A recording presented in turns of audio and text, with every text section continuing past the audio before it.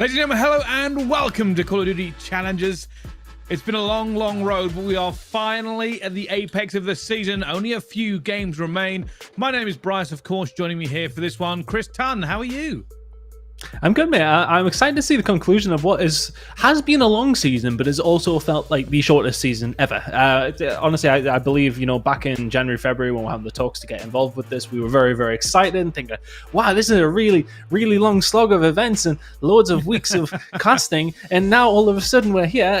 It's just almost like it went by so fast. But very excited to see the accumulation of what happens in Europe, and interested to see who's going to come out on top. We've had some interesting results already today, which I'm sure we're going to talk about.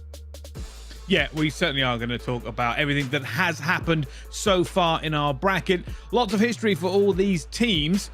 And obviously, with only so many remaining, we have to talk about the superstars that have made it this far. And I know a lot of people have been kind of building up to this moment. Yeah, and I don't think a lot of people would have put some of the teams that are remaining still in this bracket in here at the beginning of their predictions, I would say. It's been the topsy-turvy one. In these top four teams that we do have remaining at this stage, there's no Elevate, there's no Mavericks, two teams who really have been at the top of things over the past two seasons in Europe. But there is that one team that has been ever present in the Atlas Lions, formerly Auglis, of course. They have went through and breezed through, to be honest with you, Brycey. I'm sure we're going to have a look at the bracket in just a second as well, to see how easy breezy it has been for them. It's looked very, very simple for the Atlas Lions, and they're going to want to continue that being simple. They want these easy games to continue. Yeah, 100%. By the way, the Atlas Lions, it always confuses me. I always think, I've got to remind myself it's August. Yeah. They've been August all year. Now the Atlas Lions. And if I say August at any point, you'll have to forgive me. I've done it about a million times in the run-up to this. Anyway, but my terribleness aside, let's jump in and talk a little bit about the bracket that has been going on. I believe our community stream has been covering most of it, and thank you to those guys. It's been wonderful coverage all day, but here is how it all plays out. So we can see the Atlas Lions so far not had a bad run ton. Double 3-0s on the board. Yeah, and obviously before this as well, there was other sections of the bracket. They have not dropped a single map so far, and I don't want to say that comes as a surprise to me at all, really. But at the same time, they didn't necessarily have a fantastic time of things over in the Open just a week or two ago. They only finished within the top 5, if I do remember correctly. So they'll be wanting to change that around, considering what happened then. I'm just double checking actually where they finished. Okay, sorry, they did actually want to finish second in the last Open, I should say. So they'll be wanting to come in here and do the job. But the thing for them, they'll be looking at this and thinking, right, well, we should be able to beat all of these teams. But I wonder if that's where maybe the potential banana skin's going to come through. Although then I would maybe renege on that attitude, maybe because of thinking of the players that are in this Atlas Lions teams. They are not going to let that happen.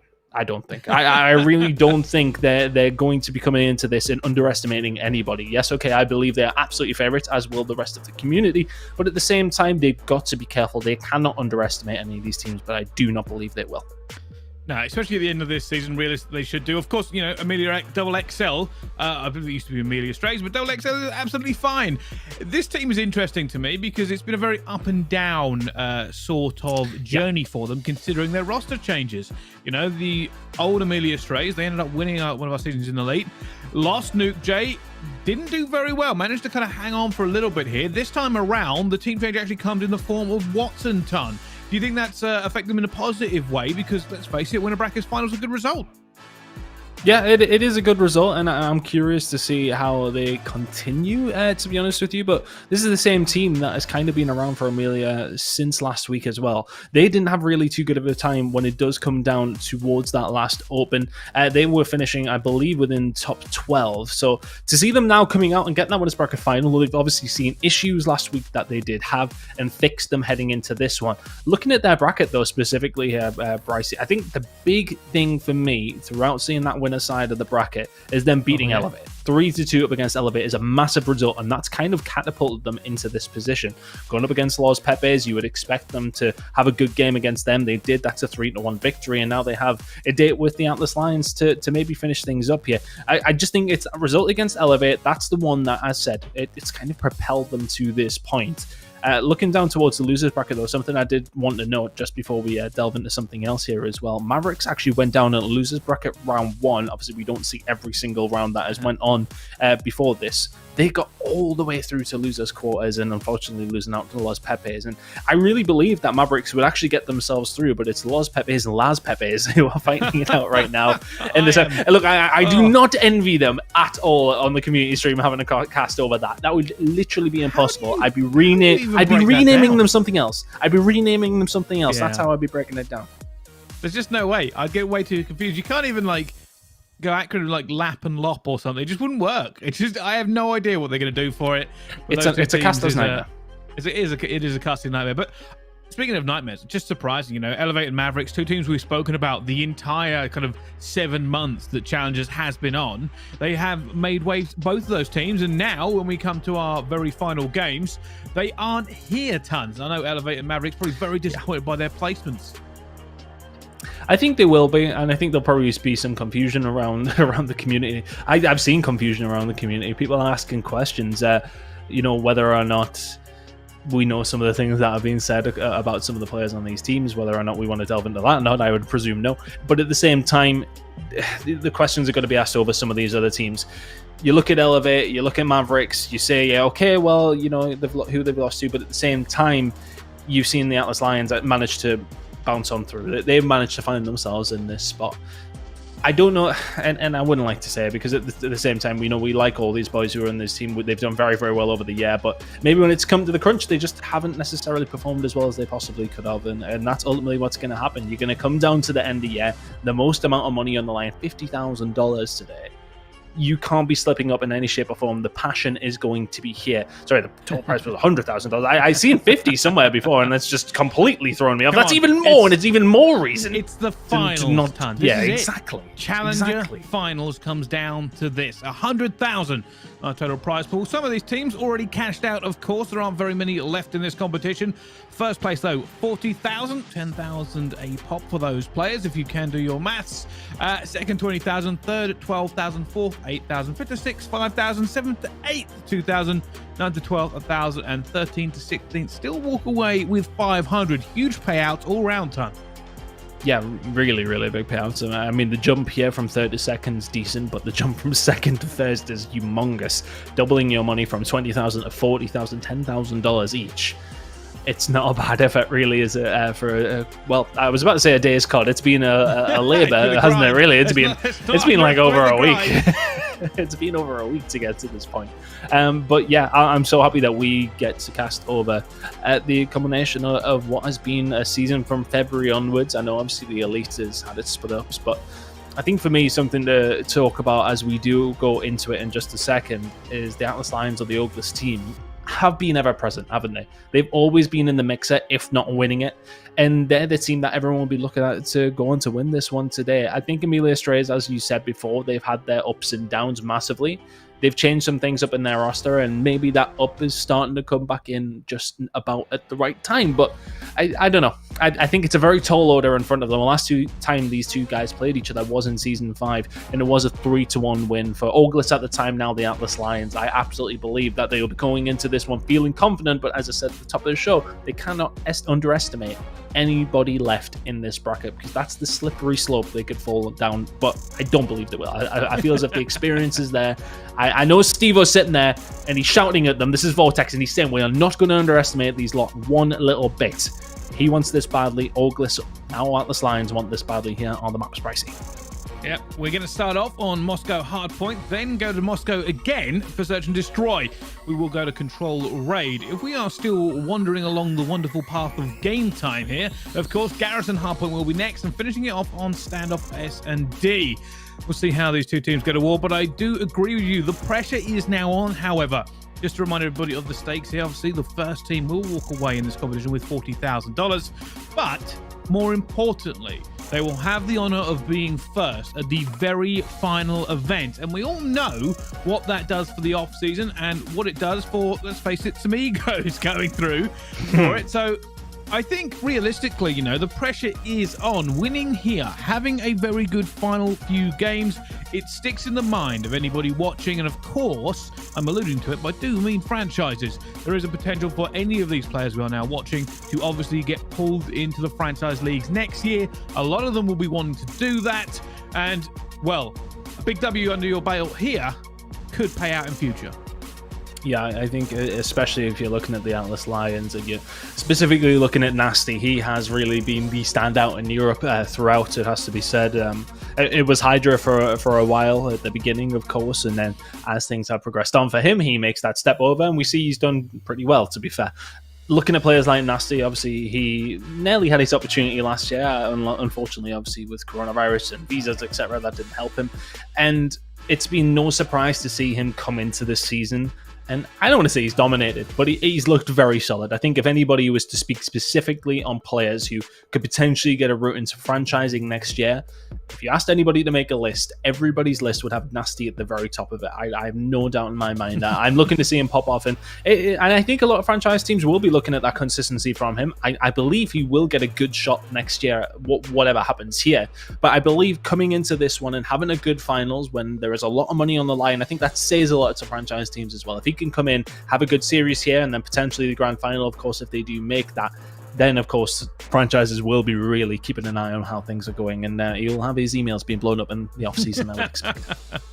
I'm sure he already is. And of course, the same goes for pretty much any player in our final. Obviously, we're highlighting Nasty as maybe a player that we've spoken about a lot this year in terms of franchises. And I'm sure some of them probably have already got that contract written out, regardless of what does actually happen today. But for the rest of these players, they've made it most of the way through. We've seen them in finals before. We've seen, great play out of them. Every single one a potential prospect to go up in those big leagues, and it does kind of start here for it. Their last event of the season, the last 2 days of playing COD at this level until, of course, it all kicks off again in a few months' time. But I'm looking forward to it. My big question here is just going to be, are the Atlas Lions, through their journey, and obviously probably the favourites now left into this bracket, gonna have enough to take it down, especially considering Amelia don't look like a shabby team? They aren't a shabby team at all. I think just based on recent interactions between these two teams, though, as said, last time they did play each other was during the regular season. Amelia Stray's not really having a good time with things, but it just seems to have stepped up for them. I don't know what they've found. I don't know what they've figured out. I haven't seen too much of them myself, but even a couple of weeks ago, I said in the final open of this season, they didn't get a good placement. So see them now coming out, the momentum will be there for them. They'll be looking at it and saying, right, okay, yeah, look, we're flying. We've done absolutely fantastic to get to this point. Let's keep it up and running. But this is going to be their most difficult task so far. They've struggled their way through. I think that 3-2 against Elevate is a bit of a statement. But nonetheless, I feel as if, with the fact that the Atlas Lions have not lost a map already, it's one of these things where they're going to be going into this as the underdogs, and it will be said, they are not the ones with the pressure here. It is the Atlas Lions. And, well, they have to get it done in convincing fashion for me. They certainly do. Well, let's get right into this one. The very first map will kick off in our winners final between these two teams, Amelia Strays and the Atlas Lions. Going on to Moscow Hardpoint. Straight on board with Beans, by the way. Yeah, I mean, look, it's going to be interesting to see how these guys do, because you've got Callum Cotton there, you've got Chaxter, Beans. These guys have kind of been lingering around in challenges in Europe, or the amateur side of things in Europe, and always doing all right, but they've not really been in this scenario outside of, obviously, the Elite Challengers finals, where half of this team were, of course, there. But once again, just to make a quick shout out to our observers across, not just today, but across the whole season. It's been absolutely fantastic all the way through. Looking to see if they can cast the rotations a couple of more times for me, though, Bryson. We'll certainly have to see. They shouldn't let us down at the beginning. But speaking of which, Steve-O is in a great position here at the moment. Obviously waiting for this rotation. He's looking for this player who has slipped through. That will be Beans as well. And now just has to try and lock this one down. This could be a big kill here for Steve-O if he makes it. Looking for that player easy to begin with. And that will be all clean for the Atlas Lions. They have the rotation as well. There's a player going to try and get through the middle. And that will be Chaxter who's taken down Nasty. Potential gap in the defense. Yeah, potentially, but then Steve-O does fill that gap once again. Curious to see where the spawn out comes in for the side of Atlas Lions. The kill cam is held, but it's a 3-man stack. Going to be coming through middle. Nasty ready and waiting. Callum's going to actually manage to sneak by. Chaxter waiting for the other player, trying to make the push back through towards AS&D, and that is the cleanest of breaks possible as Steve-O finds one, but Amelia Strays battle through. Very well coordinated as well. Look at the shots coming in from Chaxter. Beans backing it up too. Nasty's the only one to find a kill so far. Finds a second as well, though, so these teams not able to hold on to P2 whatsoever throughout. With only 20 seconds remaining, who's going to come out on top? It will be Callum, it will be Amelia Strays. Rotation for Atlas Lions is there. However, Amelia Strays are going to be the ones with the lead by the time we head over towards Library. Well, full credit to Amelia Strays for a great break, and then Atlas Lions did it straight back. But as the rotation comes in, both teams posturing for position, you can see Amelia Strays trying to break around the back here. Do they have the bodies to do it? Already Pierre Cod is going to go down. Now looking on Callum, and I'll be honest with you, without the bodies there, the best he can hope for is a pick and a distraction. I think so. I mean, if he knew now that they were all concentrated towards the front of the library, I'm sure he'd start going. Those pings will then just alert him to the fact that they are very advanced forward. Gizmo's going to be calling out for help. He isn't going to get it. Callum finds one. It's just about staying alive, trying to find a little bit more. He can't do that, though, and the majority of Strays have now been wiped. Pierro's trying his best to find a couple at least anyway. He's done well to break on through, and he will get himself inside that hard point contest, at least. Atlas Lions making the push on through, but here come the rest of Amelia Strays. Can they find any kills to be strung together? No, they cannot. It will be in the Atlas Lions in control, should remain in control the rest of this hill as well, Brycey, as we move over now towards P4. Yeah, the gap between these two teams isn't big, though, and Amelia Strays will be looking to try and get a few of those points back here. Nasty, going to be waiting for the team to push through. You can see already inside is being held by Amelia Strays. It does mean that they don't want to commit too much here, the Atlas Lions. They're going to look to make a few more kills. Steve actually going to get the pin. Checks is going to go down, and Nasty as well. And somehow the Atlas Lions are here and now in control. They just don't have control of anything in that little window. Yeah, unfortunately, Nasty just turns around at the wrong time. Harry nearly snaps onto Chaxter there, who is momentarily all alone. No teammates really around him on this. That fight over towards the backside is going to go Nasty's way too. So he's going to have to back on down, trying to get some control inside of Office. It's a hard push for Amelia Strays. Now the majority of this time will likely go over towards the Atlas Lions. 25 seconds or so remaining. I'm going to break the 100-point mark by the time we do get over towards the next hill. But what is that from Beans? My goodness me.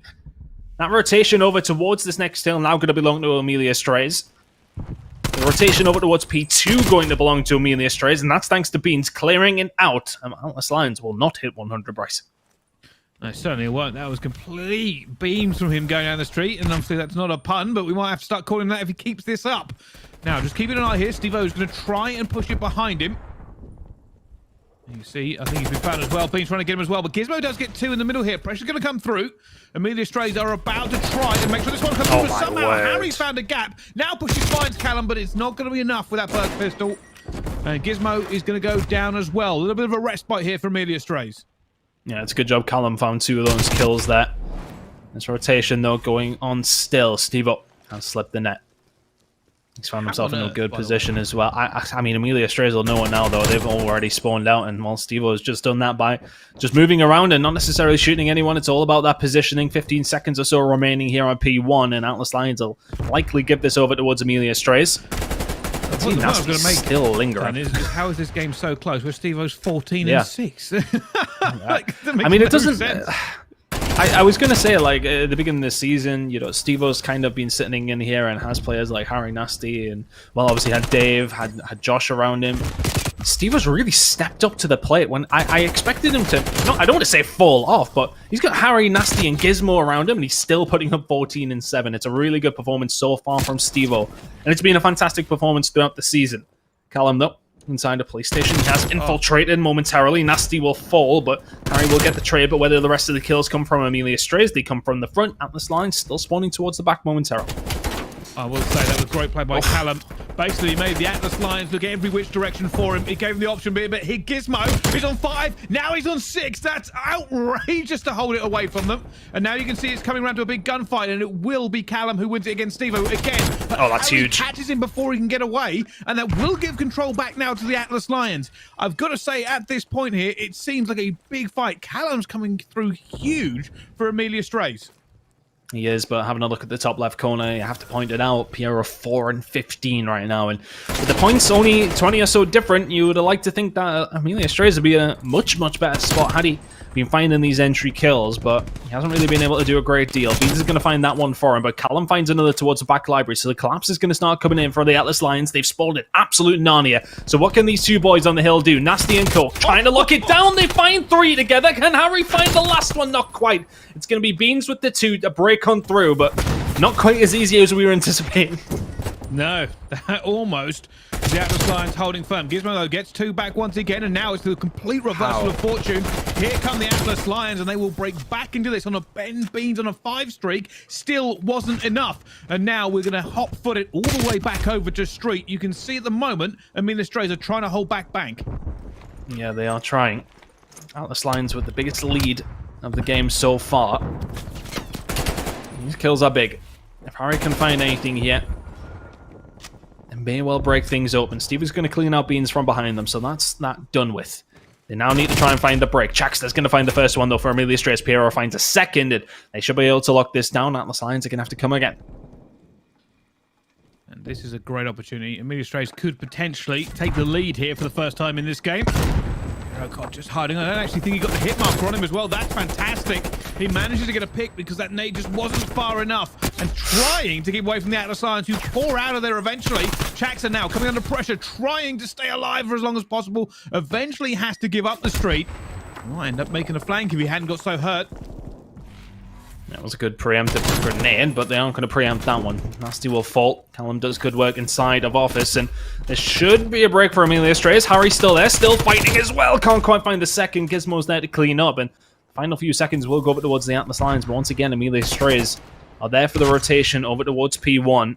They have to make sure they don't lose this rotation over towards P2, though. It's happened far too often. The past 2 times we've been here, Atlas Lions have managed to get on through and find that rotation towards what was the so-called Money Hill, but neither team really has been able to make the most of it, so who knows how this one plays out. Atlas Lions with a slight lead, Bryce. Yeah, and you see Stevo moving up now, trying to get through, but he's not going to be able to do it as Chaxter shuts everything down in this hill. Stevo trying to make a bit of a play, but not happened so far.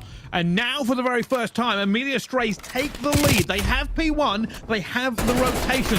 It's looking worse and worse for the Atlas Lions. They can't even get close. The pinches come through, though. Can they manage to make it work out? Piero and Callum have done well to survive so far. Chaxter's here as a reinforcement as well. Look at those shots from Callum. That is disgraceful. Gizmo's the only one who can answer back, but my goodness me, Amelia Strays have fought for this first hill, and it will mean they have the rotation over towards the second. Atlas Lions are going to have to try for the break, and Amelia Strays are digging the trenches. The gunnies are up. Wow. It's a big first fight here, Bryce. The last few times, Atlas Lions have held this pretty poorly. Amelia Strays have been able to break through. Obviously, Shuno on the other foot. And it looks like they're having a bit of a struggle here. Chaxter and Callum completely shutting down the pressure. Piero Cod versus Stevo. Stevo somehow wins that, but there's just too many guns. And it looks like it's going to be another big reset for the Atlas Lions. They've got to try and get through. Nasty makes the first pick. Is this going to be able to get anything going for them? Gizmo finds one towards the back, though, inside of the hill. You've got to get rid of him. You've got to get rid of Chaxter. He's just lying there. Piero at the back finds 2 as well. Stevo finds 2 himself. Is the spawn's going to come in for Atlas Lions to fight this one? It looks that way, but it's all going to be about this rotation. Keep an eye on that scrap as it does go down. Chaxter will find Nasty, and that's 15 seconds going over towards Amelia Strays, and Beans is in the position to potentially do something here. Atlas Lions need to cross their T's and dot their I's to get rid of this whole back spawn. They need to make sure they clear this one out. They will be aware there is somebody from Amelia Strays probably around. And then they've got to worry about the push from the front as well. Stevo, ready and waiting for one. Finds Chaxter. These shots in from Beans are just going to put the pressure down on Gizmo. Nelly finds the snap onto Harry, but can't quite do it. Atlas Lions still in control. Should say, can Atlas Lions have any more trophies over that hill, by the way? They are everywhere to try and lock it down away from them, but it will be another push. Chaxter's actually going to go all the way around if he can make it. First of all, taking down Gizmo. This does mean the Atlas Lions have to play a little bit more compact, try and figure out where this pressure is coming from. Callum and Stevo. However, just a disastrous trophy in the end. Eventually will go down. Stevo will feel the pressure again. Harry's got his cross. He goes for the challenge. Doesn't find any, though. It will be Amelia Strays who try and punch through. But with 3 down, we are heading the street. Yeah, we will be. 15 seconds remaining here. I'm going to be big as well. Amelia Strays are going to take them and will... Atlas Lions are going to take them and will find the lead. About an 8-point lead at that when we do make this transition over. These kills in between this hill are absolutely massive. Stevo's found one in the middle, can't find the second though. Beans will trade that one out. These kills towards the back are massive as well. Harry finds one, can't find the second onto Piero. Nasty does find one in mid though, so it is going to be office control for Atlas Lions. They're going to try and make their push through here. Piero towards the back though. He's not had the best of maps, but this might be a huge moment as he finds two. Chaxter finds one as well. This is Amelia Strays to lose Bryce. They're 10 points away. They are, and look at this. Piero hasn't had a great game. You God. are right, but he turns up when it's needed, and when it's needed is right now. Amelia Strays hold street and take map number 1 here in our winners bracket final. And that is something we were not expecting. They were behind for the majority of this game. But it's not about how you start. It is about how you finish. Unbelievable. And I think for me, that I just didn't see enough of good holding play coming out from Atlas Lions. It felt like the rotations for the majority of the time did belong to them, but when it did get locked in by Amelia Strays, they didn't find many rotations, but when they did find them, they found the points as well. But that's a huge, huge moment for Piero to find over towards the back end of that rotation and finding those kills. That how many times am I an advocate of, yeah, okay, well, you might not be performing well, you might not be putting the numbers up, but it's the important kills that you make, and he found very, very important ones there to close out the map for Amelia Strays. It's the first time Atlas Lions have actually managed to lose a map this whole week in this finals that we have here for Challengers, and ooh, that's not the start that they would have wanted at all. Fantastic from Amelia Strays. Yeah, it certainly was. And as we go through the replays here, you're just going to see it did seem like a game of 2 and 3 pieces most of the way through. Obviously, lots of trading for both teams. But I've got to say, Ton, I think you are completely correct with how you just called it. Atlas Lions seem to have the rotation the majority of time, apart from maybe Street. The rest of the time, though, they were sitting pretty realistically, and Amelia Strays did a great job to just keep hammering through. Obviously, I think Beans and probably Callum, big shout-outs for that as well. Piero Cod obviously didn't have a great game to begin with, but that final little flurry certainly did him justice. Yeah, and I think they kind of just made it frantic, didn't they? They didn't allow Atlas Lions to get a deep setup. They didn't allow them to have any free points. Even towards Library, they were always constantly contesting as best as they possibly could. They just did a fantastic job at keeping things locked down and stopping the Atlas Lions getting away with it, because they really were in danger of doing so. It kind of felt like on the end of one of the rotations, I believe it was even after the first or second rotation of Hills, it kind of felt that Atlas Lions have been in control the majority of the game, but then you looked up at the scoreboard and it was only a 20-30 point game. So Amelia Strays just keep it close by keeping it scrappy. Fantastic work from them. They will take up number 1 here in the winners bracket finals, and heading into an S&D. Yeah, I think here, if you're Atlas Lions, you're a little bit concerned, but we know how strong they have been at Search and Destroy. I'd argue Hardpoint has most recently been their weakest game mode. So heading into Search and Control, and then of course another Hardpoint after that, if we do need it, they'll still be feeling confident in this series, especially when it comes to that Control. I mean, how many times have we talked about how fantastic they have been at Raid Control? Very, very difficult to beat. But Moscow Search and Destroy is going to be coming up next, and they'll be wanting to bounce back as soon as possible, the Atlas Lions. Yeah, they certainly will. And actually, I have a little anecdote about Beans. So, interestingly enough, I was speaking to some players before I've kind of come on and cast this one as well. Do you want to know who kind of takes credit for, I would say, discovering or kind of figuring out Ben Beans, apparently? Because he wanted to mention it to me before I went live. Dave Marsh. Better known as Urban. For anybody who recognizes that. Yeah, he was. I was going to say somebody like, it's like something like Mad Cat would say. He'd say he discovered him or something along those lines, but I don't know. There was a lot of that, actually. They were talking about players they've discovered. Yes, well, exactly. As soon as you said it, I was like, this is such a Dylan thing to say. Still, nonetheless, either one of them doesn't surprise me. But still, I mean, he had a very good game there for the most part, finding multiple kills. I think it was that rotation round towards the Library side. He definitely made things a little bit more awkward for the Atlas Lions, and that's what I mean. Throughout that hard point, they just stopped them. I can't recall any of these rotations that Atlas Lions made resulting in a massive spree of points. It was always like they were coming off decent, but it never felt like they held down a full 40-50 or anything along those lines. It was always just kind of 25 points shared out between them two. And when you get all of those rotations, you need to do better than that, essentially. You need to find more, because you're giving up the scrap time because of those rotations. And it's just allowing Amelia to stay in a touch. By the time we head over towards these last two hills, they have one good hold themselves and they win the game. It's as simple as that. Yeah, we'll have to see. We'll have to see when it comes to the next hard point, if we get there, of course, because realistically, this could now go the way of Amelia XXL straight from this. I don't know if it is going to happen that way. We kind of been leaning towards the Atlas Lions versus Amelia XXL, but that's not written in stone. It is just a guess. It is an educated guess, but still a guess nonetheless. And as we go into the search and destroy, you got to say, if there is going to be a problem for the Atlas Lions, then going down 2-0 could be the beginning of one ton. It could be. It really could be. I mean, I would still always favor them in that control, but they will absolutely not be wanting to go down 2-0 as anybody would, really. But at the same time, I said I feel as if their strength lies in search and in control. If they can win those maps, they will win the series, but they still would like to improve on their hardpoint. It has to be said that the rotations were there for them. They just couldn't really lock it down. That's when you have to look at your ARs to be able to be making these holds. It's an interesting one, but nonetheless, I believe we've got a second map to load into. We'll theorize around the hardpoint again if we need it, I suppose. We certainly will. Well, familiar sight. Of course, this will be the wonderful map of Moscow again. Search and destroy this time around, of course, and we will have to find out if it is going to be Amelia XXL who can go 2-0 up in this, as we do start with them on the attack, and Beans is the man we're on the sticks with. We're seeing that incoming mid that does scream an A push here, and it looks like they're going in pretty aggressively. Jackster just checking the escalators. Oh, I thought they might go down here. I don't know exactly. They're looking for it.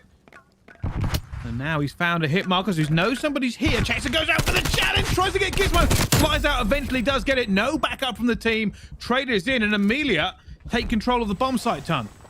They have done. They kind of left Gizmo hung out to dry there. Steve is going to fall in the middle as well. This should be an attacking round going over towards Amelia. Piero's in a good spot just to cover the rear, and we'll be able to keep an eye on escalators as well. This would be some retake if they manage to pull this one off. Harry going to fall. Nasty now left in the 1 versus 4. This is going to happen for them. This will be a round over towards Amelia Strays. Good attacking round, and I just feel as if the Atlas Lions, as said, they've kind of left Gizmo out to dry there. It's just a far too of an easy kill for Jackster to find. And there's nobody there for the rebuttal. The ARs aren't keeping an eye on their sight lines and whatnot, and unfortunately, he will fall without any trade, and it's the way that Amelia will get the round. Yeah, he was probably hoping that somebody could get his cross or anything, and obviously he ended up going for the challenge time. Didn't really have a lot of options left. They knew he was there, but the Atlas Lions down 1-0, have an opportunity to get one back on the board here. Now on the attack, looks like a big push out towards Street. All the way to B if they can make it. I'm looking for information first. At the moment, neither team has seen the other. They're just trying to be careful here. Atlas Lions are going to break into B without having seen a single enemy player. And Amelia XL are probably guessing this will come in, and it'll be a retake ton. Beans knows exactly what's going on, and it will be the 4v4 retake. I'm surprised Atlas Lions haven't really spread themselves out a little bit to maybe get the rotation in and around behind Amelia, who are now pushing as a 4-man all together towards Street. This is a dangerous prospect for Atlas Lions. Harry's really going to have to be on the watch out here. He's going to find anything. Piero finds one inside as well. It's now a 2v4. Steve-O and Nasty, you have to hold this down. Steve-O managed to get one, but will it be enough? There are a lot of players in here. Steve-O tries to go through. He gets a second one, and Nasty's alone now. Nade's coming through at him. He will have to challenge eventually. He's going to be worried about Oh, he's done it. Gets him. He's done it. Oh, he did it. Just enough time, and that's so gutting there. Amelia XL probably thought they had that in the bag. I mean, that's the problem. And when it gets down to that 1v2, Amelia, because of the setup, because of the fact that they have to rotate all the way around, it doesn't leave them a lot of time. So the fact that Steve and Nasty just stay alive for so long, how does he find the second kill here, by the way? Just snapped. Piero got deleted. If anything, I want to see that Nasty snap again. He come through and he just laid down the hurt as fast as possible. They're obviously probably a little bit worried about him rotating all the way around, but I don't know. That was a very, very close round. Amelia XXL did a great job to retake, but just a little bit too long. But they're going to go on the attack this time again. And now we see Beans, who actually hasn't died so far this S&D, is back on the sticks, and it looks like they're going for a very similar tactic. Yeah, keep an eye on Strix if he does continue to put up these sort of numbers. Looks like a B hit, as you mentioned. Steve-O, is he going to get the time in to watch the cross yet? Yep, spots them, and we'll just get the hell out of dodge. So there's the call-out's going to come through. Atlas Lions will come in with the reinforcements, no doubt. This is where it gets a little bit nervous. They know there's probably players in the area. Atlas Lions are actually stacking close. As soon as that bomb goes down, we might see an execute. In fact, we might see it beforehand. In goes Steve-O straight away. Time got one as well. Nasty actually picks up both of them. Steve-O gets nothing. Harry gets a third. And now it's all Piero. All in the middle. All alone. No bomb. No hope. Probably going to run away, Ton. I have no idea how that happens. If you're Amelia, double XL there, you're sitting inside of the site. There's two of you there, and not one of you is turning around watching the street entrance. You've got to ask the question of Beans. Is he not the one that's supposed to be watching that? Not pushed up enough to keep an eye on what's going on? That's, I don't want to say it's a free round, but it's got to be frustrating. I'm sure we'll see it again in the kill cam. So look, Nasty pushes through. Nobody watching. Thank you very much. I mean, he does get shot eventually, but I mean, for Beans, he's not quite covering. For Steve-O, actually, at that point, because I was like, he snaps onto them first on both players, and so Nasty walks away with the kills, but I suppose a win for the round is way more preferable to anything else. Yeah, I'm sure he doesn't mind. Atlas Lions, bit of a slow roll, this. Harry is going to spot one, so they know that aggression's going to be coming through from Amelia over towards A. Similar setup to what we've seen from them last time around. Of course, we didn't get to see them put this setup into use because all of Atlas Lions made their way over towards B, but they really do stack A very heavily. This moment in time, though, Atlas Lions kind of in the middle of the map, not sure what to do. We'll probably just look for a pick and go from there. Oh, at the moment, here they go. Pressure now coming on to A. Can I get through? Yeah, he's going to find Steve-O straight away, though, and that's a body down, but somehow Gizmo gets Callum back. They're coming out from Piero. There are bodies here. It's going to be a huge set, but it will be Harry who's last alive for the Atlas Lions, and Amelia have held that very, very well. Yeah, Piero does well. Finds the first one, whacks the grenade down to stop that challenge coming through easily. And well, in the end, the challenge doesn't come through. Harry will find one. Surely he gets traded here, and he does. Finds Jackster, then maybe you got something on the cards, but now 2-2. Amelia get around back. Close. This is it here. Yeah. Finds the one crossing. Go, yeah. Yeah. Knows the push is going to come in because his teammates are being shut up from the left-hand side. Gizmo already a bit weak and will die to the nade. Nicely done. Nicely done. 2-2 now. Nobody able to be separated yet. Very much back and forth. Attacking round now, though, for Amelia. Atlas Lions looking to hold their defense. Well, let's see what the tactic's going to be here. And you can see already it is looking like more of a street push towards B again, but Atlas Lions are being aggressive on the defense. Steve-O already moving up. Harry makes the first pick. I think he saw Beans there on street. He did. Goes back to check it, but not enough to actually challenge. And Amelia double XL have now got a few choices. Do they rotate around back and hope there's nobody here? Only Gizmo, who comes under stress and is going to be trying to get away. Gizmo gets a kill as well, though. I think he's stuck him. Yeah, Amelia Strays have no options. Yeah, that's tough. I was about to say that it's kind of all on Gizmo here. If he can slow them down, it would have allowed Atlas Lions to transition through mid-map. Now it's a 2v4. They'll do well to get away with this one. If Gizmo doesn't kill them, the Nasty should. All right, Gizmo will fall.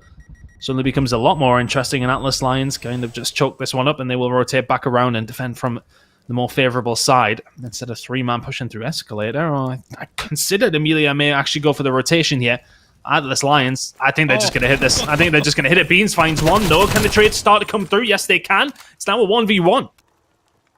How on earth has this happened? At the moment, Harry has a lot of pressure on him. Callum's gone for it. I don't know if he can even get it. And he eventually gets taken down. Went for a check. Hadn't known that Harry had slipped all the way to that alleyway. And that does mean the Atlas Lions have a very, very close game, but do go 3-2 up in the search and destroy.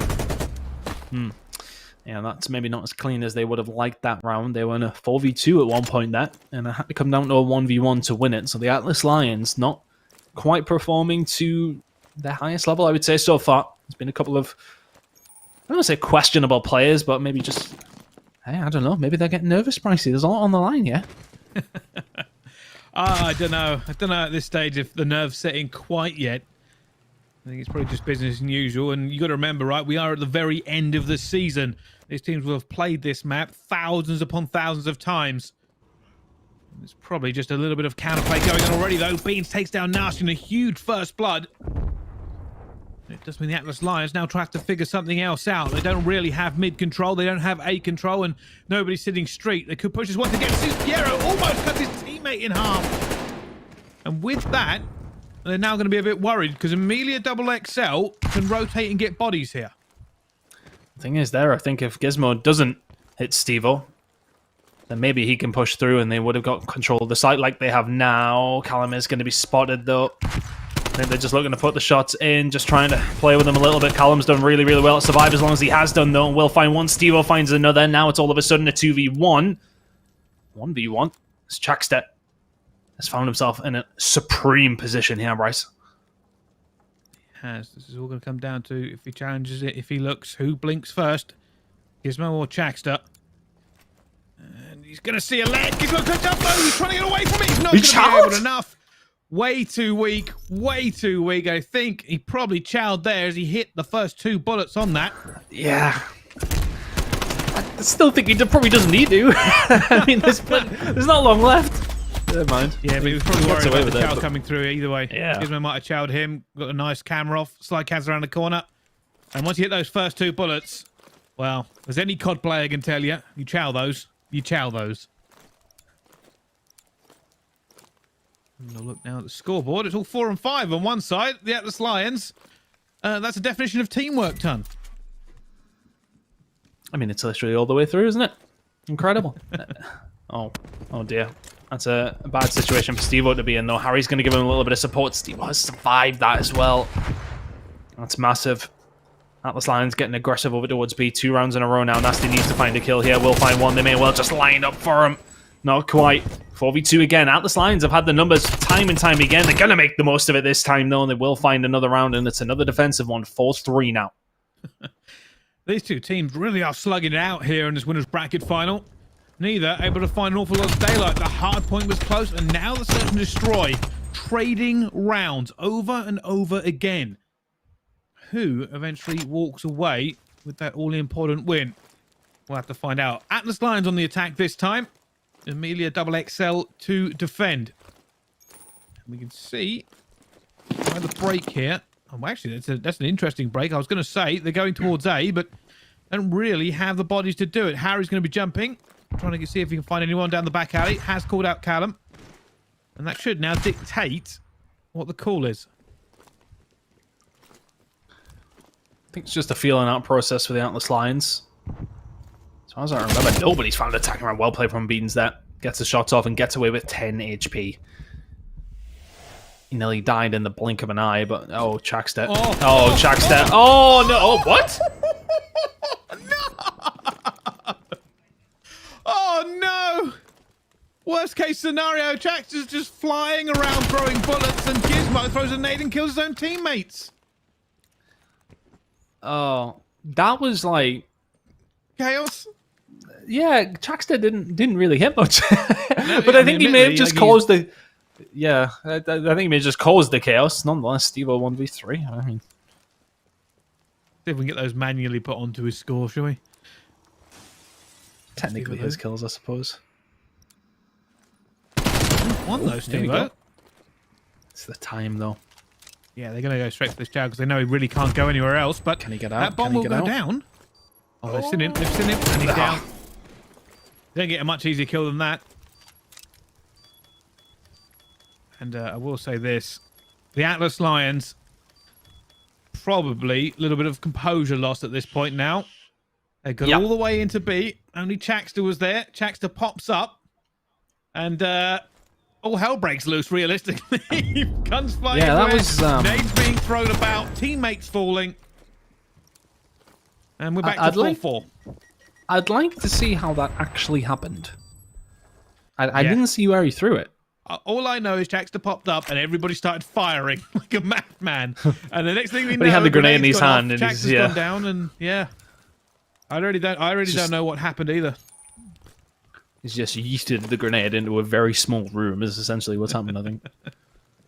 Yeah. Well, defense has reigned supreme so far. Steve just trying to play for info here.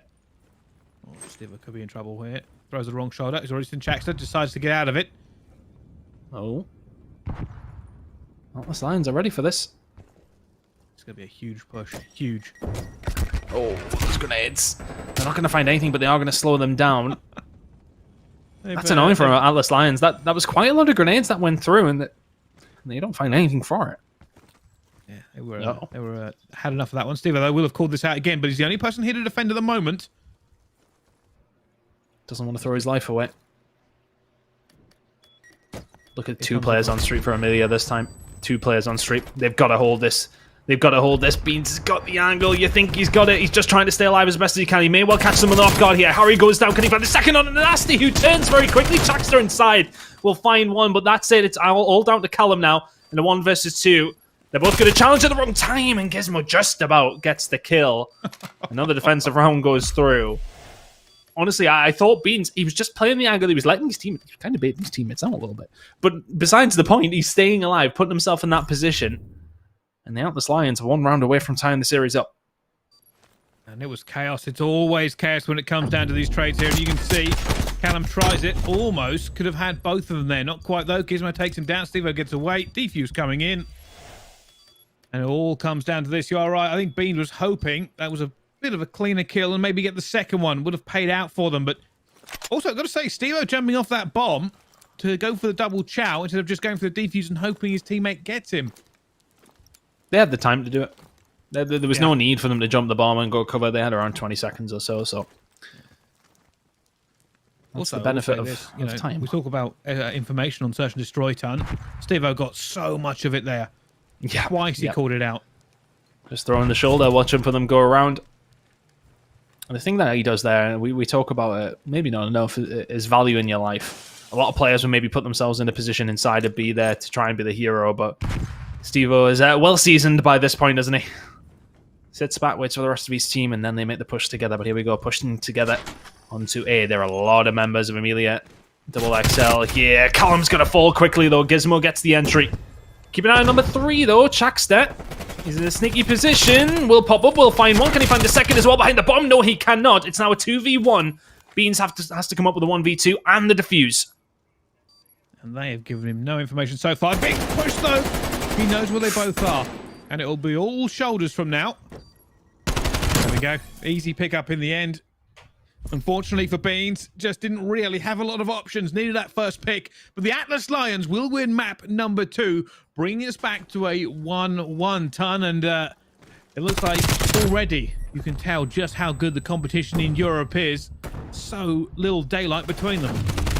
I mean, how often has it been the case throughout the whole year that it's been very, very tight? All the way through, Europe has been not a lot of team changes, albeit, we've had different teams come through to the elite, which has changed things up just that little bit. But for the core teams, there hasn't been a load of team changes at once. Everything's stayed fairly close. There's been small little, I think, in and outs here and there, but realistically, not much has changed in Europe across the whole year. And that's why it's been so competitive. Everyone's kind of just been sticking together, working through it.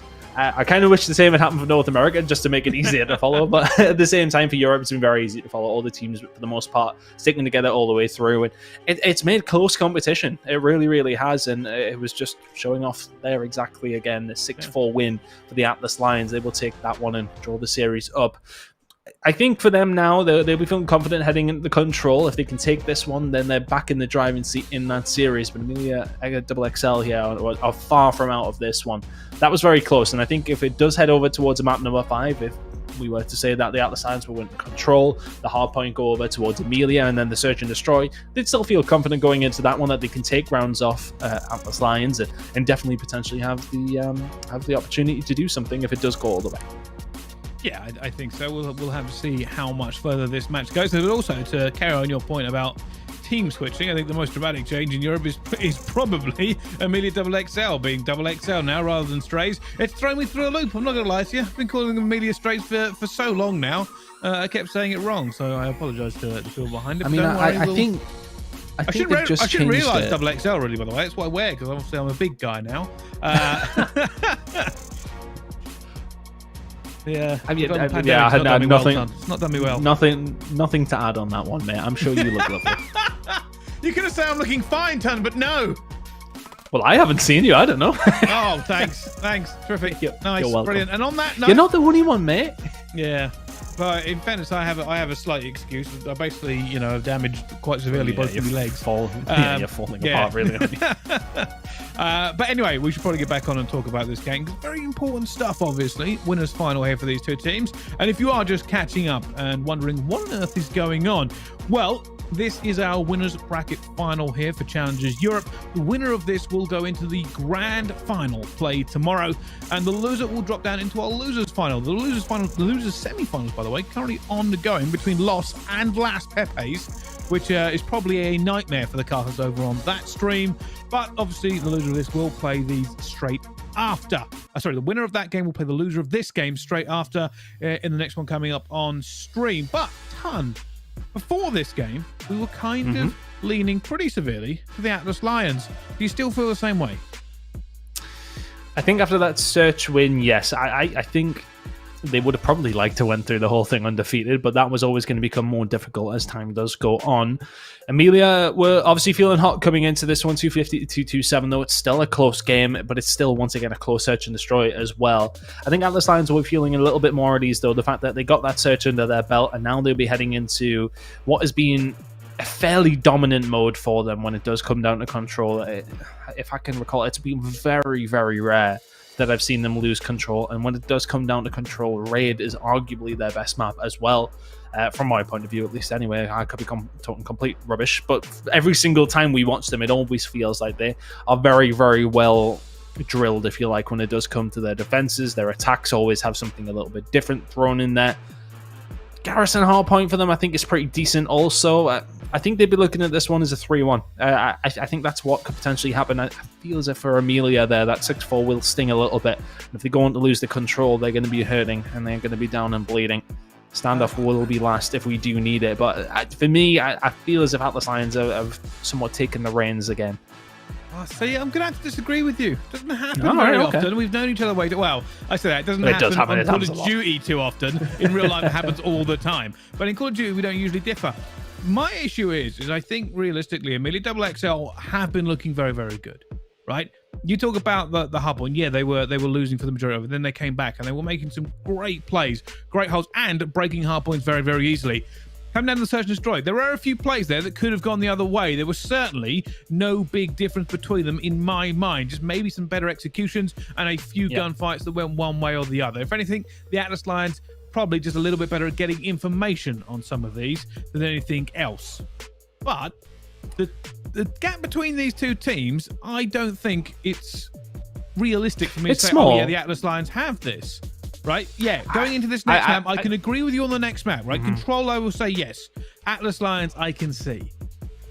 However, I would still go in to map number 4 Garrison, saying this is very much a 50-50 between the two. They're both playing exceptionally well, and Amelia XXL have got to this point by beating some very good competition, including Elevate.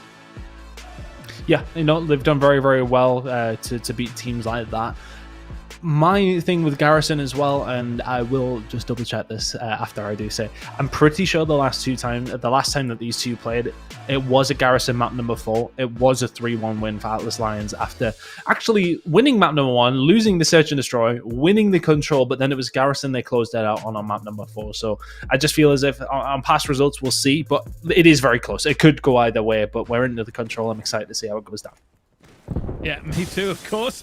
We're kind of talking about map 4 here. Haven't even got through map 3, which has started off already with a very good Amelia XXL.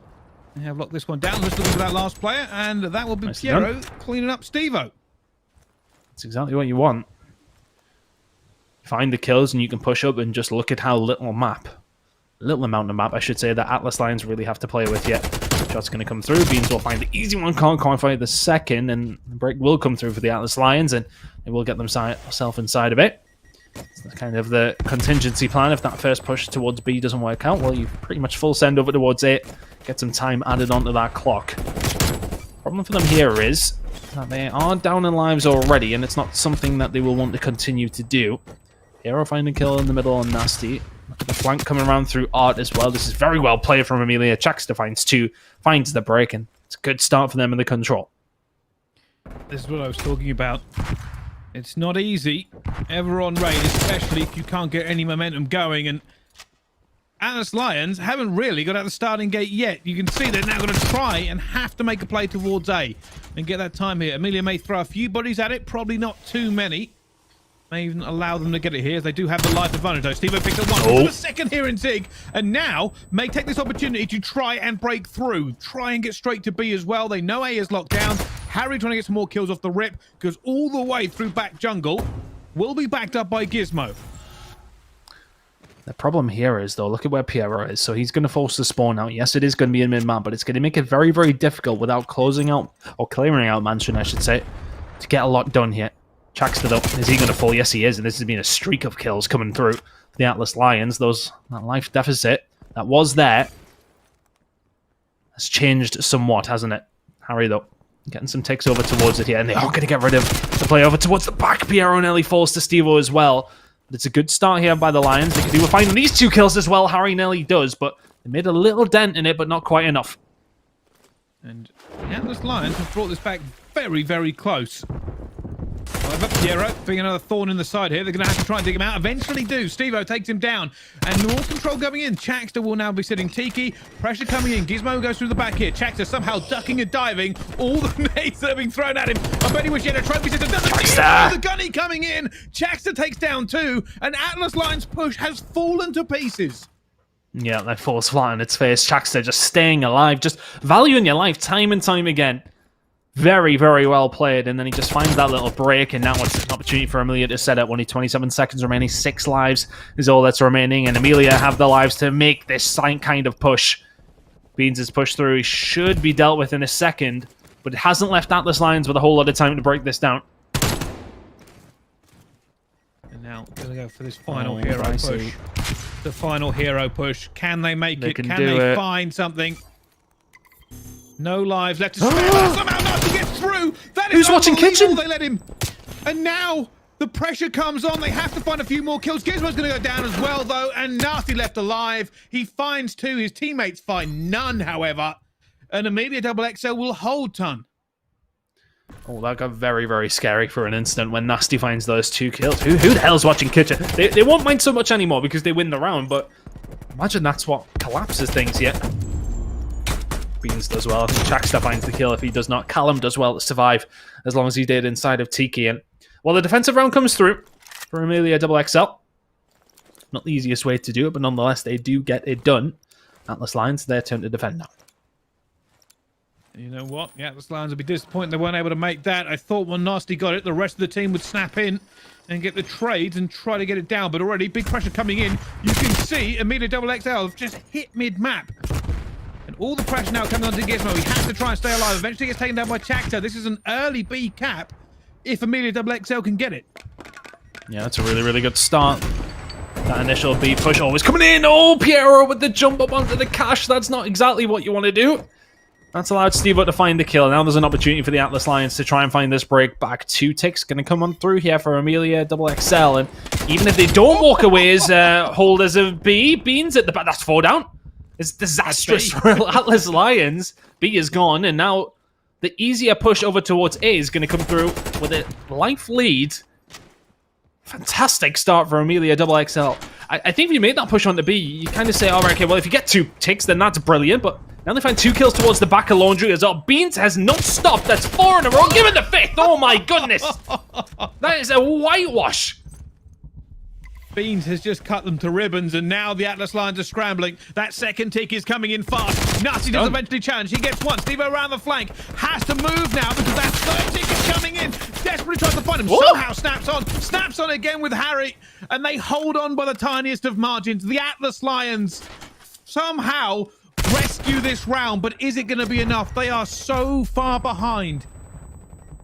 I mean, the only way that this happens, I believe, for the Atlas Lions is finding a couple of kills and then pushing them back and then just find a wave after wave after wave, pretty uncontested. Every single trade that comes through suits Amelia here. Harry should be dead. There's nobody here to help him, but yeah, I'll tell you what, he will take some angles down. Beans now, can he find anything here? Slides through, will get through. Contestion comes through, they could do with getting rid of him pretty sharpish, but as said, any sort of trade kind of works out for Amelia, but they haven't found that many. Stevo finds 2 in and around Art, and it's a bit of a staggered push here for Amelia, but Callum inside of mid is going to find 1 in second as well, coming in from Beans. This should be Amelia's round. Yeah. I was going to say, it's a very difficult hold there. He is always a nightmare for teams to hold on to. Only needs 1 break and you basically lose it. And I will say here, Tun, the Atlas Lions find themselves in a horrible position. Down 0-2. Throwing a spanner in the works. 3 straight round, by the way. Just absolute beams coming in here. Eventually, Stevo and Harry getting this back, but it wasn't going to be enough to get the win. Yep. They'll be hurting from that. I really, honestly, when I was looking at the series and I seen the raid control map number 3, I was like, okay, well, just give 1 map to Atlas Lions and then play the rest of the 4 and see how we go. But this has not worked out in the way I imagined, and I'd like to think that the same thoughts were coming in across the community. And well, Atlas Lions, you need to find 3 rounds in a row. If they find this attack, then all of a sudden it's kind of even because they just need to hold their defense. Head with the 3rd round for them and see what can happen. Capturing zone A though, they're getting things done here already. A little bit of pressure coming in over towards B as well from Harry. 2-pronged attack from the Atlas Lions. And they need this desperately. A clean A. Yep. And the hard work. The very hard work to get B once again. Harry, though, managed to get a few here. And it looks like they'll just make sure they secure A at this point. And the long and torturous road to B begins. They have to find waves upon waves of kills. They have to dig out bedroom. They have to try and get kitchen control. It's basically a nightmare. And we shouldn't really see a quick capture here from Atlas Lions at all. However, in they come already. Chax is going to go down. And while they take control here, it'll probably be already. You saw, I think Callum actually spawned up in basketball. They didn't want that, but I think that player was blocking back jungle. But bedroom is the problem. They haven't. Yeah, that is the problem. They start spawning laundry. It's a big win in the mid from Chaxter. Yeah, bedroom is a huge issue right now. I think it's going to be Piero watching the cross on the left-hand side, and Steven knows he has to check his corners here. Sees one, Piero goes for the rechal, isn't going to be able to find it. Trade comes through. Nasty going to expect the push from Beans as well, and now maybe we're talking. Keep an eye on number 4, Gizmo. He's the one causing problems over towards the back, but Chaxter's just going to play his life inside a Tiki so often. Nasty not expecting the chal. Now Gizmo needs to come around from the flank. Is he going to find it? Yes, he is. Now, they do have a foot in the door, do the Atlas Lions, and this is their opportunity. That's a big kill. Gizmo needs to stay alive here. Teammates now starting to back him up, Ton, and you can see Gizmo knows the players out there. Go get that health back before you challenge. It's not coming back quite now. He has to back off. That's the first capture. Piero obviously taking some chunks out of that rock, but not doing an awful lot else. Second coming in, has to jump out. Did he forget Gizmo was there? This is not going well for Amelia Double XL. Eventually, though, they will get 2 kills down here. Harry had to stay alive, and they've lost all pressure on the map. Yep, they have 4 men down is the worst scenario in control, whether you be on attack or defense. That's 2 big ticks for the Atlas Lions there. Slight life lead. It's a full round, but it's time that they have to think about more than anything. Those lives may well come into it, but when is the question? Nasty should get cut down here from Callum and will do so. It's kind of on Steve towards the back to do something here. Atlas Lions want to keep a hold of mansion control as best as they can. They are currently doing so. Beans should fall to Stevo and does. Now this is where the pressure's going to be coming in, but Chaxter finding 2 out towards water side. It's absolutely massive, but Stevo's still behind. This is it for Stevo. Has to continue to put this pressure down. At the moment, they are going to have to commit, Ton. They have to get into this point at some point. And Beans staying alive eventually goes down to Stevo, who's desperately just trying to play his life here. He knows his teammates have to get in. The clear mansion. That should be a good opportunity now for them to make this push. Trying to get a shot onto Stevo here, desperately going to come through. Eventually will go down, and there we go. The Atlas Lions. It wasn't clean, but it's still a point. I think they were just playing around Stevo. The fact that he stayed alive as long as he did was the problem. That if he can find those, you're obviously having to think about that consistently, but then thinking about defending from the front, because then they're going to start pushing from mansion. Yeah, you okay? We've got people in mansion. That's cool. But as soon as they die, it's danger. It's a horrible spot to be in. As soon as Atlas Lions have bodies in and around kitchen or money, and then all of you are spawning back towards back jungle or basketball, you're in a tough spot. Atlas Lions will find that attacking round, hold the defense, and we head over towards round number 5. And still, I've got to say, a lot of work to go for the Atlas Lions, but winning a tank certainly gets them a little bit further along their journey here. Pretty standard opening from Amelia Double XL, going straight towards A, hoping to get an early capture ton. See if they can get that early capture. It's not going to be over towards B, and I think if you're Atlas Lions here, you don't hate the fact that they'll get a hold of A quickly, and when Piero spins around and nearly catches Stevo there, but not quite. Atlas Lions have got to be careful not to send too much towards this. A is going to go. It's going to be a full-on B hold for 2 minutes and 20 seconds. Not the easiest thing to do, but still a very, very hard break for Amelia to try and do. Last time, did it straight away. This time, not so much. Being so going to find Nasty towards the back, but it's not going to be good enough. Nasty now has to backpedal, throwing an A down to try and deflect some of this pressure. He knows he needs to hold this. And it probably feels like the longest 2 minutes of the Atlas Lions' life. They really don't want to let this raid go. Steve, are they going to try and cause a bit of mischief? Just being a nuisance, which is what he's actually been very, very good at this year. Yeah, they've lost kitchen control, though, which is not ideal, but Stevo will go to cut off any pressure coming in from Mansion and Water side. Gizmo taking down Beans up top, and then if they can clear our kitchen as well, this is massive for Atlas Lions. They have done. Now this is a whole lot of real estate that they can try and find by pushing forward, but they can't quite find that much. Chaxter actually just sitting in the corner. Harry's not going to expect it. That's 2 players down very, very quickly. Chaxter gets inside as well. Nasty falls behind. Chaxter finds another kill. Big moment for Amelia. This is it. That first tick's coming in. That clock stops, and Atlas Lions are going to have to try and find something here, but Piero shuts it down. That's 2 already. And you can see that tick is coming in, the second one. The Atlas Lions probably have one more big swing at this. They have to stop it here. They have to stop it. Nasty going to try and cut through the flank, get one as well. Not going to find anything. Gotta go. You gotta go quicker. Has to go, and they're not going to do it. Amelia Double XL get it. The Atlas Lions maybe hesitated a second too long. And that is map number 3 going to Amelia Double XL. And for those of you, the Atlas Lions fans out there, you probably thought this map was in the bag. I mean, I absolutely thought it was in the bag. Yeah, I did. As far as control goes, Atlas Lions have been sensational at raid all year long. And to lose that is a big, big dent in their hopes of getting to this grand final the quick way around. Amelia Strays. And I'm trying to think of what the thought process is there for the Atlas Lions when they go for that retake and just take far too long. They send a few members through mid, but it's a hard push when you go 4 men down because they have then control inside of Mansion do Amelia Double XL, and it's very, very difficult to then push down the stairs to get control of Tiki, etc. when you've got the potential to be shot from a few different angles. I feel as if you all have to at the same time, you don't want to all push through one angle, but I don't know, it's a strange way to see it end, is kind of what I'm hinting at here, Bryce. The fact that they weren't able to even challenge through. If I'm honest, the problem was information. At that point, you know, the Atlas Lions probably had no idea of the distribution of Amelia Double XL, and they were trying to play it safe. They were hoping to find a few kills and then allow the rest of the teammates to swing in for the trades. Unfortunately, it didn't work out that far. With the limited time to come through, they just weren't able to find the information, and then the trades couldn't come in, and there was too many bodies on the point. I think there was 2 on the point at that time. And realistically, you know, when it comes down to it, they just got beaten. There was still 1:24 on the clock. Yeah. They could have had another go at it. They only won their 1 attacking round. Quite simply, Amelia Double XL were the better team on that map this time. And as much as we want to say, you know, we thought it was going to be Atlas Lions' map, it wasn't. Going into the Garrison here, they could be put to the sword. We could be talking about them now in the loser bracket final very, very shortly. Yeah, it's a dangerous prospect for the side of Atlas Lions now. I think, you know, I don't know if I'm the only one that was kind of like thinking to myself that absolutely they would have taken that, but I think a lot of people probably would have been with me on that.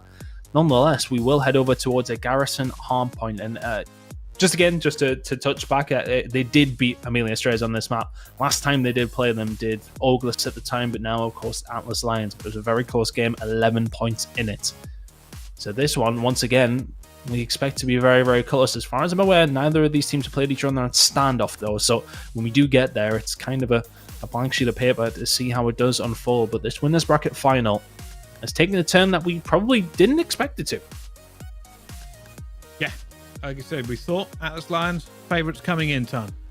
Amelia Double XL, though, they have beaten some giants this time. And, you know, I've got to say this. When I saw they beat Elevate earlier on, I was like, well, is that a poor Elevate or a ridiculous Amelia Double XL? It looks like it might be a ridiculous Amelia Double XL, because one more map and they will be in the grand final here in Europe, and they're probably feeling it themselves here. Pressure for the Atlas Lions coming on. They haven't dropped a map so far in their tournament, and then they come through into the winners bracket final, and they're now down 2-1. Certainly not the way they want to end their season. No, absolutely not. I mean, the season wouldn't be over, of course, if they do go on to lose this one. It would be the losers bracket final coming up immediately after this. But it's not the route you want to go through, because then when we get towards the grand final, you have to win 2 best out of 5s. But I think if any team going on that lower side, the Atlas Lions would still be not going to be happy. I don't know what I'm trying to say. I feel as if they're one of the teams going in there. To preface, I absolutely believe the Atlas Lions will go on to win this series. They still possibly could. But I think if you were to say that if they got into that winners final spot with only having to win one series, 1 best out of 5, you'd absolutely favour them. If it was Amelia Double XL going in there, you don't put out of the realms of possibility of a team like Atlas Lions to potentially come back if they do make it to that grand final. So, honestly, I think if one of these teams goes through, I think the better grand final we get is if Amelia Double XL going to win this series, and I think we've got a corker of a game potentially coming up tomorrow. But still a lot of Call of Duty to be played in this series and in the next series, and there's a few things that have to happen before we get that one, Bryce. Yeah, I also so, and I also think realistically, Amelia Double XL playing out of their minds. Like, there is a very good play coming in from several of those players. Jax has made some big plays as well. We saw it on that final push on B. Stay down, plays his life, got up, managed to get the trade, and that was almost like the sounding of the death bell there for the Atlas Lions. And he's done that a few times, just popping up in the most inopportune times. You know, we saw it on the S&D as well. He managed to get essentially 2 kills by him not doing anything other than just being in a position they weren't expecting. And also, I will say Piero, like, unreal, right? You know, got that two piece towards the end there to get that push on the B as well. And when that happens, when you make key kills in areas of the map, right? We talk about KD and its relevance and irrelevance to the current game in Call of Duty, right? Some people put an awful lot on KD ratio because it's an easy stat. You can go, oh yeah, I was slaying, I was doing great. Some kills are way more important than others, and unfortunately, the game doesn't calculate for that. It's just 1 kill or 1 death. But the big plays at the moment do seem to be coming on the favor of Amelia Double XL, and they do it again in the hard point here. They don't have to outslay, they just have to outplay. And considering that, if you remember the last hard point correctly when we were in Moscow, I think the Atlas Lions had the rotations but just couldn't hold them as cleanly as they would like to. Which does make me think, like I said before, that Garrison does not feel like a map you could call for the Atlas Lions. Yeah, I think it's kind of a bit of a double-edged sword with the argument of that, though. It's like, okay, well, they were finding the rotations, but I think that's ultimately your goal, isn't it? If you can find rotations on Garrison, I'd argue it's maybe a little bit easier to hold than some of the hills on Moscow. I don't know if you'd argue against that, but at the same time, rotations are important. Holding them is, part and parcel of it, isn't it? Let's see if they can hold them, though, as we do load into Garrison. As mentioned, last time these teams did play up against each other on this map, it was very, very close, but it was Atlas Lions walking away as winners. And will they walk away as winners here on map number 4 to send us to that map number 5 in the winners bracket final? Yeah, that is the question, as we do now load in. I'm curious. I really am. Well, it looks like we aren't going to be loading in, Bryce. You have jinxed it. You certainly have. Looks like it's coming back to us, so obviously everybody gets to look more at our beautiful faces, and we know the YouTube chat at the moment's appreciating that. So we'll wait for this game to actually get started fully here, but I suppose the hard question is here, Ton, who would you put your bet behind here out of these two teams in that map number 4? Because I feel that you were very heavily in the favor of the Atlas Lions before we came into this. I was, and it would be, I said they were going to win this map, and I'm going to stick with that.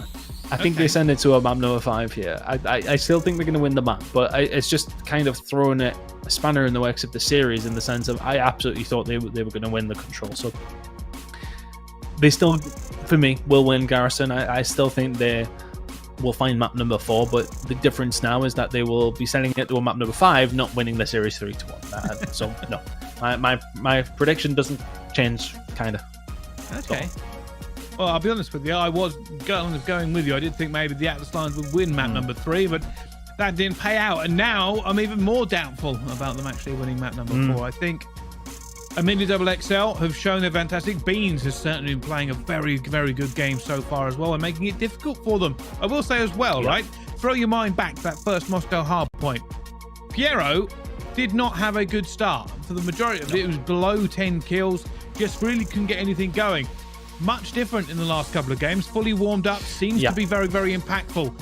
That could be a big issue for the Atlas Lions. And I think, you know, him putting up those numbers are fantastic, but it kind of just supports what Beans was doing. He had a really, really good game in map number 1, and he'll be one to continue to do so if Beans keeps putting up those kind of numbers and Piero can match it.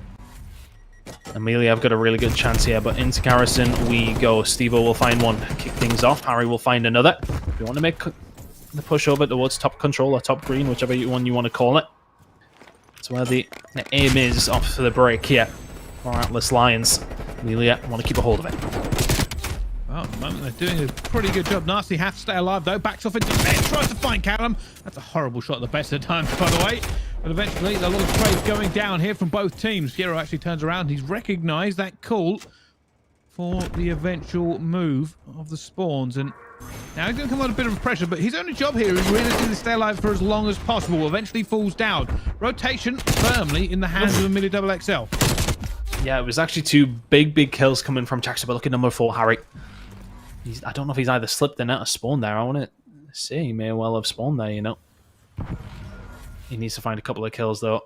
Oh, there you go. That's one of the easiest ones you're ever likely to find. And now you need the rest of the team to make this push through bricks. It's going to get a little bit mixy here. For Amelia, it's going to be a hard hold. Beans will get traded. Now the push comes through. They need to completely clear out bricks.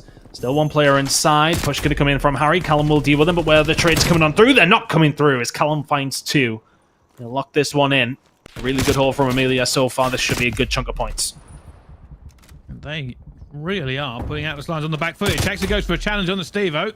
Isn't going to play out, but the key kill here actually is going to be Piero Cod, and has now got spawns for his teams, and somehow they haven't been pushed off the scrap yet. How on earth have Atlas Lions failed to get this many points so far? They've also lost the rotation again, Ton. Yeah, not good. It's a bad start for Atlas Lions, who really have been falling throughout the series, to be honest with you. It hasn't felt like a team who won 18 maps in a row in a competitive environment right now. They haven't looked themselves, it has to be said. But Amelia XXL are really making it difficult for them. Beans towards the back is one another gunfight. And the ARs are really, really frying right now for Amelia. Piero and Beans combined 12 and 6. Jackster and Callum not doing bad by any stretch of the imagination either. Shots coming through. Fantastic work from them. Gizmo and Co really have to go the long way around here. And Amelia already with a 50-point lead heading over towards P3. 30 seconds remaining here. Atlas Lions need to stop this bleeding very, very quickly. Everything he can hit. Oh my good God. As well. And this is the kind of gas they currently need. He was 1 and 7 before he went on that streak. Just really not able to get anything going. You can now see Atlas Lions trying to hold this one off here, ready for the next set of rotations. And my gosh, tons do they need it, because it is all being Amelia XXL so far. Eventually, Piero's going to find and clear this one out, but it's not clean, and here we go. This is on Atlas Lions now. They need some time back. They need somebody in the hill. There we go. This is one that can be held. We've seen it time and time again as the years went on. Teams have started to figure out how to lock this one in just that little bit easier. It's a good start for the Atlas Lions. They find 2 kills momentarily uncontested. Jackster will be able to clap back, though, and Atlas Lions now in a good spot. Gizmo really needed to make that play over towards P3. Amelia would have been probably around another 20 or so points in the lead here. Locked in here for Atlas Lions, though. They've done well so far. Only Piero can answer back. 20 points behind now with 20 points remaining. Here's the interesting thing. There was a point only about a minute ago where I was a bit worried for the Atlas Lions. I thought this may be a complete blowout, but they found a little bit of form, and Steve tries to make the movement work. Not going to be able to, but huge amount of points here as they have gone on to P4. And now let's be looking at P5 and saying, hey, can we extend this lead? Harry on a 5 streak, refusing to go down. Chance it! He's got 5 health! He's got 5 health and he's spraying every which way. Eventually we'll go down to Callum, but the next one is up. Piero Cod takes down Stevo, and Amelia XXL will be looking to put that bad run behind them. Amelia didn't get a single point from LSL, you know. It's got a sting, but a good hold from Atlas Lions, and it looks like they're trying to clear out as best as they can here. Need to get rid of Chaxter, and they do. Now it's looking for a bit of green control, maybe thinking about the next rotation round. It's a good grenade from Piero, though, just getting rid of a little bit of pressure that's going to be coming on through. Callum trying to push, but Harry trying to find this flank round. Amelia made this really awkward, though. For all Atlas Lions found what felt like the break, they haven't found anything else. Oh my god. Yeah, Jackson not letting anything move for this one here, but Amelia XXL obviously back in the lead at this point, and with the rotations coming back in, it will be Atlas Lions who are going to try and find a way through. Eventually, Double Chow coming up top green. Piero finds one. Harry's now down below. He's going to try and find him at the same time. Piero doing fantastic work there. And Atlas Lions are going to need to find a little bit more in this map. Piero is disgraceful. He's doing well. 18 and 9 right now. 6 spree. Starts getting a hold of those streaks and it's danger, but Harry does very, very well. It's a big, big push over towards green. He's got some help here as well, expecting Callum in the corner, and that's a good break. Now they need to push through and find this final 30 seconds if they possibly can. It looks like they are going to. They break through maybe a little bit heavily, though, and we can see Amelia spawning towards the back. This is where it gets a little bit kind of crazy for both teams. A hold it from Amelia XXL will put them in an unbelievable position. Atlas Lions have to commit to this, but they're doing it from the hard side. They need bodies in reinforcement. Oh, Beans is actually going to find them underneath. He's done well there. Piero's going to get taken down, but Beans there for the trade. He finds 3 before getting taken down. Harry and Midmap as well has got some issues, so Gizmo needs to hold on his own for around 10 or 15 seconds here. The rest of the team not quite there to back them up. Gizmo's going to fall. Chaxter finds the break. And this is looking so good for Amelia. We're in a fantastic spot now, and I mean, you can't choke it up if you're Atlas Lions. You need to push 35 seconds remaining. They really do have to try and commit here, but also not give away this rotation. You can see now the pressure coming in. Beans managed to deflect one. Stevo tries to challenge as well. Stevo eventually gets him here. Nasty going all the way up top. It doesn't work out for him. Stevo comes in and gets shut down. Chaxter gets 3, but one's a teammate, but it doesn't matter. It doesn't matter. The rest of the scrap time will now go to Amelia XXL, and they will now have to break against Atlas Lions. An Atlas Lions team who need the money from this hill. They need it badly. Nasty's going to find the first one. If they can get a full 60 here, it's back to game on. We know how good their hold was last time around on P4 as well. Nasty just trying his best to survive, will do so. They need to hold well here. Can't allow this break to come through. Nasty finds one, can't find the second onto Beans. You can't allow Beans to keep heating up yet. 16 and 30 in right now. Callum's going to push through completely uncontested. They will clear them out, but it's a little bit of time that they've lost. Coming in here, Harry managed to get one. And the Atlas Lions are holding. It's not been as clean as they would probably like, but they have managed to hold off everybody here so far. And now we're starting to think, can we get this rotation again? Can we get the full 60 from P4? That's what they're looking for here, as you can start to see them leave. The rotations haven't quite been as good as what we've seen on Moscow, but their holds have been better. The problem is that Amelia have rotated very, very well, and well, I'm going to pick up probably a free 10 seconds of scrap. That's absolutely massive. Stevo, though, around behind, will find one. Now just trying to cause an issue. These are big kills. Stevo, can he continue to go? Oh, my goodness me, I thought he turned and burned onto Beans. Gizmo going for the challenge. Piero there as well as Beans. Nicely done. And Atlas Lions, they get a majority of P3 and have broke through it over towards P4. But Chaxter is there again. He's been a pain in their backsides all game long. And that's not giving them the clean hold they wanted here as more players are going down. Callum gets one. Nasty eventually finds him. But is it too little too late? With 37 seconds left at this point, they do not have enough bodies to realistically hold this against too much pressure. And the kills are coming in for Amelia XXL again. It's firing from both sides. They know how important it is. The Atlas Lions desperately trying to get some more points on the board, knowing they're not going to have the first P5 rotation. Well, Nasty just trying to survive as best as he can. He will fall. 15 seconds remaining here on this hill. Amelia looking like the pickup. Keeping an eye on number 3, though. Nasty does get the spawn out. Arrow's going to get taken down with a little bit of help from him. So, well, this rotation actually turning out a little bit better. Look at where Amelia are spawning as well. It's only Callum that momentarily remains. He will fall. And he should spawn out to, well, he's actually spawned out towards the back left-hand side. So a bit of a split here for Amelia. Nasty's trying to call it as well. I think he's finally seen Callum. And Callum is now probably just trying to occupy him as long as well. Doesn't matter. Eventually he does get taken down. But all the pressure now coming into P5. Both teams fighting for it, and it's still a close game. You can see the trades flying around. Piero gets 2, but Steve-O is there to finally stop him. He's going to put that nade straight onto his head. Eventually Steve-O does get away with the movement, but it is nobody's clear game here. Trades flying all around. Yeah, Atlas Lions need these points. If they can get a hold of them, they're very much in contention. Keeping an eye on number 2, Gizmo, holding over towards green side. He'll want to continue to lock that down. Callum may be able to get the better of him. Big kill from Steve-O, though. Callum does get the better of Gizmo. 2 kills coming in from Callum. Momentarily Nasty, the last alive. Spawning in over towards green, though, is the Atlas Lions. It's a 23-point difference. Also, as we head back over to a new rotation of hills. Still anyone's game, but it's felt like Amelia have been in the driving seat the whole time. It does. The Atlas Lions are in that back seat, and they are ready to take control if they can. Nasty desperately staying alive here around Donny. Eventually will go down to Column. And you can see here the pressure about to come in from both teams. Steve-O is going to fall here. Amelia XXL have control, and that's a big kill onto them. They're pushing out both sides. Atlas Lions do not have map control. They are going to have to fight tooth and nail every step to try and take this one back, and they have to take it back. Oh, more my kills word. here now for Amelia XXL. They have map control. Harry eventually. Steve-O has to jump this at some point. He's going to have to go shortly. They get rid of him in the corner as well. Piero finds the shots. 2-3-7. This is just ticking away. Atlas Lions are going 1 by 1, Bryce. I think it's done. I think it is. Amelia XXL don't even really care. They've already got a player over at P2 as well. Harry is on it, but it's not going to be good enough. And you can see Amelia XXL just going to back off. Gotta go. You gotta go. I don't even know if they can get there in time. There's nobody in top green. There's nobody in a position to actually do it. Harry has to run for it. Piero says, thank you for the 2-piece. Nasty goes for the slide, in and down. Amelia XXL will win the winner's bracket final. They're going through to our grand final tomorrow, and Atlas Lions have fallen now.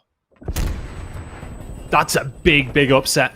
To see the Atlas Lions not just lose it, but I would say lose it comfortably, is a surprise heading into tomorrow's grand finals. To see Amelia there instead of them, I really did expect the Atlas Lions to continue that win streak, but their evening is going to have to continue in the losers bracket finals now, and that's not what they wanted. That is absolutely not what they wanted. They would have wanted to get that grand final the quickest route, but props to Amelia XXL. They pulled it out when they needed to. Fantastic series from them.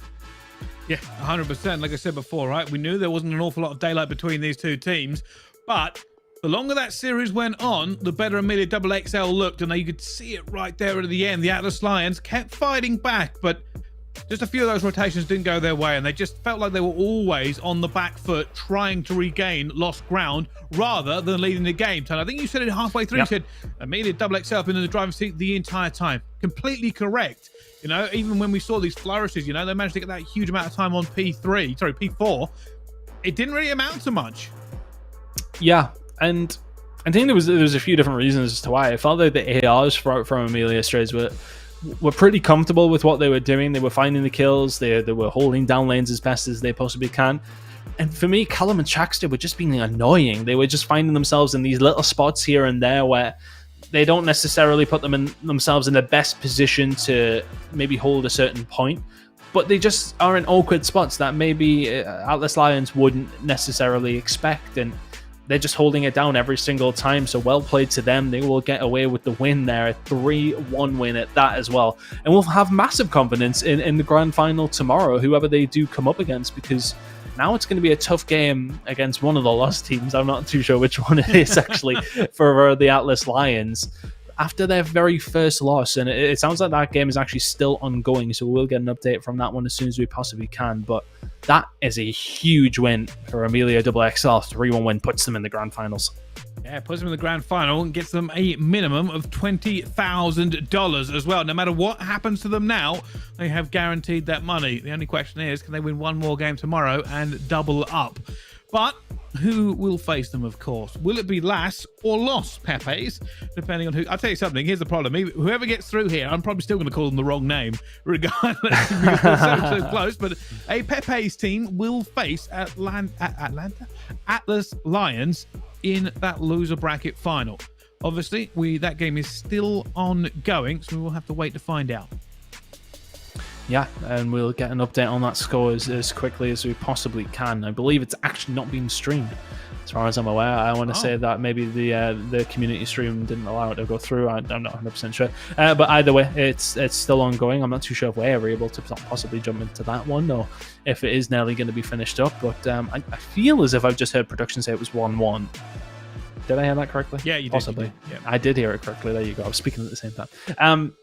So it's interesting to see how that one is going to break down. I think Atlas Lions will be looking at that one. They're going to have to go back and have a little look at that performance. They will have time to do so and kind of break down what went wrong. Maybe ahead of the grand finals tomorrow, if they can get rid of either Los Pepes or Les Pepes. I honestly, I've lost my head at what these team names actually are now. But it's a difficult route back for them now, and it's not one they would have expected to be in. It's not the kind of position they would have expected to be in. But it's not a position for them that is impossible to come back from. They have arguably been the most consistent team towards that top side. I feel as if they won the most Elite Challenger seasons. Overall, you would probably call them the best team throughout Challengers in Europe across the year in their couple of different iterations that there has been. They will still feel as if they can go on to win this one. It's from the back foot, it has to be said, but it's not done and dusted for the Atlas Lions just yet. No, it isn't. Obviously, there will be a game tomorrow, and they have an opportunity to kind of redeem themselves if they obviously beat one of our two teams. And unfortunately, I've got both teams here, so I don't get them too confused. Los Pepes, by the way, just to be clear, that's the one with the O in it instead of the A. Okay. Has Taurus, Whalers, Invidian, and Fusion. And Las Pepes, the one with the A in it, has Trauma, Jambo, Zappi, and Rancor. Obviously, we will keep you updated on how that game goes, as obviously it goes on. But now we are going to go to a quick commercial break. Don't go anywhere. We'll see you right after this for more Call of Duty action.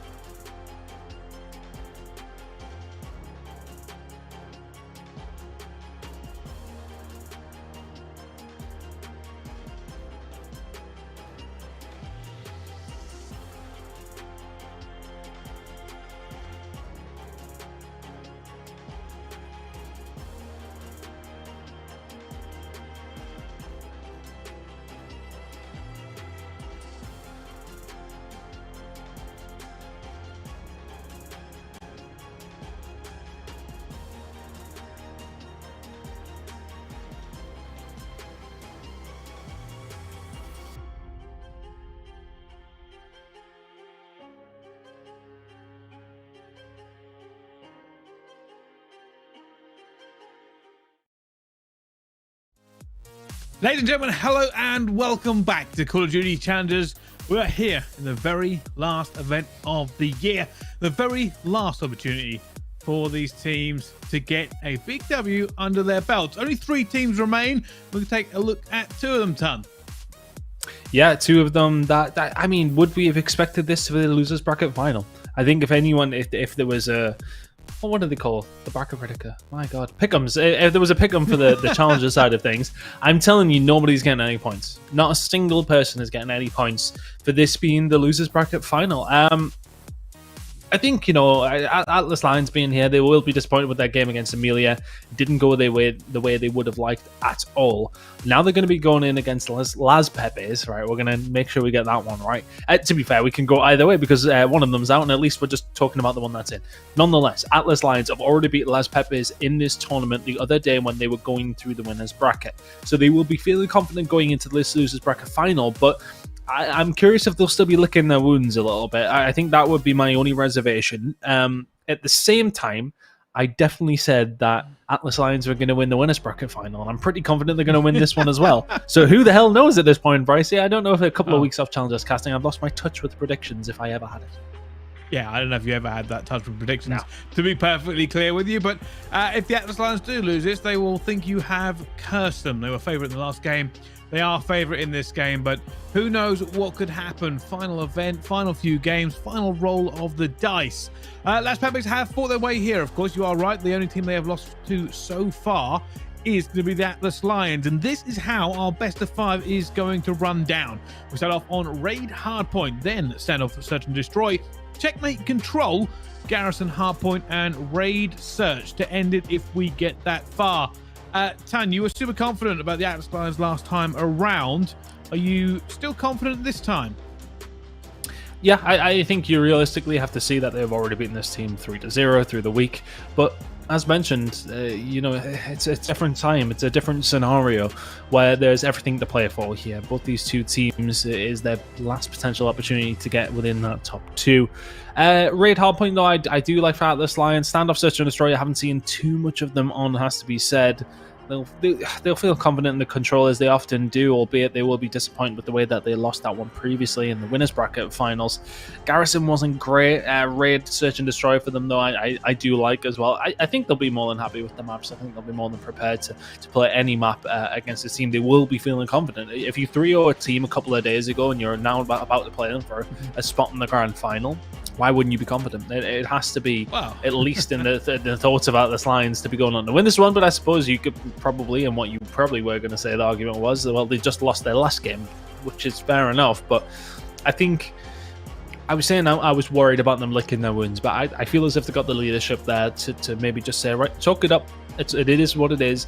How many times do these guys have to come back and win 2 best out of 5s? It was kind of the story of what was Team War last year in Modern Warfare.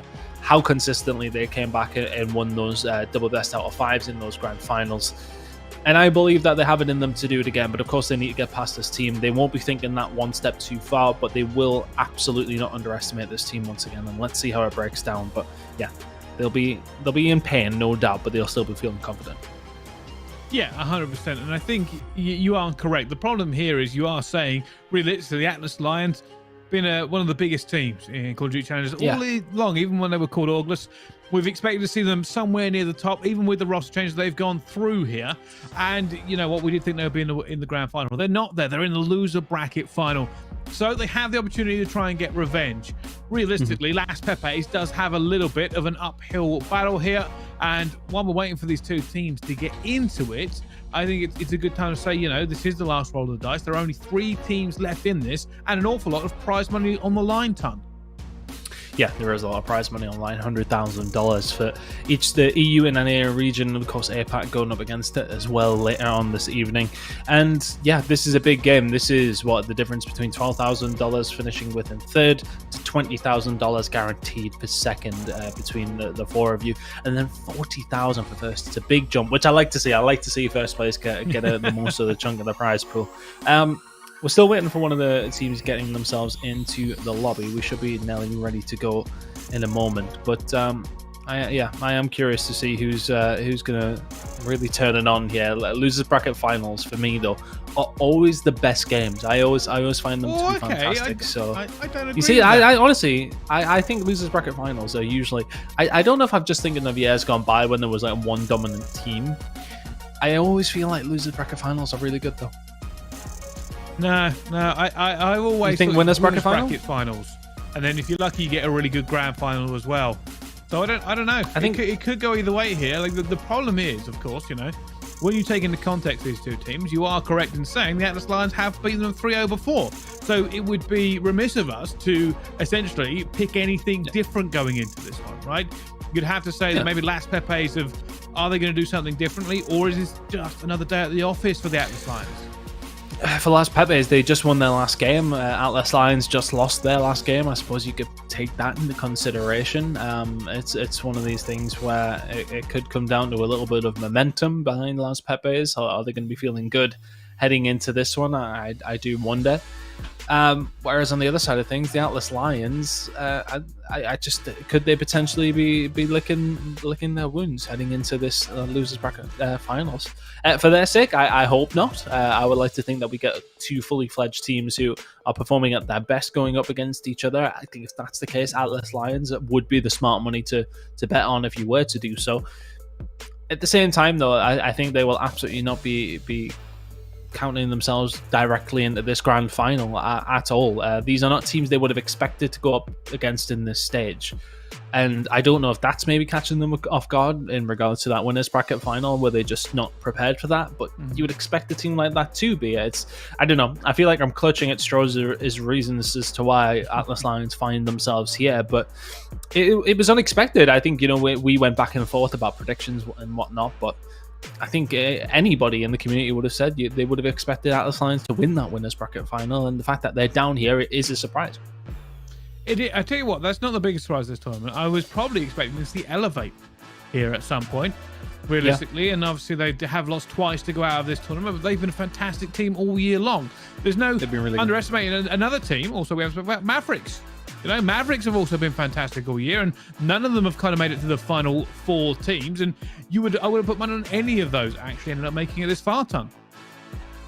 Yeah, I think so. I think Elevate were very much. I mean, when I thought about it through the week, I seen that Elevate had dropped through down into that losers bracket, which is never a good scenario for them. But I always kind of had it as an Atlas Lions Elevate final. That was kind of the dream scenario, wasn't it, for what high caliber of game in Challengers Europe that you wanted to have to top off the year. That's what you would want to see, or what you would have expected to see at least. But as it goes, it's looking like it could be potentially Las Pepes taking on Amelia XXL. I mean, that is a very feasible thing that could happen here, Brycey, and it's pretty wild to think that. It certainly is, but the game is ready to go. Let's jump into it, and of course, on board with Jambo to kick things off. For the Atlas Lions gain first control here on P1 on Raid. Stigma opening up here onto Jambo, and maybe, you said they're licking the wounds, maybe it's just made them angry. We'll have to find out. Now the pressure's going to come in from Las Pepes. They're looking for position here, but at the moment, really haven't got much going. They really haven't. Atlas Lions absolutely kicking things off the way that they possibly would want to. But once again, a massive shout out to our observers, Shane and Kyle, kicking back with us. And I mean, they are our eyes. So thank you very much to those guys for their hard work all the way through the season. There's been a few of you, so I'll not select these guys specifically, but very much to all the observers, you've been absolutely fantastic. They are the eyes, and we are just the voices, Pricey. Yeah. We are the voices, and speaking of voices at the moment, I can tell you, Pepes have broken into kitchen, but a lot of pressure coming in from the Atlas Lions. It will be Trotty, who does manage to hold them off, however. They still have the good spawn for this one, but they're going to have to try and breach before reinforcements come through. Trotty still doing work here, making sure money is locked down. He knows it's contested, playing his life. Raincore comes through. Gizmo finds one. Not able to get the second. And that now should be the majority of the time to Las Pepes. Maybe one last roll of the dice for the Atlas Lions. You can see Nasty desperately hot-footing it around the back here. Going to find Trotty already lying down. Called that one to a T. Yeah, he has done, but Harry hasn't, unfortunately for him. Goes for the push. Rancor will go through for the challenge. Nasty loses the gunfight at the back. And Atlas Lions, well, we'll walk away with this one, from this one, I should say. I've not seen this spot yet. That is not what I've seen until this very moment. I have. It's a really horrible place to sit in S&D, by the way. If you get that bomb down, you can hide there and people don't usually check it. However, rotation coming in here will be Las Pepes, who try and get a little bit of pressure towards Garage. Gizmo holding fire, coming on a bit of fire, does manage to get away himself, though. Nasty coming to back him up, and Steve-O hitting the flank. Going to be looking for these players through Art. Can he make this work for himself? He's given up a bit of pressure at mid-map. Finds one, finds a second as well. And that third player is going to go down before he can even get to it. And the Atlas Lions have rebuffed Los Pepes back across the map. Nicely done. And that's the thing for Steve-O. If there's nobody pushing that side, then why back up? Flank around Las Pepes, you know, with the timing. If you get it correct, you're going to get a couple of easy kills. And it looks like the Atlas Lions are going to hold on to the rest of Garage here. And it feels like Las Pepes are going to give this one up. Rotating all the way around, and is actually Nasty, who's managed to find himself a spot in Tiki. Oh, he's going to put shots down. His teammates should be able to clean this one up, but he's given his position away. Nasty now. Never a good gunfight to try and take, is it? Over towards the bank square. This transition over from Atlas Lions is not horrible. But Los Pepes still definitely in the driving seat here. Realistically, depending on how Gizmo and Steve-O play this, they could try and find a gap for their teammates. And now Zappy managed to take down Nasty. And while that split spawn is coming in, they might have an opportunity to pinch. Steve-O flies out of L. Now trying to make a push into it. See somebody in square. Not going to be good enough. Gizmo hasn't managed to get him either. Trotty is playing his life fantastically and refuses to go down. Eventually will be challenged. Oh my goodness, no! Somehow takes him down. It's only Nasty left in this gunfight. Unreal plays from Las Pepes. Trotty has shut down the Atlas Lions. Yeah, he's done fantastic there. Look, I mean, finding that one kill inside...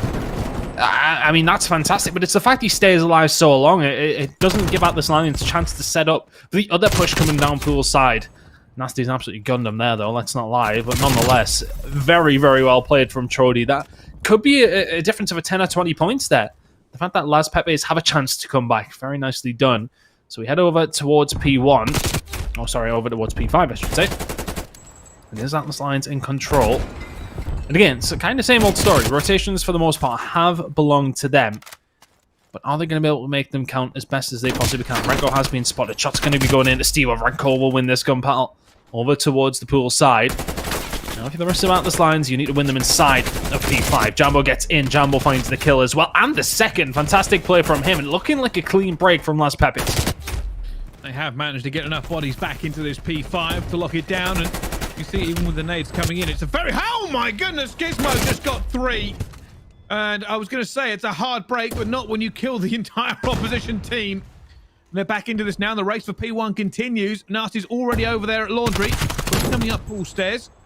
And you've got Steve-O and Gizmo to beat. And Steve-O's going to find him regardless. They have P1 control as well here. The Atlas Lions looking pretty solid on this rotation. Yeah. It's been pretty clean for them throughout the majority. It's only a couple of big moments from Las Pepes that's kept them in it, and the majority of their time really coming up from Kitchen. Good snap from Steve-O. Really is having a good day so far, putting big numbers down. It's kind of like Steve-O of old, really, isn't it? It's like Black Ops 4 Steve-O. We've seen this, yeah. Gizmo finds 2, Steve-O with another. That's 6 in a row for him now. Streaks would be a big, big problem for Las Pepes. You can see he's playing his life just that little bit.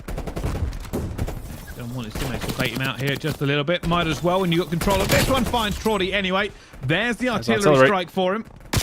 Eventually will go down. Not getting the cruise missile, but it doesn't really matter. P1 will get cleaned out. And Atlas Lions this time probably be looking to take a little bit more of kitchen control than they did last time we went to P2. They weren't able to really hold it down, but you already can see Steve-O flying around Laundry, eventually getting the trade from his teammate. But good position here for the Atlas Lions. They are ahead and they have the rotation. They've just got to hold off Las Pepes. Can they hold them off? Trody, we first one through. Steve still holding Laundry. Absolutely no late rotations coming in here. There was another player there, but he just backs on down. It's all through the front door. Harry needs to stay alive. Falls down. Nasty there for the trade, though. Finds 2. Jambo will be able to find one at the Gizmo, though, as they look to try and make the transition over to Atlas Lions, trying to force a little bit of control in mid-map. Steve-O not going to fall. Jambo finds the gunfights, and it just feels like Atlas Lions are pulling away just that little bit more now. 30 seconds remaining here on Kitchen, and they're in a good position to pick up the majority of it. I don't think they'll probably lose this here, but Renkel's actually going to go for it, maybe. Try and get a kill on the exit. Finds Harry as well, but look at the amount of players from Atlas Lions just gunning through this front door. Las Pepes will wisely give that one up. The scrap time going to go in favor of Atlas Lions, and now they're going to be looking to break here once again. A bit of a hard break for them. See if we're actually waiting to see if anybody is coming through Laundry side. Nobody at the moment. Stacking ready for this one. Stevo's got Nasty with him. Looks like he's waiting for these kills to be made before he makes his move. Waiting for a potential pinch to come through. It's not going to happen. Renkel's going to fall to Jambo's grenade, though. Stevo just contesting as best as he can, just trying to survive. He'll do well to survive much longer as Jambo finds 1 and 2. Nicely done. It's a gold hole by Las Pepes. It needs to be. That's the thing. Atlas Lions very, very close to closing this one out. I think they'll probably have one more stab at it. Over towards Garage here, and not going to work out for them. Now, they do get that spawn over towards Basketball. If I'm them, I start digging the trenches, but it's allowed Las Pepes a little bit of freedom to push forward. A combined 12 streak from them. Don't allow them to get going. Here we go. A stack from Las Pepes. They're going to try and make this push through here. Finding Gizmo first of all. Teammates unable to get that trade. Zappy desperately trying to put some bullets down towards Back Rock. And now you can see Stevo's going to find it. The artillery comes in on his own head. But it is enough to rebuff some of the pressure here. That has finally flipped over to P5. Gizmo under pressure once again at the back here. Incoming Las Pepes. Stevo though finds one at the back, finds a second one as well. Harry gets the third. And now Las Pepes have to try and get back to this point in 10 seconds. That should be that. Las Pepes have got a bit of a running race to come through here. And Stevo, if he can get rid of Renko, he's the last one who can make it. And he will get rid of him. And Atlas Lions will walk away as winners of map number 1 here in this losers bracket final. 250 to 180 on Raid. Good performance.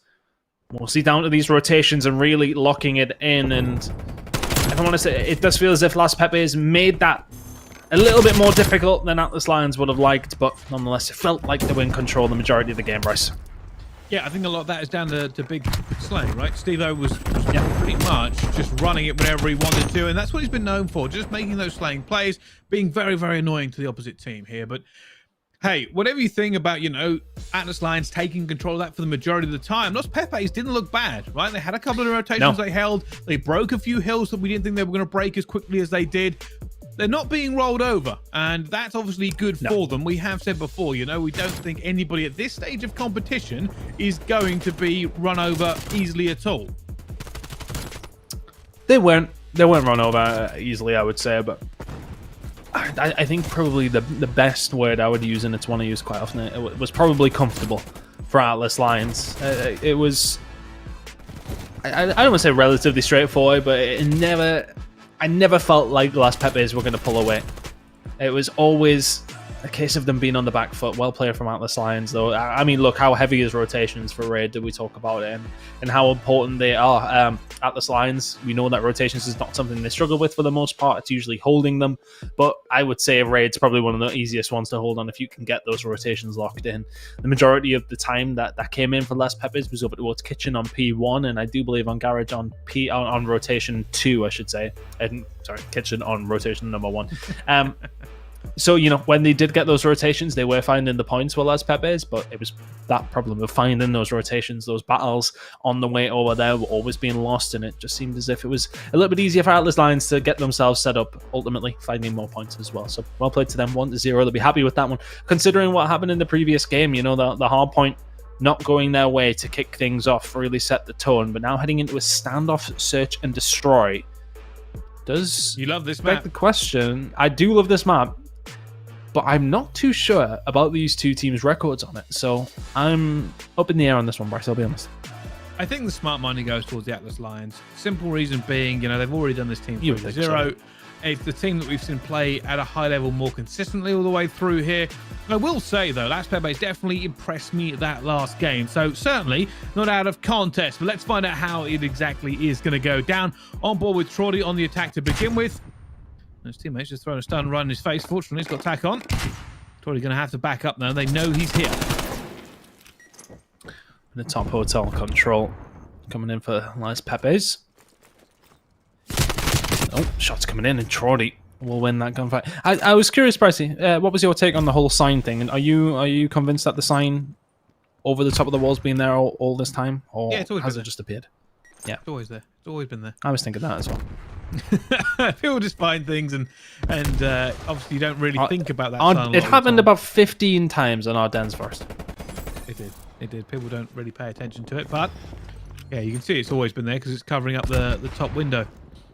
But at the moment, we should probably go back to the S&D because Atlas Lions are now in a 1 versus 3. Harry going to try and do something. Finds Jambo to begin with. Unfortunately, he's now heavily tagged up. Probably going to have 2 players go against him and has to defuse. Oh, did Trolley see him get across? He's not going to expect him there, is he? No. And Trolley will secure the round for Las Pepes 1-0 now.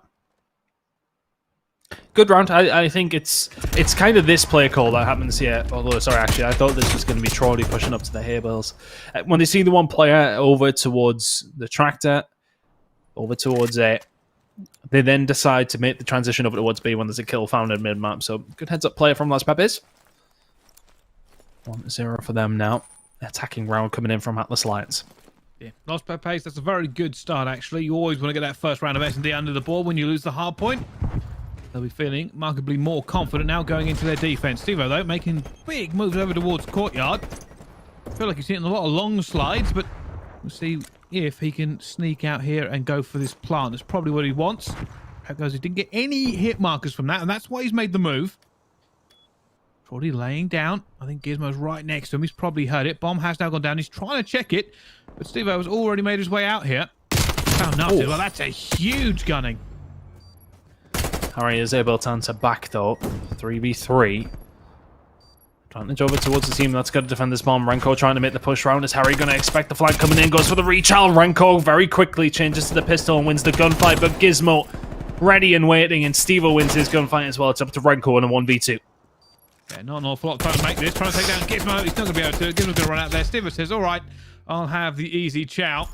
And runs through. There we go. Back to 1-1 between these two then. And as I say, I think Stevo managed to just get out of there after the plant of the bomb. Gave him kind of the advantage, realistically. A lot of fights had to be made in favour of Los Pepes, but yeah, it's an easy chow for Stevo in the end. I think this gets more just staying alive towards Delhi, isn't it? Finding the wraparound, and I always like to watch when players are going on the flank kind of after the fact, aren't they? Like, everything's starting to happen. It's getting that timing of pushing around, taking your time out to make a bit of a route workout. Very well played. Wow. It's now the attack in turn of Las Pepes, right? Already you see probably come under a lot of pressure, though. They go for the aggressive defense. And it does work out. Not only do they get that first blood, they get away clean. No trades coming in. And now Las Pepes have lost the bomb. They're going to have to re-entrail and try and get it. But they're probably a little bit out of sorts. No map control. And they're probably furiously trying to tell each other, what should we do here? What's the call? Happy trying to just got to throw as many bullets down range as possible. I mean, they've just got to try and find a pick here. That's their big problem. Renko, is it going to happen here? No, it isn't. Stevo is going to get taken down in mid-map, though.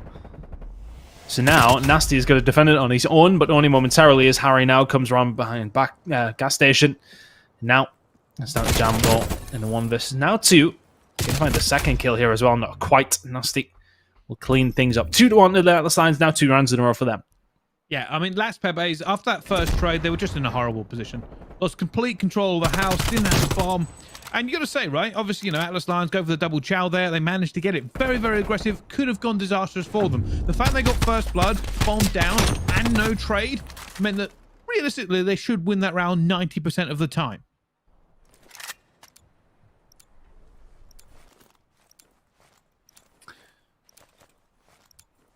There we go, then. See if Atlas Lions can find another attacking round. If they can do so, it really does put them in the driving seat in this search and destroy. Oh, big gunfights coming on through, though. Stevo finds one. Renko's not in the best of positions either as well, but he is, maybe. Actually, as he does find Nasty. Can't quite find the bullets onto Stevo. Well played from Renko, and Jambo will find Harry. So, very, very good defensive round. It's a 1v3 for Stevo, and not a hope or a prayer. Yeah, Jambo takes a lot of damage.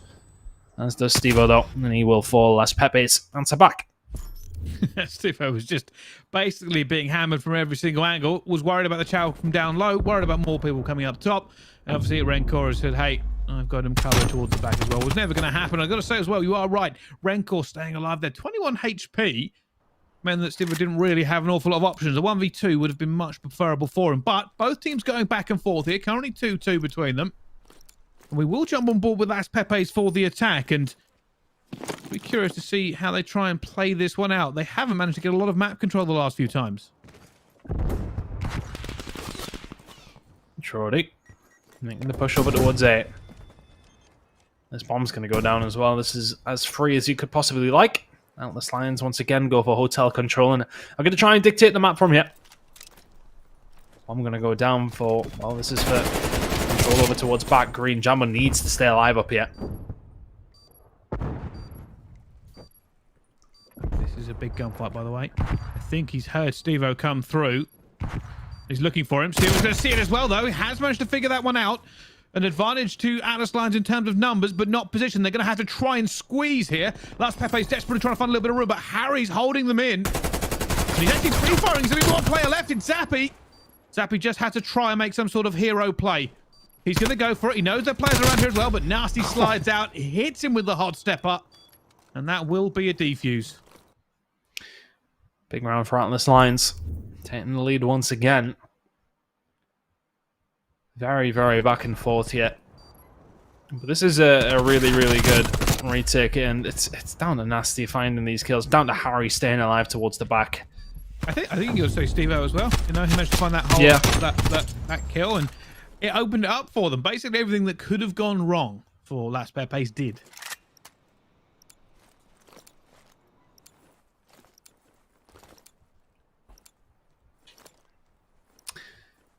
Into round number 6 we go. Attacking round for the Atlas Lions now. Heavy, heavy B side. Actually over towards alleyway, and they've actually got the timing on that as well. Atlas Lions getting the hotel. Troty is already behind you. This is massive. Finds one. It's 2v2.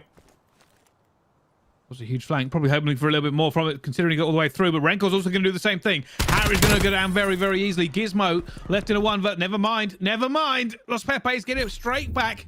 Back to 3-3. Around trading S&D again here from our team. The Atlas Lions not able to get any daylight between them. I just like that play. Two-man hit over towards Ali, and it's kind of a risky one because sometimes the attacking team will be watching it, or you'll at least have a gunfight with somebody also moving over towards the alleyway. Doesn't happen this time. Nobody covers it from the Atlas Lions, and they are very much the Atlas sitting ducks at that point. Well, let's see here. A win on this attack would be big for Las Pepes to see if they can pull it out. Nasty and Gizmo, though, hitting the back already. Harry gets down Jambo. It's a big fight at the same time. Zappy does win that one. Huge for him. Nasty, though, managed to get the trade back once again. And now a 2 versus 3. Steve-O going to find a player. That's the easiest kill he could have asked for. Rencor is last alive, sitting in courtyard. No bomb. He needs to find something. Did he get hit by that as well? I think he's in trouble. They're going to know where he is. I don't think he did. Somehow. He's being able to just waltz through. He will pick up the bomb. It's still a very, very difficult spot to be in. But nonetheless, the Atlas Lions have kind of deduced... Well, roughly where he is. Look at this. Yeah, exactly. Yeah. Can only kind of be in one spot, and there you go. He has been spotted. Shot's going to go in. Rencor now. Rock and hard place springs to mind. Maybe I'll find Nasty here, though. Whoa, that is unfortunate. I think Harry probably should have died with that amount of bullets as well. Don't worry, Rencor. That is tough. It is, but we'll see. Atlas Lions taking the lead again here, and just a few things didn't go the way. There's Steve-O, obviously. Sorry, if he had come out, or just a half second later, it may have been a different story. Would have gone to a 2-2 in that case. And obviously now we are going to watch Las Pepes on the defense and Atlas Lions on the attack, and I wonder where they're going to go here. They've been trying a few tactics so far on the attack, and with mixed results. I'm sure this time around they probably won't let anybody flank them again. It's a bit more standard now from the Lions, isn't it? Oh, that's a lot of bullets going in from Harry. Off he kept spraying. I think he would have probably found one. The grenade not going to quite clean it up either, but it has allowed a lot of pressure. It's coming from the Lions over towards A, and now that setup is coming on through. Las Pepes. 3 of them inside of hotel trying to make the push. Troty's already done the hard part. Get past that, grenade's going to hurt. Not ideal. Already going to have to slow this one down. Atlas Lions ready and waiting. They want to push, but they've got no map control. They're trying to figure out a way through. Harry gets a second one as well. Jambo managed to get back into it. Rancor, but Stevo just melts him off the map. And Jambo is left all alone mid-street. The Atlas Lions managed to hold that defense. The difference between that defense and the one that Los Pepes tried to hold last time, by the way, is just map control. Realistically, they were all pinned in. They were all attacking from middle map. And Atlas Lions just had way more control for it and weren't letting them out at all.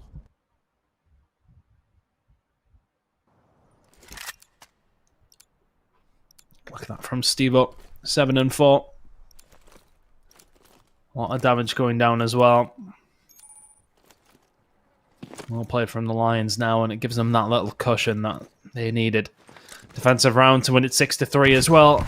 Can they close it out? Chorley with the push yet. Can he find anything with a slide through? Is the trade going to come on through? Yes, it is. Harry finds one. Rancor is able to answer back. Big fight going on, though. Harry finds a second. Oh, is he going to be able to find the third with the grenade as well? He doesn't need to. Gizmo finds that one. Zappy in the 1v3 to keep the dreams alive for Las Pepes in the search and destroy. And that's it. That's all done.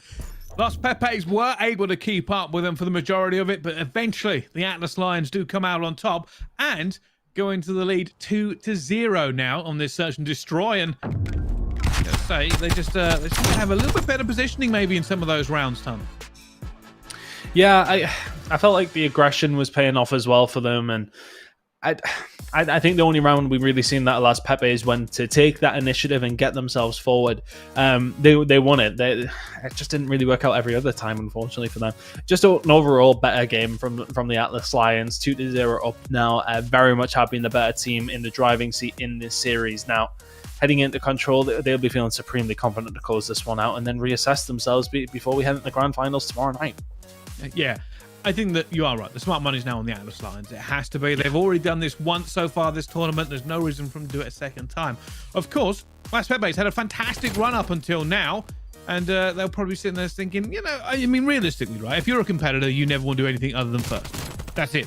Period. It's always the same story. But for us observers, for us fans watching it, saying, hey, I think Las Pepes have had a fantastic run, and they've looked pretty good at most points.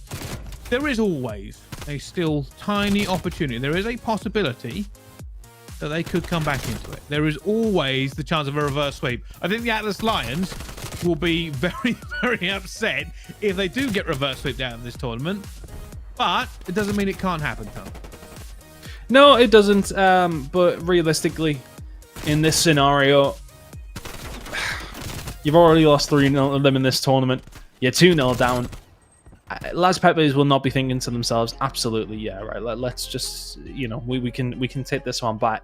But at the same time, I think they'll probably be very aware that they're not in a good spot. And I think the Atlas Lions will, I don't want to say that they'll be cruising at this point, but it has been a comfortable series. And I think it would be silly to argue otherwise. So let's see how it does break down. I'm interested to see if they can come back, but I would say it's definitely done and dusted. Have we not seen Atlas Lions lose their Control game in the winners bracket semi-final? Yeah. But it's a different team, and usually the Atlas Lions are absolutely flawless at this game mode. So if they can get back to how they usually are, then things are good to go from their point of view. But it's whether or not they can regain that good Control play. That's what they want to be doing. They want to try and get this one to their belts. A 3-0 win in that losers bracket semi-final, gives you the confidence heading into that grand final, believing that you can get the bracket reset, believing that you can come back and win 2 series. Let's see if they can get it done in 3 here, though. But I think they will. I do. I feel as the first 2 maps being fairly comfortable, heading into what is arguably one of your better game modes and one of your better maps. Gotta be feeling good, Bryce. You gotta be feeling it, surely. Yeah, I think so. I think realistically now it is the Atlas Lions game to throw away. They have looked better. They do look like they are the better team in this one. They've already, technically, it's 5-0 for them today against this team. So a reverse sweep doesn't really look like it's statistically plausible. Obviously, always going to be possible. Always a chance that anything could happen. Hey, it wouldn't be the first massive reverse sweep we have seen recently, let's be honest. Yeah. But I don't know. I don't know if this is going to be one of those games. However, I will remain optimistic. It is checkmate control. Anything can and usually does happen in Call of Duty esports, but I'm sure for the Atlas Lions, as long as they're playing the same way they always have been, it shouldn't be a disaster. I was just cottoning on what you were on about there. You know, reverse sweeps can definitely happen. Yeah, I think there's extreme ends of the scale. In fairness, where they can happen. Recent extreme one, so yeah, I think this. I don't think anything could be quite as extreme as that. In fairness, no, it's true. But you know, I wouldn't say Atlas Lions have battered around a team as Rocket got battered around by Ultra, and obviously we know that what happened there, and Rocket coming back, but. Okay, let's wait and see. I'd happily be proven wrong, but Atlas Lions are going a good way to proving us right at the moment in time. Good start for them. Looking like it is going to be captured. It feels as if Las Pepes have maybe choked this one up already. It seems that way. Steve-O putting the shots in. Well played. And that is a gun already. Yeah, Steve-O going all the way around the back here. One last roll of the dice here. It looks like Las Pepes want a bit of it. Zappy trying to make a bit of work go through, but that won't happen. A is now secured. And Steve-O's in there wood. He finds Rentor as well. And the rest of the team's now reacting to this. They're going to have to try and get him out of this position as well. It is a power position. It will be very, very frustrating. You can see now the rest of the distribution here. Very important that Jambo stays alive. Honestly, I think Steve-O's probably running around the map barking at the moment. He's been absolutely flying at people. He's really feeling himself, you can tell. There's another one. I mean, that's 5 in a row. My goodness. I think there's a thing with confidence with Steve-O, and he's had it with the majority of the year. And he is just, I mean, he's absolutely tormenting them. I mean, what do you do about this? What do you do? He could literally be anywhere. He's nearly fully streaked out. He hasn't died. B control is going to be coming in. I'd argue he's not, well, it's that argument of spawn. Where would you rather spawn if you're Las Pepes? Do you want to be spawning next to Steve-O? Because at the moment in time with the win, he's shooting absolutely not. He's 9-0. Go on, keep it going. Look at this, 3 of them. Look at them. They're all coming from. Like, it doesn't matter if we lose the zones. Let's just kill Steve-O, please. 9-1 off the rip. That's the round. Oh my god! It has taken the entirety of the Las Pepes team to go back and actually get him. They're like, oh, ignore him. He's doing nothing. And eventually they must have gone, we have to go get him. At some point, we have to go get him. That is ridiculous. I wonder what would have happened if he had managed to make his way up that ladder, though.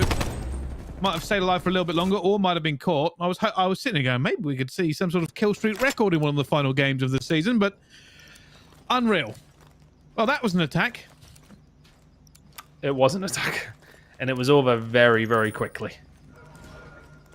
Bad sign from the side of Las Pepes. Now Atlas Lions, you hold your defenses, and you have another shot at that grand final, and another shot. And Amelia double XL, but here we go. It's a good start for them. A couple of kills coming in over towards A. Not quite the wipe. Nasty's just found 3 all on his own. I kind of wish we was his POV there. Disgraceful from him. Eventually, Las Pepes breakthrough. There are some streaks out to play with Steve-O. It's not always the most effective on this map, but still well worth having. We're trying to get that first tick onto A. Does so, and Nasty coming up above. Finds one. He's got back up here as well. And they will clear them off.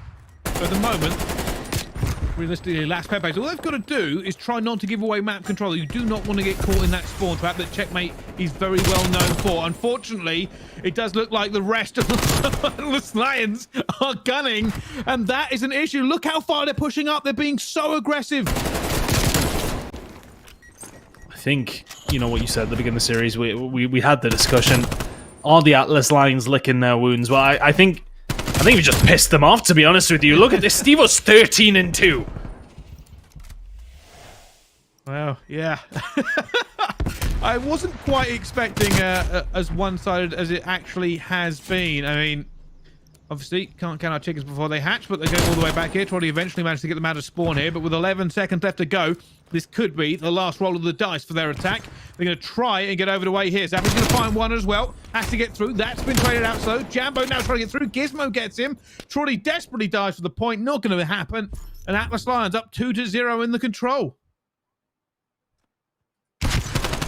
Just so easy for them right now.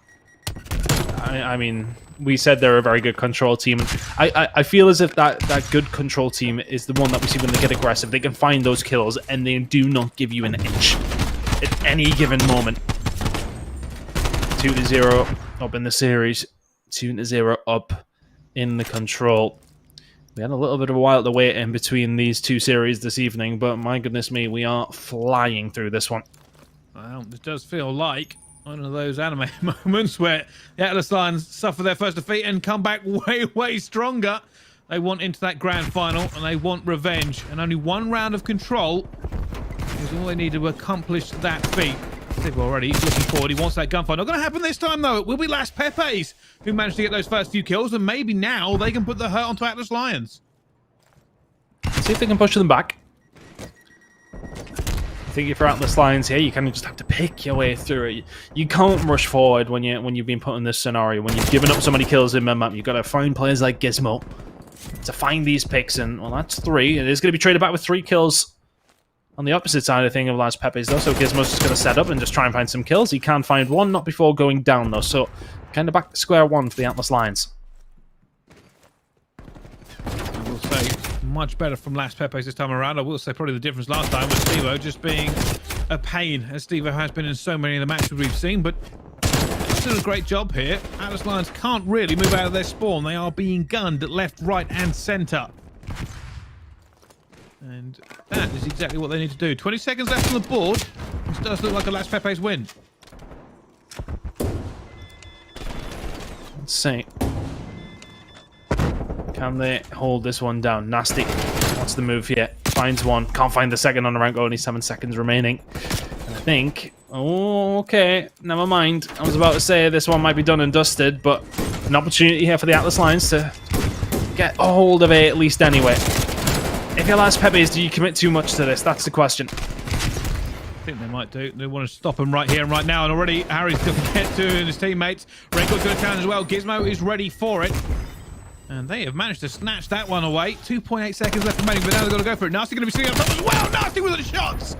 Just gunned that player out of wood, and they are spawning in Narnia. In come the streaks. They are taking nothing for it. He's trying to put it into him as well with that cruise missile. It hasn't worked out. But that is the second tick already on B. Stevo continuing. Gizmo gets one as well. Trotty desperately fighting for his team's life here. And it might come down to just a few kills. Las Pepes desperately on the back foot, Ton. Yeah. Look at the lives remaining as well.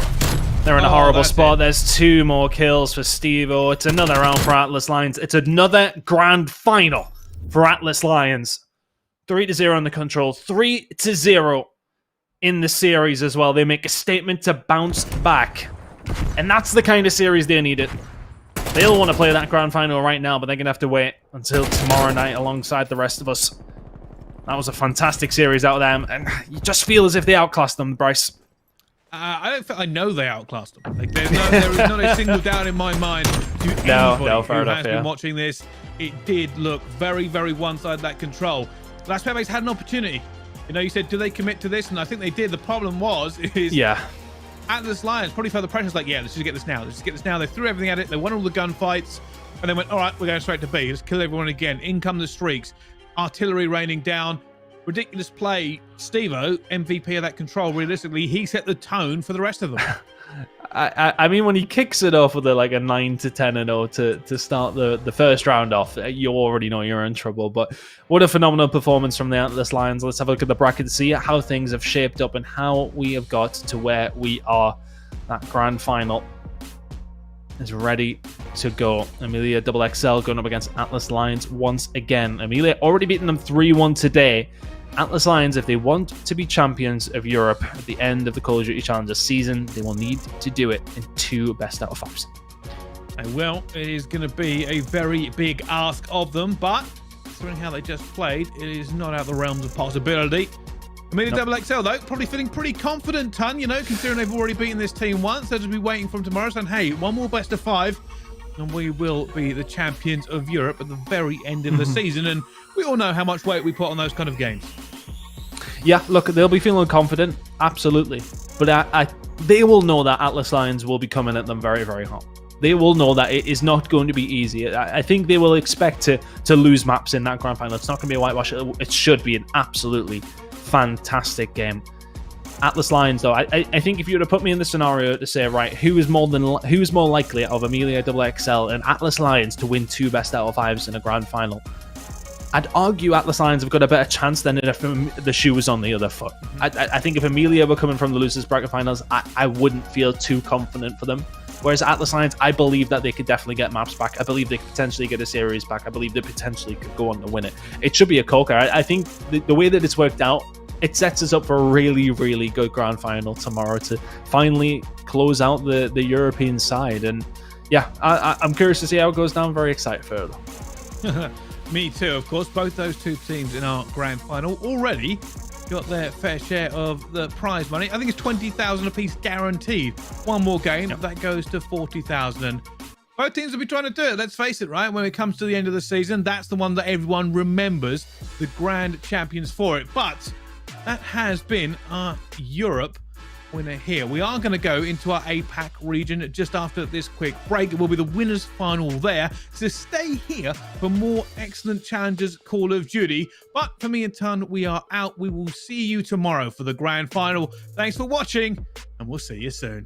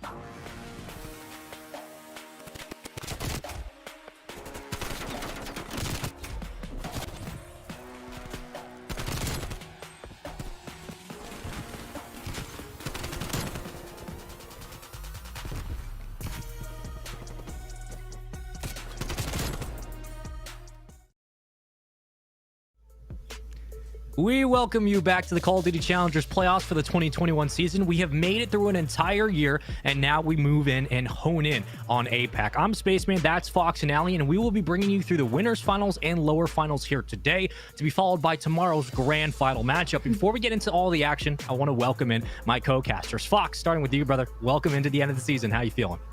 I'm feeling so good. We get to hop into some APAC action. I mean, we're going to get to see two of the teams that have consistently seen their way to the end of these tournaments all year long, and now they're going to have to try and do it again here at the big one. Allie, this all comes down to the wire here, and some of the best teams in APAC have found themselves in the top 4. Now, we will be hopping into their matches momentarily, but give me your thoughts on the region as a whole and seeing how this year has played out. Any surprises?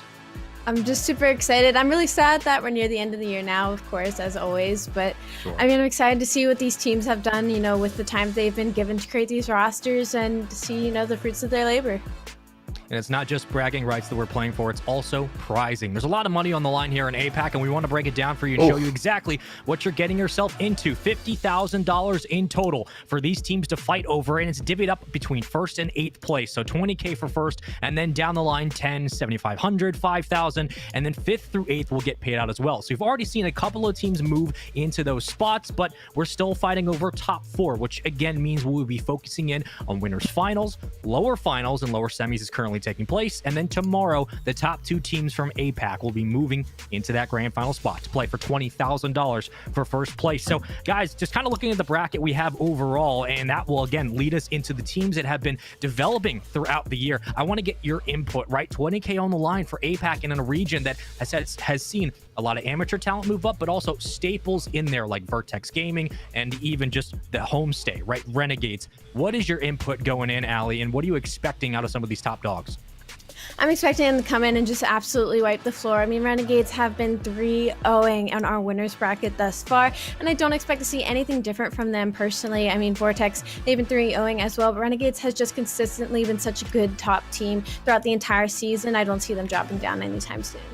And Fox, looking at how kind of this whole region played out, Renegades, Vertex, Frag Empire, and Mindfreak were the top 4 teams. And during the LCQ, we saw teams move through like Cyclops, even down to next up, 4 Pockets Full. Very promising in their matchups later this week. But it seems that just the top 4 continue to move through. Renegades handling their business 3-0, 3-0, 3-0. Vertex, similar stance. And then you look at the teams we just mentioned, 4 Pockets Full and next up. They played each other, but it just wasn't enough as Mindfreak took care of their business. Are you seeing similarities in this region across the top 4, or is it just some of the top dogs doing what they do best?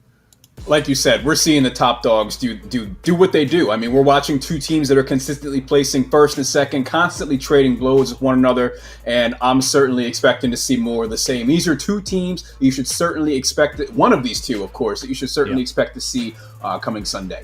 And it's funny, all the top 4 teams kind of 3-0ing their way through their instances. Mindfreak now in the lower finals, awaiting the loser of this first matchup, which again will be Renegades and Vertex. And, just kind of looking at the standings here, Renegades and Vertex number 1 and 2 respectively in APAC. And you look at some of their placings just throughout the year, right? The cups have been phenomenal, really, for Renegades. And ever since they kind of added in just these missing pieces throughout the years, this full team of 4 all the way through. You look at the SMG presence of Pred, look at the SMG presence of Shox, and these are players we have seen for years and years on end, especially Luca and what he kind of had in terms of like a breakout amateur year in Black Ops 4. It constantly seems like these guys are on the top of the leaderboard and they take turns winning events. Usually it's first place in a cup, then an open. They did place 4th in cup number 19, but they bounced back with a 1st place finish. Allie, we're getting into a matchup that is the top 2 teams. We got Vertex and Renegades. Give me your quick prediction going into it. Will we be seeing another 3-0? I don't know so much about 3-0 because I feel like Vertex has always been a step behind Renegades. I feel like that's, at least in their cut placings, it's always been Vertex in 2nd place, maybe grabbing a couple of firsts here and there. But I feel like they have a lot to prove, especially again, end of the year. This is their last chance. So always being a step behind, maybe they'll come out and surprise us today. Well, if Renegades can do anything except play great Call of Duty, they're going to keep doing that. Let's get into the matches today, and let's get into our very first one. It's the winners finals. It's Renegades and Vertex, and game 1 was already underway, so we are jumping right in the middle. We skipped the preamble, and now S&D on Moscow. Renegades took map 1, and they are currently 2 maps away from going to the grand final. I will be joined by Fox for the series. Fox, welcome into the APAC winners finals. Let's get right into the mix, baby. Renegades is going to find themselves up 1-0 in this series. This is a team constantly going to game fives against Vertex. They're able to push them along so far into these series, but will they come out on top is the question, and we'll find out here shortly, Space. Yeah, we certainly will. And, going into this, I think one of the big questions really was how consistent can this team be down the line? And you can just see the fervor on the field. I mean, Renegades easily one of the top standouts here. And as we keep moving through, we expect them to have a strong showing going into tomorrow, what could be a massive grand final sweep. But now they have to run into the number 2 seed. It's currently a 4-3 setup. And you're down 1 member for Vertex. Now make it 2 as numbers quickly fall. And there's the collapse. Pred, arguably the best player in APAC so far, has 2 kills. That's right, Pred doing some damage right off the rip. And we see the first round will go to Renegades, of course, continuing their success so far in this series. And we've mentioned Pred's name so many times throughout their tenure here in Call of Duty Black Ops Cold War. And with good reason. I mean, just look at the way he's able to dive right into the action, find those crucial kills, and close out the round for his team. That's the kind of pressure that you need for your submachine gun players. You already have 1-0 in this best of 5, right? So you move into potential grand final territory where you will have 2 best of 5s to get it done. But for Renegades, I think the consistency throughout the year really has been not only through their S&Ds, but if you're able to take a hard point off them early, you have a chance, sure. Backs against the wall here now. And this is where you keep moving through. So again, we see a first blood, and you're able to get at least something on the board, but with a split through the back and a collapse as well. Bomb now in a precarious spot. Now you move numbers back for Vertex, but Renegades can work through this back line like they're doing with Luca towards mid-street. And now comes for a B hit.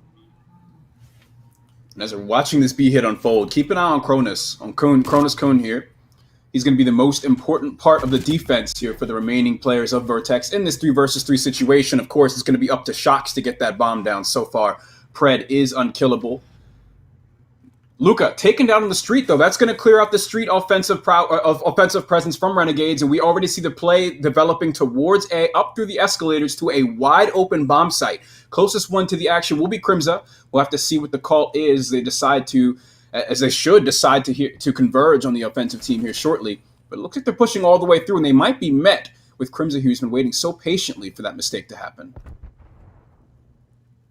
Lilac should be able to spot one. He will. So Pred will drop. Bomb getting challenged immediately, and Vertex get their first round on the board, able to tie it up nicely. And again, kind of the retake through the back, right? You work S-key control, and once you have an isolated view of Bomb, I mean, it's just so simple from this point. Limax is not going to miss up close, and Shox had nowhere to go. Bomb going down doesn't need much, and Vertex are able to tie it up. Yes, answering back right off the rip. Don't want things to get out of control too quickly here. Renegades, very much so, especially with their time in this tournament so far, known for just running through with these 3-0 victories. Hot, quick 3-0s all throughout this tournament. But of course, some of their stiffer competition in the form of Vertex is able to answer back. And now we're seeing the Bomb and the rest of the company here pushing straight through the Mentor towards middle map. They will be met by Shox, who peppers them with some 74U shots at a distance.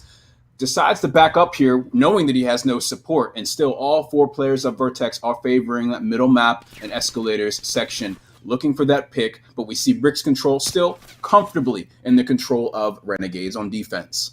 And Shock is player number 7. He's playing far back PD, so this defensive hold currently for Renegades will not allow the exit points for Vertex to really equate in much. Now you need to make a decision as you swing Bomb over to A, but you're going to be hit by 2 players of Renegades, and Luca will be the entry. He's going to be able to at least get first blood, and then from there, the collapse onto the site, so the subs will be able to light up the kill feed, but a 2-big win, and there goes Limax for 2, Kronos with the 3rd, and that's a 3v1 now, Vertex. And a very nice transition, leaving it up to Fida. He gets off Bomb, he's able to find 1, can't snap on the 2nd, and Vertex apply the pressure over to A. And they waste no time on the challenges. I was wondering how they were going to approach up Etskis, but when you have your sub out in front, picking up 2 kills and Brick's control as well, Kronos with the quality shots, and the Guardian Angel does his job. Yes, we saw Kronos, of course, making a huge difference here on Bricks, and you see he just did not let his feet stop moving after taking over Bricks, pouring straight into the living room, straight into the elevator just around the corner. He's able to find the final pieces to the puzzle. We did see, though, that play was opened up by Limax with a double kill in the submachine gun, so you gotta give commendations to him. 8 kills. The 2 top players on the side of Vertex lighting up the kill feed this early in the search and destroy. Your bomb carrier will be Fida. As Renegades down around, but again, they go into this series right already up in the hard point. You're 2 maps away from going to the grand final for Vertex. Your hardest matchup so far. as Daredevil find the opening pick, and Bomb, again, in a weird spot. So if you're Renegades, you're trying to play around Globe, maybe you get a kill or two, then you can pick it up, try to rotate to B, but it's all going to come through Luka and what he finds. Crinza, just warning shots now into the back of Bank, but so far, I mean, you look at the spread, player number 8 is Pred, but they're already thinking about that long flank. And if you're Cronus, you hold your position at P2, and if you take him down, that's the round for Vertex. Absolutely, and we got to see what path Luka decides to take here to try and get this bomb and get out of dodge. He's got great support. The gunfights are underway here. Luka is able to grab the bomb thanks to a brilliant play here to try and open things up on middle map. But now it's going to leave Luka in a 1 versus 2. And I gotta say, this feels like best case scenario because it was set up so heavily in favor of Vertex. And now this is not an easy win, this 1v2, but it certainly has greater potential than seeing the bomb sit in the middle of the road. Limax might have spotted Luka and transitioned to the B bomb site here. We see the two players should be converging onto the site here as it's being planted. Limax going to catch him right in the back, rewarded with the bomb defuse as well, and that's going to be a round win for Vertex as they set up for the defuse here and put themselves up 3-1 space. Yeah, I mean, with Limax going 6-2, right, you don't really need to ask for much, and they've just been holding on the defensive, setup pretty much through the round. Usually you see first and or second bloods go through within the first 25-30 seconds, especially with how APAC has looked during the LCQ. I mean, we were seeing some of the weirder Moscow polls, but with how this whole entire setup has been, I mean, you look at opposite sides, the parallels have been there for Renegades and Vertex, but they are very keen on putting their back AR and PD, and then you wait for that initial first pick. The collapse comes after. But for Vertex, you're on a 5 spree if you're Cronus. Again, you're thinking about streaks here, but more importantly, if you get a rush plant down quickly, you're forcing Renegades to pull the issue already down 2 rounds. That would usually be the call I would expect, but now we have a 3-1 split. One on the island, it's Limax for info. And we have split our resources for Renegades. Let's see how it plays out. Shox might be the first victim, but he'll back up for now. Oh, well-placed stun. The Semtex just behind him. He tosses the trophy system just in time to save his life. Some quick thinking from Daredevil here as he pulls the head off of another Renegades player, leaving just Luka in a 1 versus 4. You really have to admire the play on Street right there coming from Vertex. All 4 players still alive, now rerouting through middle map. Thank you to the observers for blowing this up for us. They're going to just take straight control over these crucial vantage points, and they can decide which bomb site they want to go to here. It's just going to be Luka in a 1 versus 4. And you got to imagine that really the writing's on the wall with this one as they get set up to plant at A. I mean, just get it down as quickly as possible, right? Why waste time? Absolutely. Luka, one of the harder positions he's had to be in now in game 2. You make it doable if you find Cronus, but he's not going to leave that hold for long. There's one, won't get the second. It was a valiant effort, but Vertex again controlling the chaos, baiting Renegades into unfavorable gunfights. So far, it's working out. You're up 4-1. And look, we get to see it a bit here. I think that this was very telling as to how this round was going to go. So the Daredevil play right there, I think, was very determinant of what we saw was going to come of street control and the options that they would have in terms of the bomb set they could plant. And as we saw, it was both of them. Finding those kills on street allowed the rest of the team to push up through middle map and select which part of the map they wanted to all converge to. Still looking back to the perspective of guys on Vertex. Currently in the lead is Cronus, 6-1. Hot start to the brilliant start that we've seen from the side of Vertex. And we might just see another quick conclusion to the round here as Vertex finds a 5th one. All gunfights on top escalators go in favor of them. Close range AR engagements, and they still came out on top.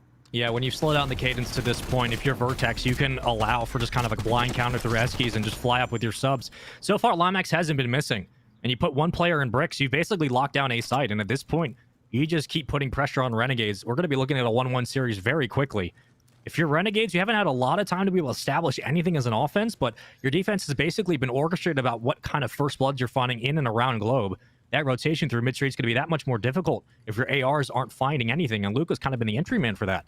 So with a 3-1 split once more for Vertex, surely they're going to expect more pressure on the Renegade side, and Shox might find his first blood. He will. Can he stay alive for long? One more challenge will not find the cleanup, and he will get traded, so a 3v3 leaves with a minute left.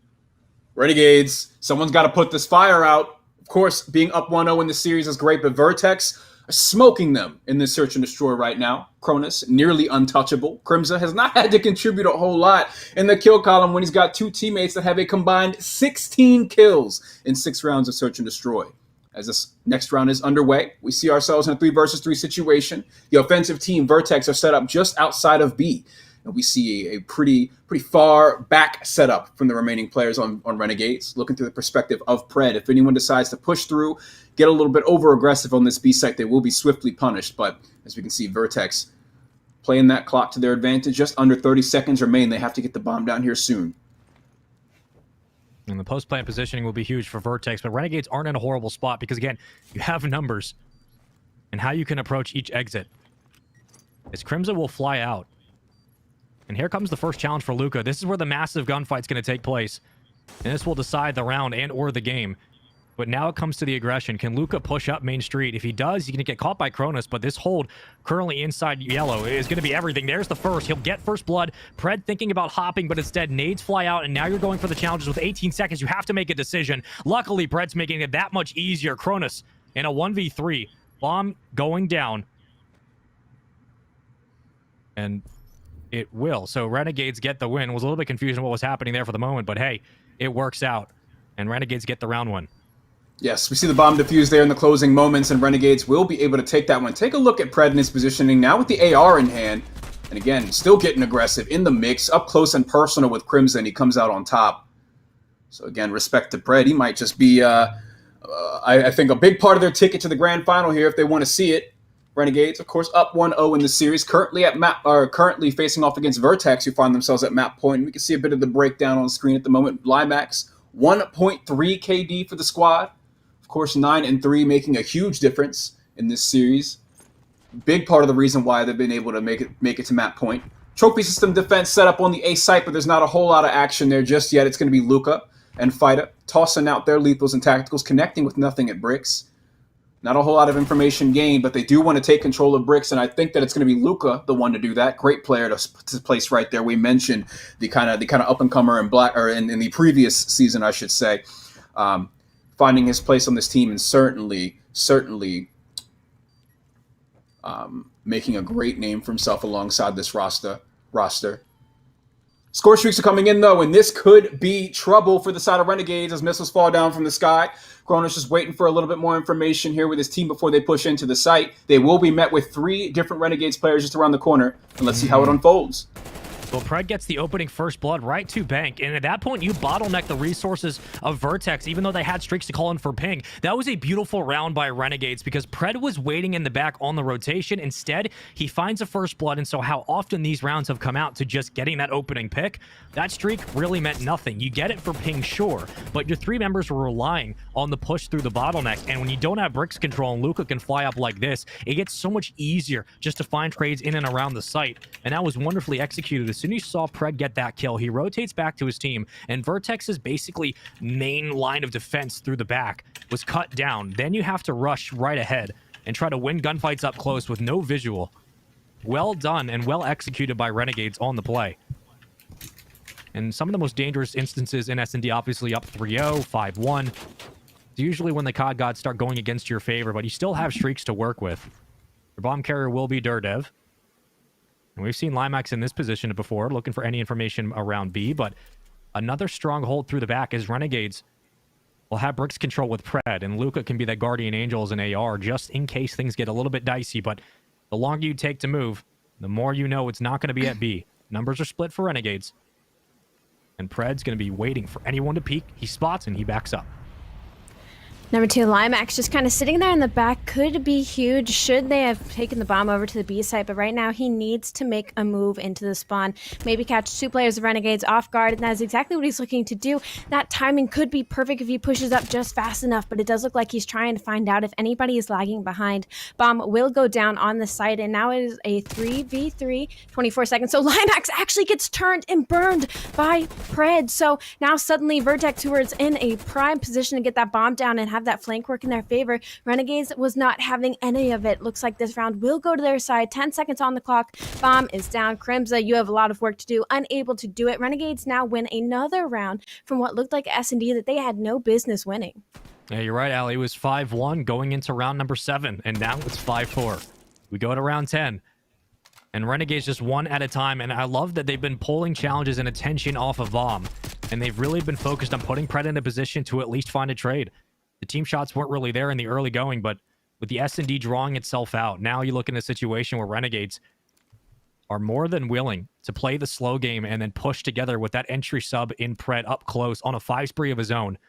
And I wonder if they're going to keep Luca on bomb. Nope, they're going to put it to Fido. So it's 6 and 5 and 3 spree. You got Cronus now working towards Brick's side, but it all comes down to you control. And at this point in time, you need Crimson to find anything near mid-map, and that would help how this round plays out for Pred. We saw what he did earlier. Find information, backs up, waits for his team. That utility will not connect with anything. Running off of the back of Pred here, as you said, he is on a 5 spree, and that's why Renegades have been able to crawl their way back into this S&D. And as Limax picks the first blood off of Street, this could be huge. He is by himself, though, and he does not know that number 5, that's going to be Fight, is going to be coming out of the back door as well. He does make the rotation into mid, though, as Bomb is going to try and go to A, it seems like. Even though it was only Limax, so little do they know that there's 2 players of Vortex just waiting for them on the A site. 30 seconds to go, though. Bomb does still need to be planted, and it looks like they might get sandwiched here from Escalators. It's Vertex, as soon as I say that, immediately wipes that clean 6 and 4, and now tie up the series 1-1. That was nicely done by Vertex. I mean, Limax just causes enough of a distraction, so you rotate with Bomb, and Brick control is just going to be so crucial. And with Durdev picking up Pred, that cuts down your push through Eskies, that cuts down even trading and kind of baiting with your teammates, and now you just play 1-on-1 on site. And Durdev with nice reads on the shock. So that's going to be a tie series 1-1. Again, the hard point went to Renegades, and now we look at a situation where you tied this one up 1 apiece. This is a brand new series going into Control, and for both these teams respectively, right, like first and second seed, this is what we expected. We expected this one to come down to the wire, if not going to round 11s and 10s. So far, we're getting that out. 11s and 10s. I mean, the fact that Renegades were able to kind of push their way back into that, you know, show that life in the end there is a little scary for Vertex, because again, they can't give Renegades any sort of footing because of how good that team is. And should you give them any momentum, they will absolutely full send off of it. So it was a huge shutdown for them to do that right then. And to tie this series up 1-1 is definitely a much more favorable position than I believe that they thought they were going to be in. Yeah, absolutely. And without kind of going through the trenches, why don't we just hop right into the Control, because we have that ready to go. APAC so far has not been disappointing, and we will keep on moving. So again, we get into kind of situations here when the series begins to draw out. We look for the personalities of teams often, and obviously Pred's running in the conversation as best player in APAC. But what Vertex have been able to put together throughout the majority of the season, they have gotten just so much better consistent as of late. You're looking at 5th place through 6 in Cup 16, but after that it was basically 4th and 1st. Yes, they've stagnated a couple of times in stage 5, but you're looking at, again, 1st place finishes, even a 2nd as recent as the open number 5. It seems like it's coming together for the right time at the right time for Vertex, but you're going against one of the more tougher opponents and really the kings of APAC at this moment in time. It's going to have to come through the team shot. We talked a lot about it during the LCQ, and for right reasons. The teams that utilize each other the most on the map so far have been successful. We'll see how it plays out here. And as we happen to Control, this is obviously known as a swing mode typically when it comes to our matches. Now, no footing really gone to either side just yet. Renegades does happen to be up 4 lives and no tick on either side, so their defensive hold is happening to go in their favor. But again, in Control, defensive holds are usually the favorable side to be on. 23 seconds on the clock. Renegades have been able to hold on to this defensive hold incredibly well, as Vertex just has not been able to get any progress on either of the sites. A couple of kills starting to go their way, but only 10 seconds to get in the hill, and the closest person is going to be Crimza, and it does like he'll be able to slide out, but they do shut down the last person on the site, but they have to get through the pre-fire of Luca as well. They are able to touch it for just a moment, but 2.8 seconds remain on the clock. So one break here for the side of Renegades, and that could be all she wrote in this round. Your kill feed lights up red, and that's going to be Renegades taking the first Control round. Yeah, just couldn't get out of spawn. I mean, there was a couple of moments there where you're stuck on that back driveway push. You're just not able to move anywhere near A, and when you can't commit resources to either side, you're running out of time, and very clearly, it was an overwhelming push, and Renegades will not give you much map presence. They're going to sit at that 50-yard line, and they put their ARs in a position just to watch the chokeholds. From there, they're looking at a round 1 win. Just 2 more needed. They take game 2, but we keep on going. Vertex, not the strongest of starts, but certainly bring it back here in round number 2. On the defensive end now, and for Renegades, I mean, we'd love to see how they play this. Do they start splitting the resources, or is it an A commit like we've seen so many times? It will be the latter. And here comes the opening gunfight. Fido is able to walk away with first blood. You put Pred now all the way back at kind of this open staircase where you can move inside and get a chance for some cheeky gunfights. This is usually when things start to open up. Pred with a tag, Preg with a win, possibly getting 2, but nonetheless keeping numbers off A and letting everyone else do their job. Huge opening fight for the side of Renegades, and for Pred to still be alive back here in Vertex's spawn, this could get incredibly scary. That is all of A site gone, and we probably haven't even been in this round for about 30 seconds. So now Vertex are going to have to scramble to set up a defensive side on for B, but they're going to have to worry about, again, that's going to be Fida and Pred in their spawn. Don't really know what Shox is doing across the map, just watching the cross, I guess, but Crimsa will get shut down. That's 2 members of Vertex out, that's 3, and now they are spawning on the A site. B is now going to start getting capped. Vertex maybe have 1 or 2 good breaks here before Renegades completely cleans up this site. And even though Shox dies at water steps, he spawns right back up at AC. So even though he gets 1, it's a call out for Renegades that they can use. The only problem is that requires you to find the gunfights as well. So far, no wins, but here come the reinforcements right up at bottom mansion. And the push through the back for Pred just buys time. They're working on B. Only a couple of more seconds needed on that last take. It's 24-17, so lives won't even matter. The fly out of money window means nothing. Renegades with a perfect spawn from Pred, and the ability for Shox to play his life coming right from that back AC spawn just leads way to the opening on B, and nicely done from Renegades as they close out this round number 2. It was almost clinical down the stretch.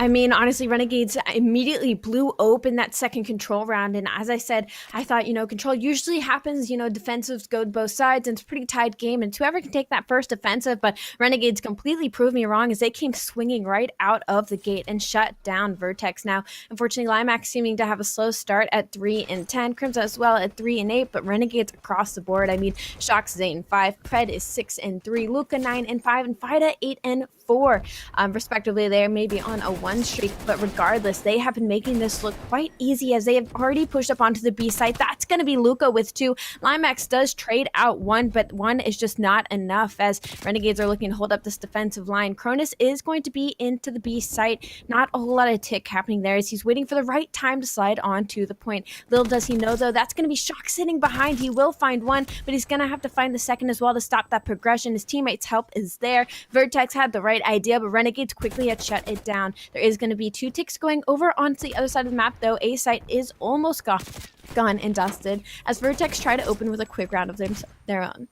Well, Vertex gave Renegades an option. Do you split resources off to B and try to find that one isolated player in Tiki, or do you go for the contest onto A? So far, again, they moved their resources, but they weren't able to get the kills. So you give up another 60 seconds and a point lockdown for Renegades now on the defensive end. You're trying to control mid-map as Luke is able to find at least 1 through water steps, and you have Shock flying up. So there's the pressure spawns as well. Renegades now in a position just to kind of lock down Vertex through spawn, and there's not many different avenues you can run through when you're not winning the gunfights. Pred is just going to stay alive at Zig, and with Fida controlling this outskirts area right around Spiral, this is where things get dangerous because Vertex have nowhere to go. Yeah, you kind of spawn back at Lambo, but how do you move bottom mansion with no AR presence? Luca is able to find at least 1, not the second. Does it matter? Renegades in a position to shut down this control very quickly. The 3rd round with only 8 kills needed. This one's basically done, and you can only imagine what's going through Vertex's mind right now as they have been unable to move out of spawn.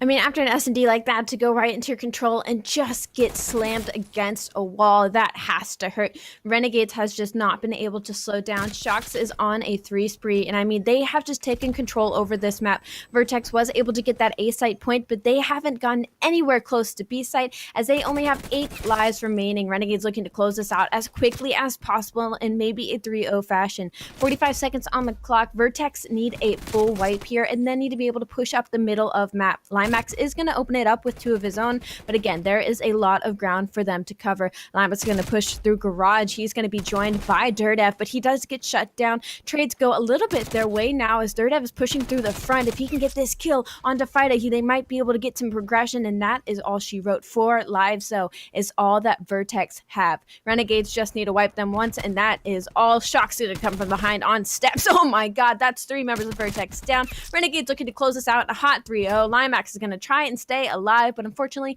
not enough lives under their belt. Renegades now up 2-0 in the series after a convincing 3-0 control win.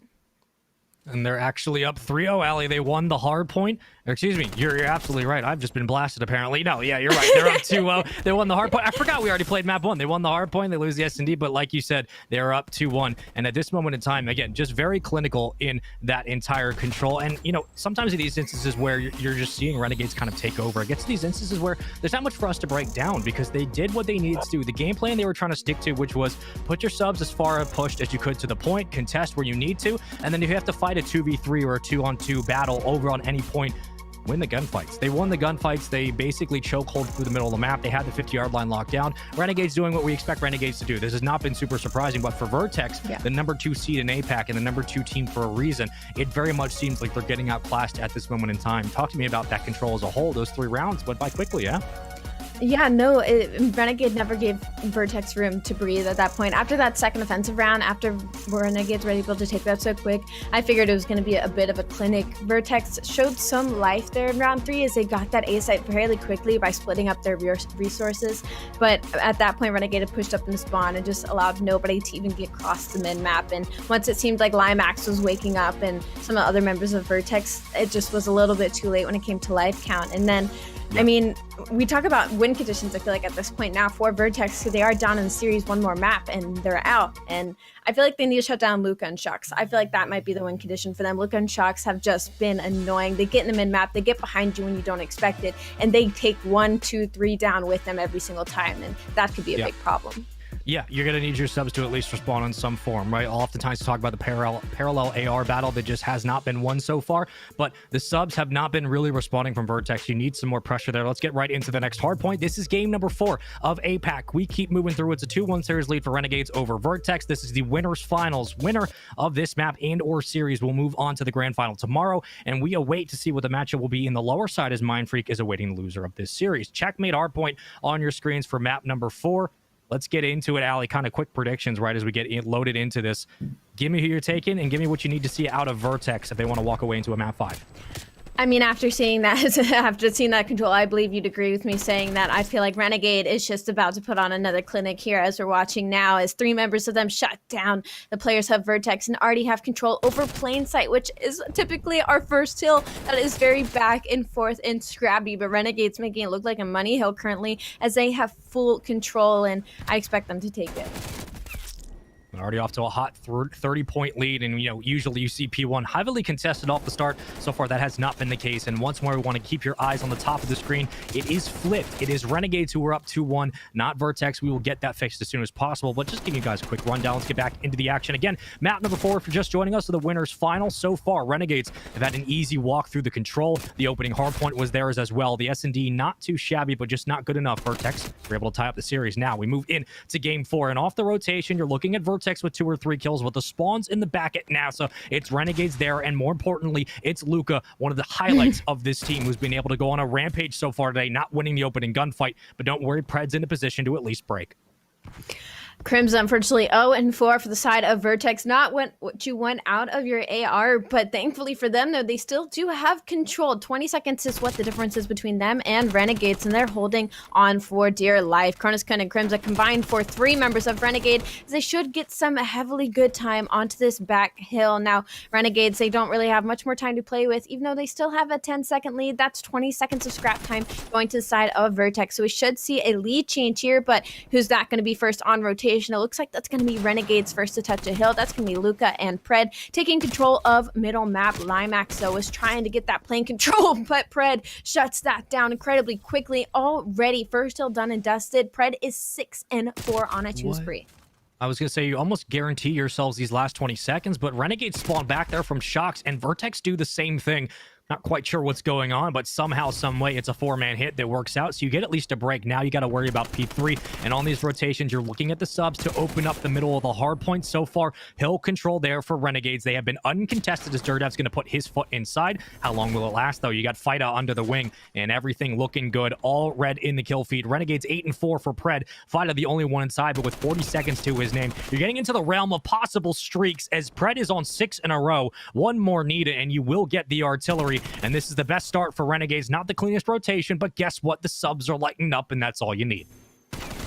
Absolutely, is all you need is your subs in the face when it comes to that plane control. Vertex showing a little bit of a life here, but they still are down 20 seconds. Cronus does shut down too, though. Crimson still having a little bit of a slow start. Kill feed starts to light up a bit red here, but in control is still going to be Vertex. Now it's all going to be up to Limax. He's going to be the first one closest to the new hill. He is able to shut down one. That is huge for the side of Vertex. That should be looking to tie them up here. He doesn't have too much cavalry, but he does have Durdev in the plane. Pred decides to invest some streaks, so but as soon as he does that, Fida shuts down Luca with an unfortunate nade, so it doesn't look like those streaks shut down anybody as well. So a lot of investment out of Renegades and not so much of a reward. Vertex looking to change that lead now, but quickly Renegades push their way in off of a two-piece of Luca. We might begin to call that into question as the game divvies out, but at this point in time, still too close to call. Renegades doing their very best to go for the break. So far, they have the hold. 20 seconds to go, and there's the contest in the front for Vertex, but we talk about plane control so often as Luke is able to light up the kill feed with 2 headshots, and Limax responds with 2 of his own. Pred at 15 and 6, trying to make it 16. That streak will not be in play. Nonetheless, we look at that rotation with Luca under the wing, and this is where things get dangerous. This next hard point, if racked up properly, can very much be a money hill, but it all comes down to the spawns in the back. Player number 7, who is that? That's Durdev. He spawns out, and now he has to fight against Fido, working his way into the hardpoint, but plane control will be there for Vertex. They have to at least translate this into some hardpoint time. You cannot continue to get broken into like they have off the rip. We've seen Renegades do this before. They usually get 30 seconds, then they contest for the last 20 or so. So far, Vertex with a nice break and a nice 4-man hold. Vertex has been doing well at breaking in those last couple of seconds, but Renegades still are holding on to that lead. Wondering if it's outslaying at this point as all 4 members pushing up into plane. 30 seconds left on the hill, and none of Vertex are actually anywhere near it. Number 8 and 7 on your minimap, that's going to be Durdev and Crimza. They were close to plane, I guess, expecting their teammate to be able to hold that time by himself, but he gets picked off in an unfortunate gunfight, and now that's about 10-20 seconds lost to either side, and now all of Vertex gets wiped by the side of Renegades. And not only are they going to get that last 10 seconds, number 2, that's going to be Shox already in plane for the next set of rotations. Now, he will actually get shut down for a little bit too large of a peek from the side of Wing, so Vertex do have an opportunity here to slide in and get a couple of trades going their way.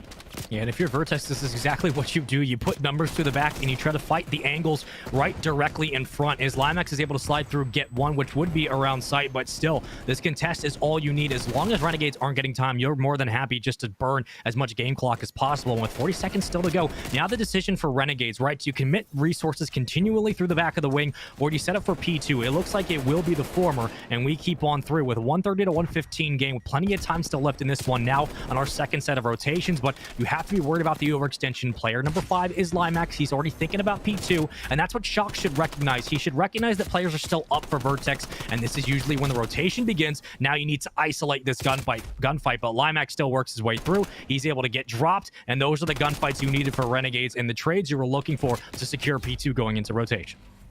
Limax unfortunately bites the dust there, but Crimza and Durdev off the back of him try and fight for that next rotation. Unfortunately, though, they do not have spawns, and they're going to have to worry about Pred behind them in plane. Pred will get shut down, but all 4 members of Renegades are going to spawn up onto the new hill. Somehow, someway, Renegades still have a little bit of a lead on top of Vertex, but they should get the collapse going into their way. That's going to be Cronus coming out of the back of spawn, now just shooting the players of Renegades in the back, and that should be a spawn flip in their favor. Luca does try to hold on with a 2-piece, but he will get shut down by Crimza, who is now 14-13 on a 5 spree. So finally seeing him heat up, we see a lead change as well. 20 seconds left in this hill, and Renegades does manage to break in for the scrap time. Pred actually forces his way into mid-map to try and get plane control. He is going to be answered by 3 members of Vertex, though, but he will find 2 and manage to stay alive for a little bit longer for his teammate Shox to push up the other side and get his trade for him. Luca now under the plane is going to have a 1v1 here, it seems, against Limax. They need to find one of each other. Teammate comes for the assistance, and now a couple first seconds should go to the side of Renegades. And this is what Luca's job was supposed to be. Just stay alive for as long as possible and wait for your teammates to spawn up. He wins a big gunfight that only gives hill time right back to Renegades. Can't win the second, but nonetheless, you have an opportunity here to break, and that's what Shox's job is, and the primary position is there as well. 16-15, and for Pred, who's had himself a game in this game for Hardpoint, This is the best possible time for Renegades to put their stamp down and continue that lead. Vertex, though, still trying to fight through the front and contest for as long as possible, but Luca just making everything so much more difficult. He can't win against Limax, but there is the trade and the shot we were looking for. Now you play isolated 1v1s, and so far Renegades have been able to win those with Pred through the back and Shocks on the opposite end. You look at this adjacent split, and more importantly, the collapse that Renegades have been able to pull off. Vertex applying a lot of pressure and pulling a lot of numbers towards this front hill, but now it comes down to the rotation, and already a flip from Vertex, and they're already set up for new. Nicely done on the flip with 6 seconds to go. You have an opportunity to tie this game up. A lot of commitment there for that last 10 seconds, and it doesn't seem like too much rotation out of Vertex, as they had complete mid control but didn't send anybody to sit on top of the hill and hold that front line for the side of Renegades. And now as they feel that bleeding, as Renegades get a first couple of seconds off of that, a good answer though, as all 4 members of Vertex are able to shut down Renegade and get some time going their way. They still are down by about 10 seconds, but could easily flip that here with 40 seconds on the clock. Now 3 members of Renegade are going to push up from the mid side and start putting trades in their favor, and unfortunately Vertex is just too far behind. Shocks pushed up into the middle of their spawn. He will get shut down. Scrappy back and forth. This hill keeps on going. Time finally going to the side of Vertex, but Luca is just not having it. Luca time and time again has forced his way into situations where he finds 1 or 2 members of Vertex. That is game changing for that hill, and now that's a good more 10 seconds going to the side of Renegades. Shots ringed out, damage dealt, and Luca once more picking up another. And this is when things get dangerous, because Vertex had the early hold, and there's really only one way to contest if you're Renegades. So far, they just haven't been able to push their way through. Vertex, again, will rotate early, now over to Tetris, and we'll see how long this one lasts, because it takes 1 flip and 1 break, and Renegades are on knocking of the series door. You're going to Grand Finals tomorrow. For Crimza, you have to find something for the back. I think spawns should still be back there for Vertex. We'll wait for information. It will be. Now you can just flood right into the hill, but no plane control. So Renegades have an opportunity here with Fida in the plane and Pred on the outskirts. This is where you start pinching down on those back spawns, and Pred will lead the entry, finding 1. Limax on the trade, but here comes Fida. He drops. Cronus able to get the 3rd, and what a nice hold from Vertex. They completely flip the script and keep that front push from Renegades at bay. Nicely done off the early break with 20 seconds to go. You're already thinking about the next hill, but so far so good for Vertex. They just need a couple more. Huge money hill for the side of Vertex and Renegades. They just kept throwing bodies on that hill. There's 10 seconds left. I believe they were still sending 2 or 3 members to try and contest it. And now as we rotate to our first hill, they are not only a little bit late, but allows Vertex as well to push their way into the hill. So they do have to worry about Shocks though in the back. And it looks like Dirtdev is reading that very well. He turns and burns. Unfortunately takes down his teammate as well, as he's going to be left by himself. It seems Crimza is hesitate to push up just quite yet. 3 members of Renegade are looking to flood into this just quite, but number 5 Limax is looking to make a rotation through mid-map. He does find a free kill onto Fida, which is huge, but nobody is giving up any sort of leg room in this plane. No time has gone to either side just yet. There's 30 seconds left onto the hard point as well, and nobody's gotten time. Vertex has shut down another one of their own teammates, and Pred just walks through like it's another day at the mall. He takes down 2, and finally some time is going to the side of Renegades. Only 20 seconds left though on the clock, as a rotation needs to start making its way happen. Neither team has been making a rotation, except now we see Shocks back up just a little bit. Things were fine for Vertex. You contest for as long as possible, but now you need to rotate. You didn't have that much to work with. You had to contest to keep this game at bay. Now it's just a foot race over to P2, and early Renegades are there. They need 24 seconds to tie this up, and you can win it on this hard point regardless of where you're at. Both teams fighting for a position, but so far at mid-map, it's been Vertex. Pred once more on the outside, watching those spawns flood, and Luca will get another one inside the hill. You have to break if you're Vertex. You just have to contest. Anything is good, everything is bad. You have no way to get into the hill, and 10 seconds needed. Renegades on the cusp of going to the Grand Finals tomorrow. Is anyone around? You need to push if you're Vertex. You can't waste time, and player number 5, Limax, is waiting too long. There's the contest to the front, but Shocks will clean it up, and that means Renegades will win this series 3-1, and they will move to the Grand Finals of the APAC region for tomorrow. Unfortunately, it seemed like Vertex really just kind of dug their own grave there at the end. I mean, the fact that they didn't send anybody for rotation at 20 seconds into the P1 hill, I mean, they just dug their own grave at that point. P2 is known for being a money hill and hard to break into, especially when Renegades had spawns as well. So it just allowed Luca to back right on up, and Shocks as well to just get that free time in that first couple of seconds. So Vertex, I definitely feel like fumbled the bag a little bit there. Yeah, the story of that game really is the early rotation for Vertex and the quality holds they had, but it never seemed like Renegades were out of it, and even putting Preds into position just to kind of be the entry man. And from there, Luke was more than happy to be that lone AR anchoring out back in the hill when things popped. And off that, they just continued to roll through these money hills, hardpoint after hardpoint. Renegades getting it done in 3-1 fashion. They took the opening hardpoint, then they take the control in the following game 4. So they win all respawns. S&D means nothing at the end of the day, apparently, and they move to the grand final tomorrow. But Vertex will now be dropping down to the losers finals, and they will play Mindfreak. Ali, going into that one, you got your hardest task out of the way with Renegades. Didn't go your way, but you're playing a Mindfreak roster, which, again, is no pushover. Number 4 in the region, and just watching what Man of Chicken and Mido were able to do during some of the playoff bracket right earlier this week. This is going to be a tough matchup for Vertex. What do you need to see out of them before we throw it to a break? For Vertex, honestly, I don't think it'll be too tough of a matchup as long as they played the same way they played against Renegade. I feel like Vertex, like I said before we even hopped into our matches, have constantly just been a step behind Renegade, and I felt like I could also see that in their gameplay. It just felt like they were doing the same stuff, but we're just a little bit of a step behind. So I feel like if they play like that against Mindfreak, they should have no problem. We'll see how that one plays out. Again, there is the look at the bracket. Mindfreak and Vertex in the lower final. The winner of that will move into tomorrow to play play Renegades for a chance at $20,000. 2 best of 5s is what they will need to get it done. But Renegades, nice and easy, very cozy. 3-1, the first time they've really been tested outside of a 3-0 so far in the playoff bracket. However, they wait in the grand final tomorrow to be crowned your APAC champion. So far, that is all we have, and we wait to see what the conclusion will be. But at this moment in time, Ali, kind of your thoughts real quick and giving us the rundown of what you expect from Renegades going into tomorrow. Do we need to see them fix anything, or do you think they're just good to go for the title? I think they're pretty good to go. I mean, the fact that I would see them, I mean, their team shots were fantastic. And the fact that I always saw them waiting for each other constantly. They were always together moving around on the map. They were always waiting for each other before challenging something. And if Pred continuously every life just is getting 2 and 3 pieces, just these game-changing moments, I don't see them having any trouble. Well, we'll come back from the break in just a moment. But when we return, again, it's the lower final. Mindfreak, Vertex, you guys are up to bat. We'll see who goes to the grand final tomorrow.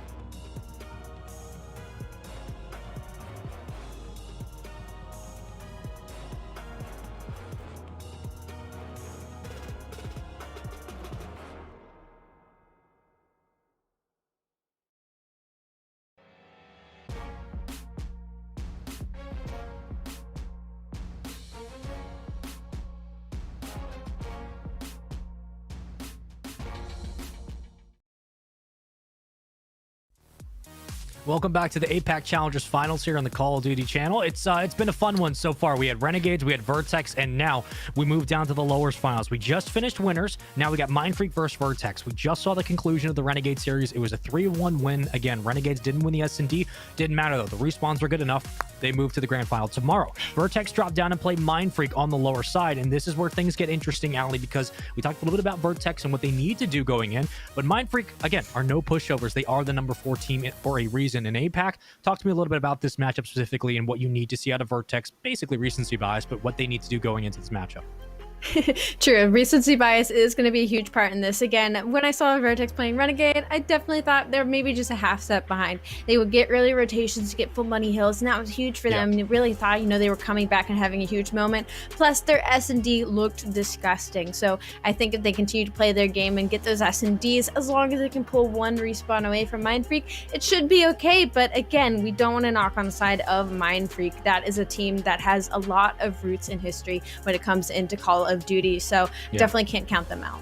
Yeah, you absolutely can. And this entire lobby is basically made up of former Void Collective members. If you guys remember that team, right? You look at Kronos, you could look at Limax, even Durdev for a little bit of time. But I think really the most standout at this point, Man of Chicken, who has kind of become a staple name in APAC, especially in the past couple of weeks, and seeing what he was able to do both obviously through kind of the LCQ, but more importantly, really for this Mindfreak team that qualified through the majority of the season and through stage 5, watching him during both group play / playoff bracket the last week and kind of on the latter half of this season really just has been something to watch. Man of Chicken and Mido, specifically Mido being one of the more impressive players on that flex role, and I expect him to have quite a bit of a field day here going into this first map. It's Checkmate Hardpoint. It's the lower bracket final. Winner of this moves to the grand final tomorrow.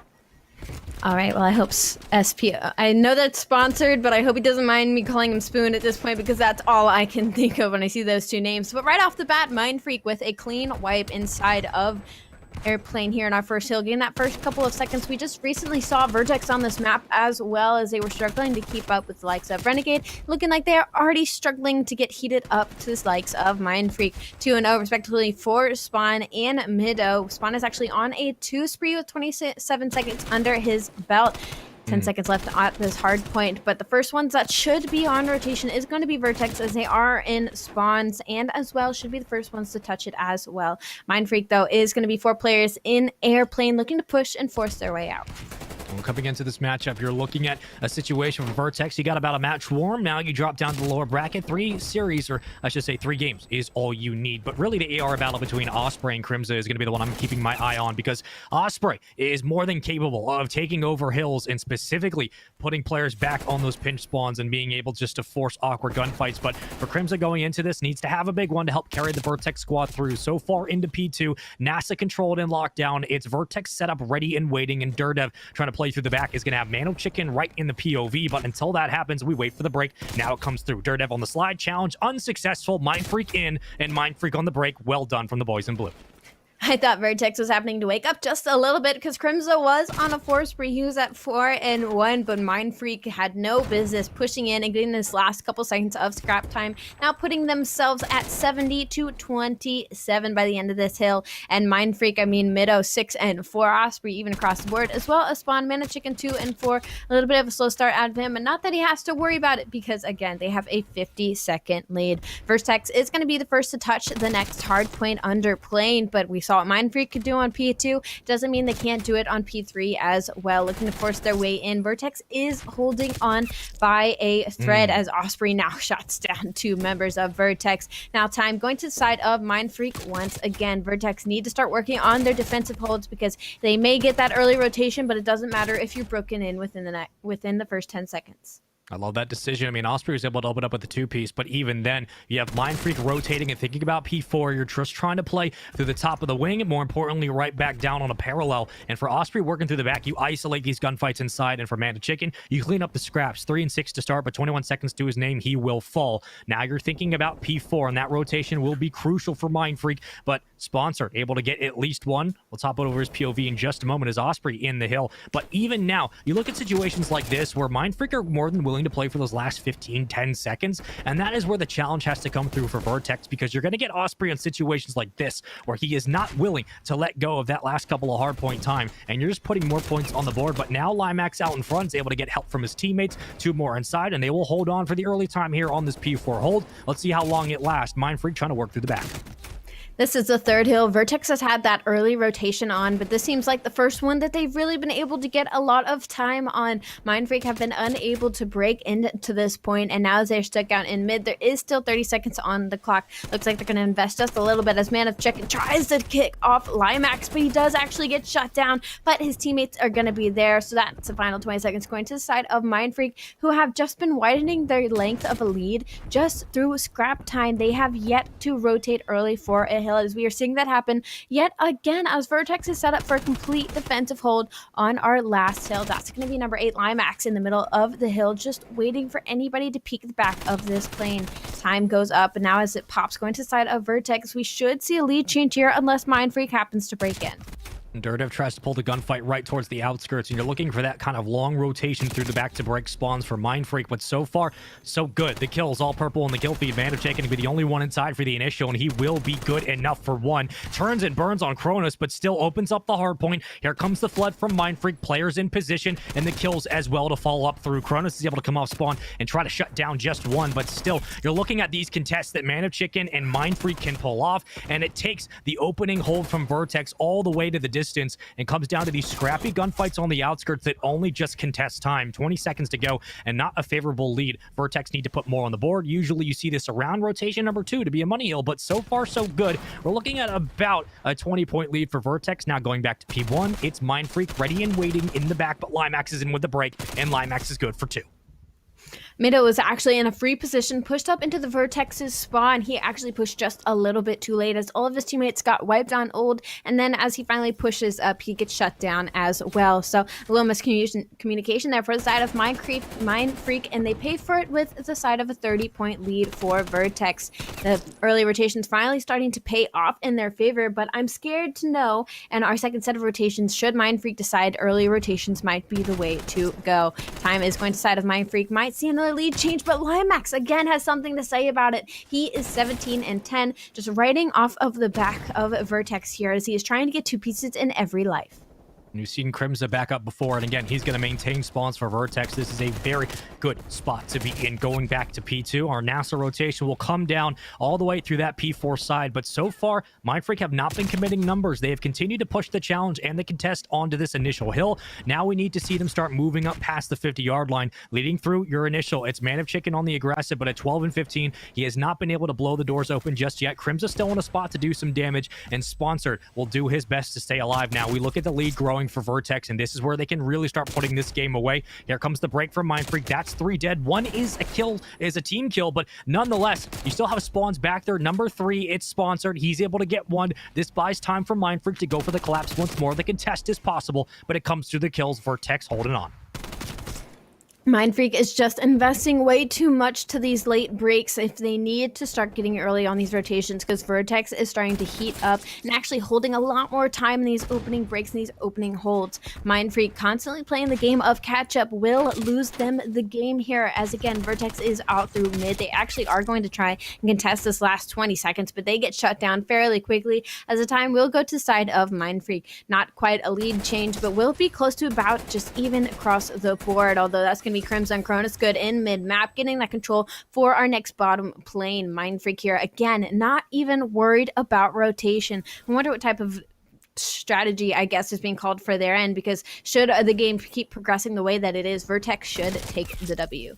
I think the only silver lining here right now for Mindfreak is that Vertex have continued to rotate early, but they have not been able to lock down the opening 30 seconds. They've been contested, and a lot of that comes through Mindfreak's aggression past those spawn points. They have continued to put pressure on the flip, and it just hasn't panned out so much, but still, this game is relatively close, and now you look for positions in the plane. Mindfreak walk away with the win to now, but still, P3 locked up for 30 seconds. Who will get inside first? Cronus able to win a big gunfight on the outskirts, and Man of Chicken trying to at least contest, if not trade for a couple. Dirtev will get 2 to fall. 20 seconds to go, about a 10-point lead and more. We continue to grow that little column, but Cronus gets shut down, and now it's a foot race over to P4. Vertex should be there rotating early, and with 12 seconds to go, I love this play from Mindfreak. Just split your resources at mid-map, try to pull players out of position, isolate the gunfights, and draw attention away from the collapse inside the lane as Limax is able to find one. And now, again, we get on this long rotation where both teams trying to fight for an even hold, vying for a spot in the hill. So far, so good for Vertex. Mindfreak still putting numbers in threatening positions there,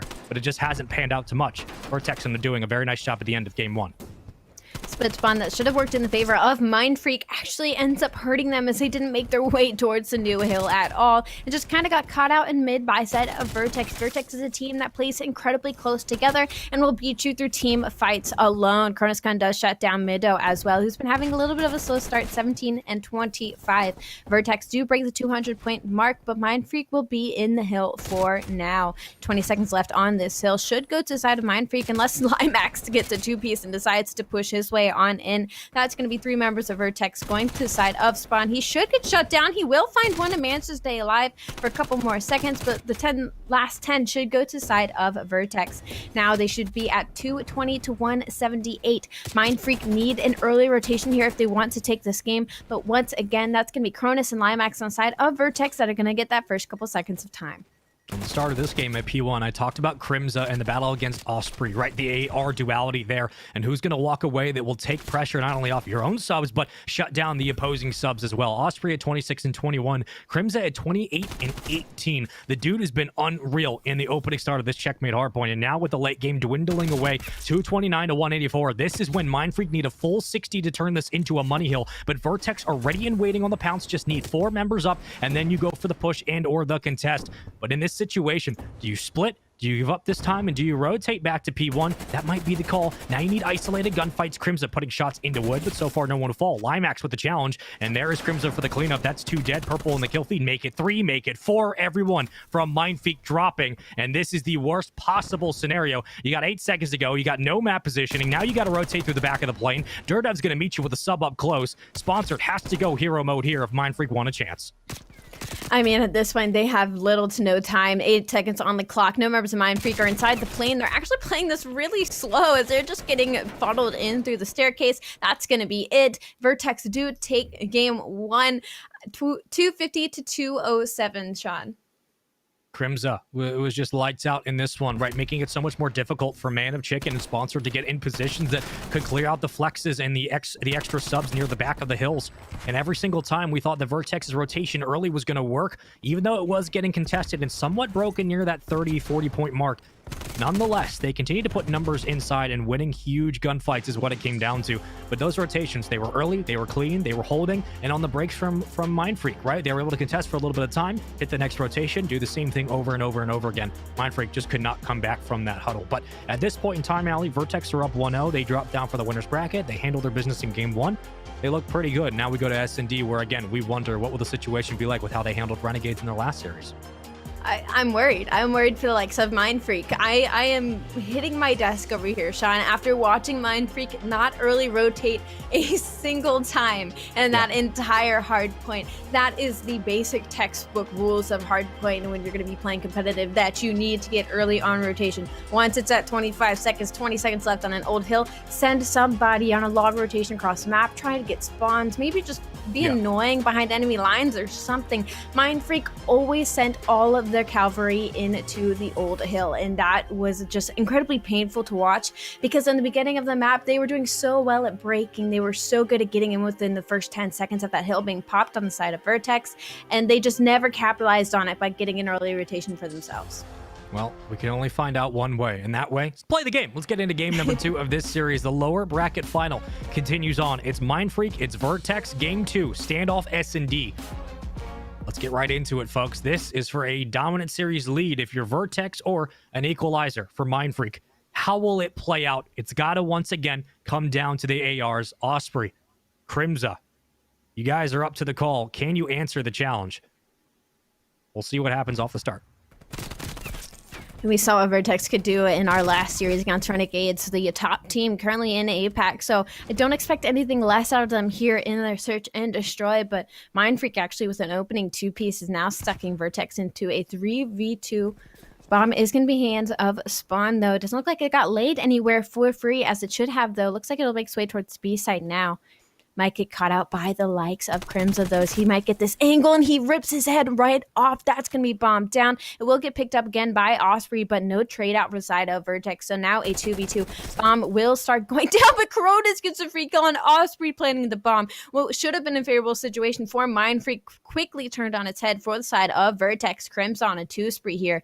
2v1, Man of Chicken left all by himself. Bomb is down on the B side, and he knows that Vertex knows that as well. So only so much he can do here in this situation with 25 seconds on the clock. He's gonna walk right into the pre-aim of Cronus. Good, but he's managed to slip by just a little bit. He ego chows it and wins the 1v1. He is gonna have to answer the Crimza, though. Crimza here could just play his life, but he actually does get the last couple of shots onto Man of Chicken, and that's gonna be Vertex taking a not so convincing 1-0 lead.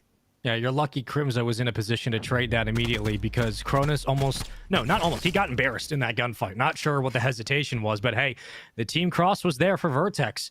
Everywhere you put the bomb down, no matter what the challenge was going to look like, Vertex were in a spot, thanks to Crimza and thanks to Cronus, to find it. But it got a little bit dangerous as that round played on. A 1-0 lead currently. It's the time to know when to hold your trigger finger and when to not. It was a little bit scary, but we'll give him a pass for this one. Into the lower bracket final again we go. Game 2 on your screens, the first round, as Vertex denied the push over to B and the plant as well to go with it. First blood again. Crim's able to find it with an A. Now Osprey has to rethink his challenge. You don't have numbers here, and cube control is there for Mindfreak. But they rotate out, and they give this long push through Main Street, so Vertex move their way in comfortably, and they get the bomb down at A. Sponsored. 2-1. And not winning the gunfight against Limax at range, but now they know where he's at. This should be another round for Vertex. I mean, I blink and it's over. Crimza is 5-0. He had no business winning that gunfight, but he has yet to fall. Vertex here looking to take this in quite a clean sweep. Man of Chicken kind of just looked a little bit by himself there out in the middle. Gonna watch Cronus happen once again. I mean, look at him, just free shots. He had the angle, he had the high ground. Good night. See you later, Mindfreak. Need to switch to pace here, as it looks like they might get stomped a little bit on by Vertex Gaming. They need to shut down the likes of Crimza. Well, now you're trying to play around Crimza, because you know he's close to streaks. You got 2 there, and you're looking at artillery, if not the cruise missiles. So we'll see what Crimza does. Again, going to move his way up to top brown. And Meadow playing on the opposite of Gas, but here comes the challenge for Mindfreak, and right through the fence, Osprey spots him, gets first blood. It's traded out quickly. More numbers fall, all purple. Vertex 3v1. Last alive for Mindfreak, Meadow, who was playing so far back as that anchor AR, and now he needs to push up and try to find this 1v3. Successful for one, but bomb in a precarious spot right at mid-map. I mean, what do you do in this situation? You're hoping for an easy pick.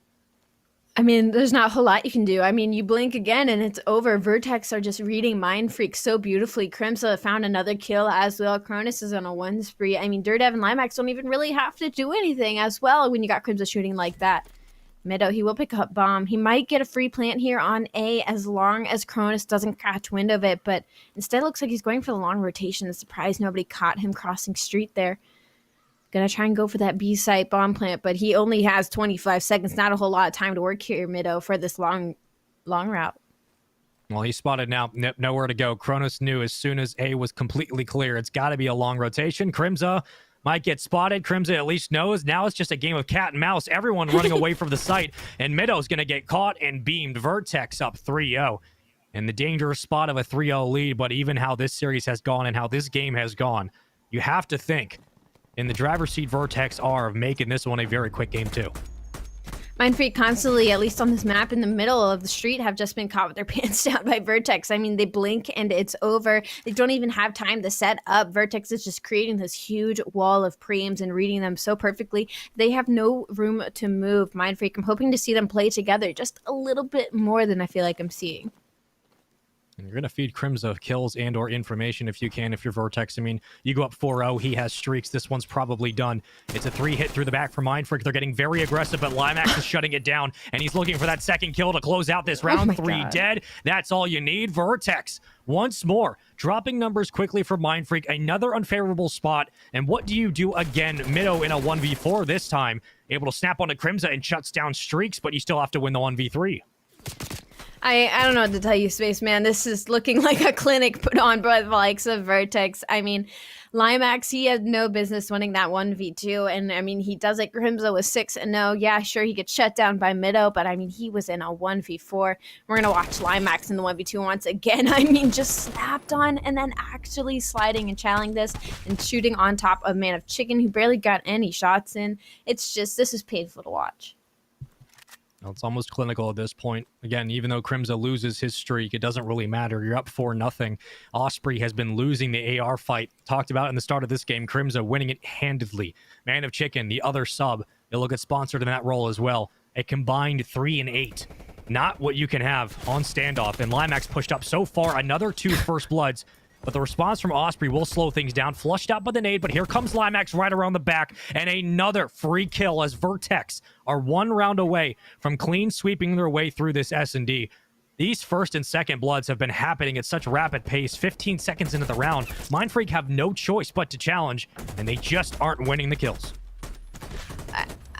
Mindfreak, I mean, constantly it feels like they're just running into each other. I feel like there's no real rhyme or reason to where they're going because they're always just caught out and out of position by likes of Vertex Gaming. I mean, Crimza's 8-1, Dirdef 2-3, Cronus is 4-3, Limax is 6-2 on a 5 spree.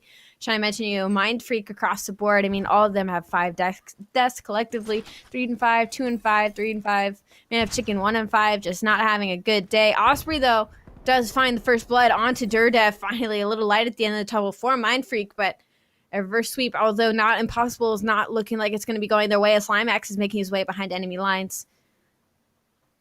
It's a free kill. It's perfect. It's free kill. It's free kill. It's perfect. Limax, just play the fight, dude. The discipline. He at least gets it and it gets away, but still that first blood for Vertex will make things a little bit more interesting, but as quickly as that happens, it's now a 3-on-1. Mindfreak looking to take their first round, so it was a bit promising, but the numbers at mid-map certainly favor the boys in blue. And Mido will not leave Cube for long. Crimza nowhere to run, flushed with the nade. Man of Chicken trying to clean up the kill. This is an awkward gunfight. Mindfreak get on the board finally.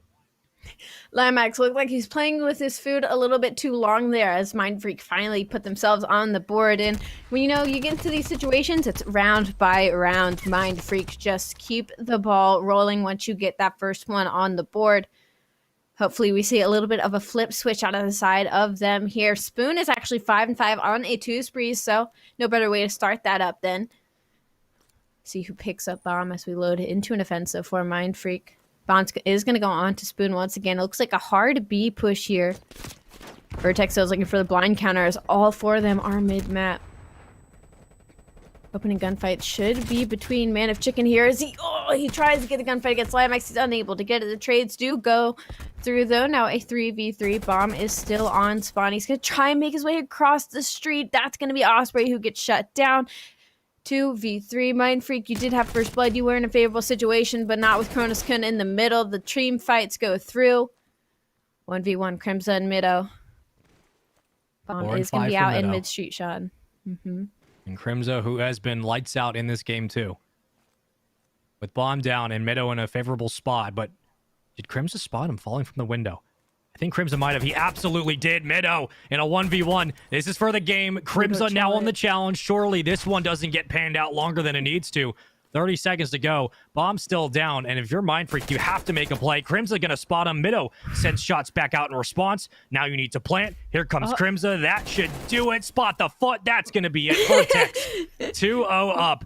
A little bit easy in the 1v1. Shot right in the back of the foot. I was like, that timing's not going to work. The fact that Mido had to plant that bomb and that rotation was going to be just a little too quick for him to slip by with his life. But Mido was showing some life here as we're going to see him in the kill cam as well and almost pulled off, I believe, that 1v2.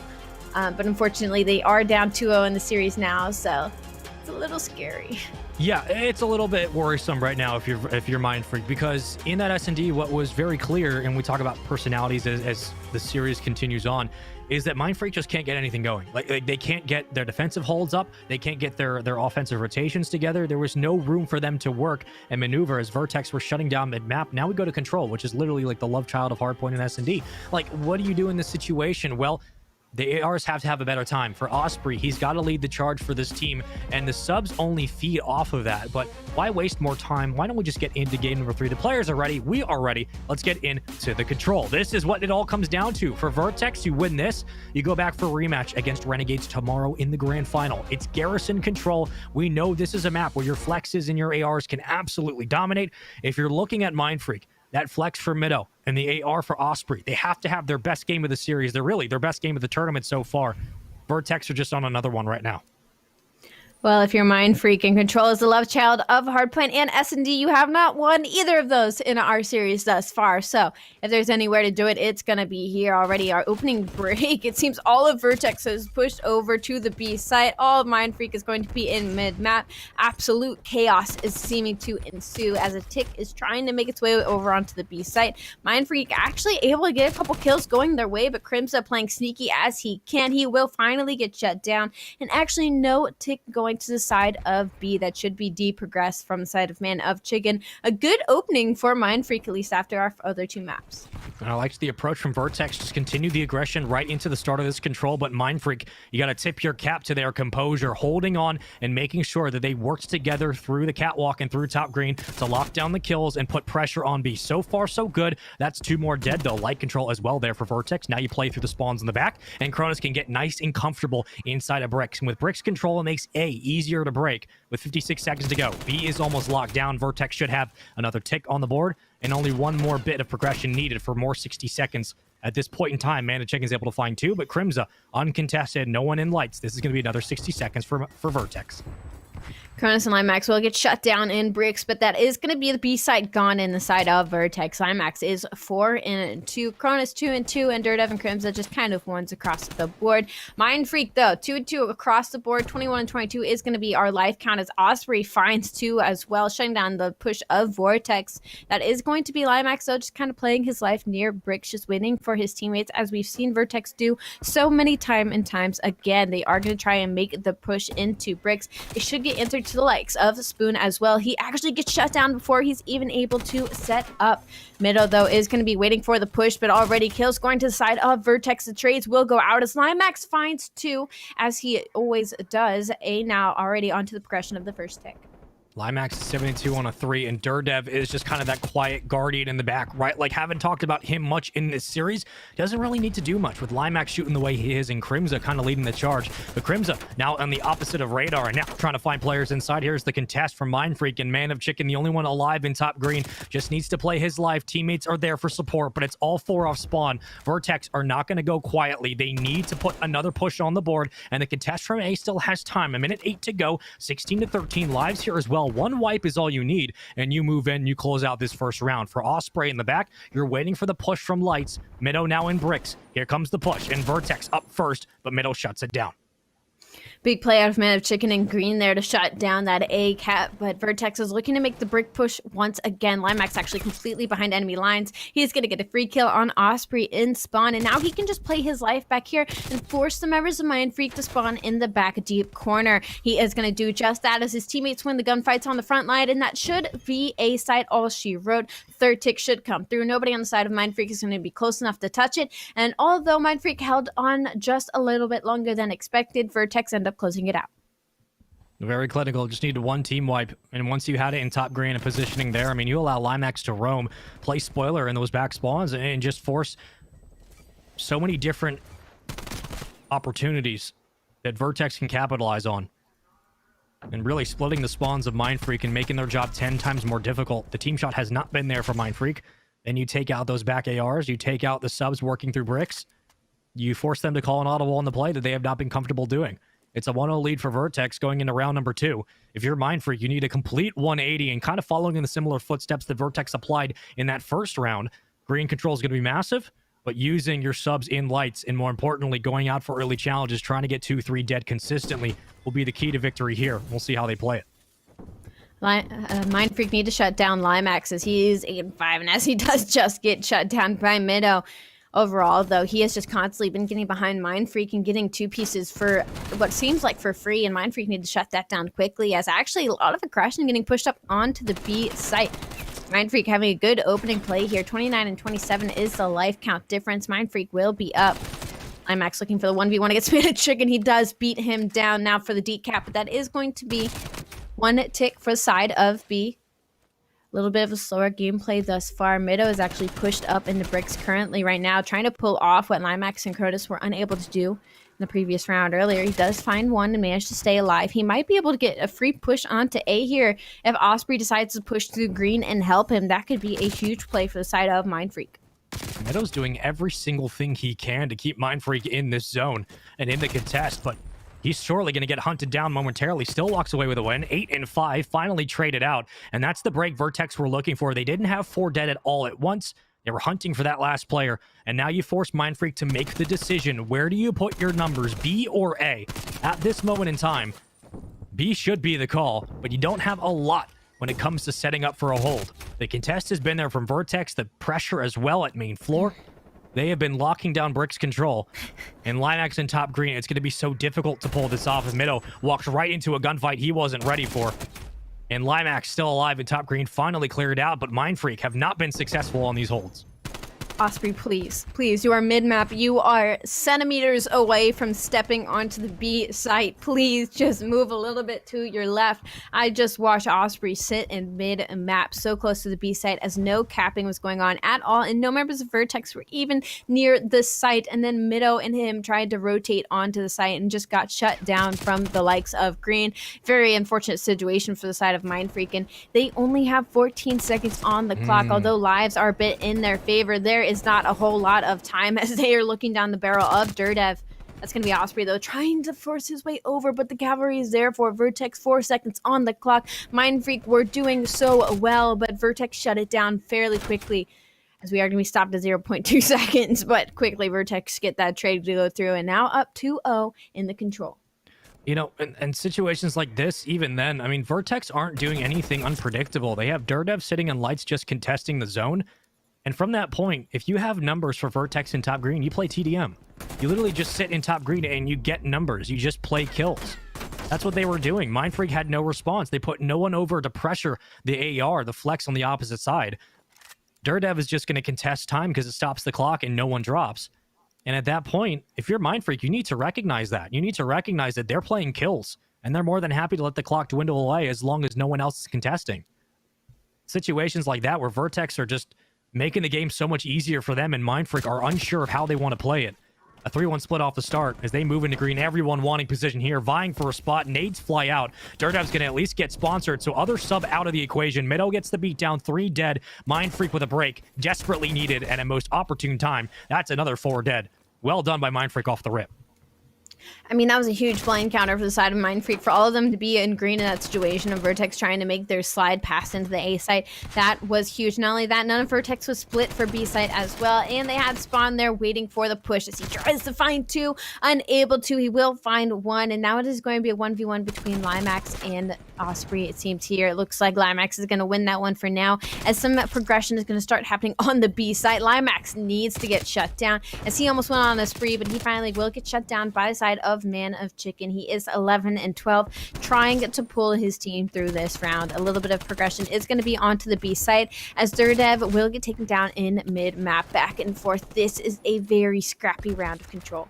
And nicely played by Vertex. You win a massive gunfight in lights, but eventually a teammate comes through, so makes things a little bit more dicey, but you put pressure over to green and continue on your progression at B. The call will be there as Crimza has 2 in front. He takes both. I mean, you're talking about a round win here. Put another 60 seconds on the clock. He can't get anything, and players underneath, Man of Chicken and Vents, a hold from Mindfreak that's working out quite well. Durdev, however, will respond with 1. Gets beat down in the process, but Mindfreak with a 50-yard line pressure, and Sponsor getting help on the floor. This is the hold from Mindfreak we had been waiting to see all game. Finally, it comes into fruition, and Mido is now roaming, gunning, looking for Crimza on the opposite end. That nade will flush him out and leave way to Mindfreak on the call. Sponsor cleans it up. Well done by Mindfreak. They might get their first round of the game.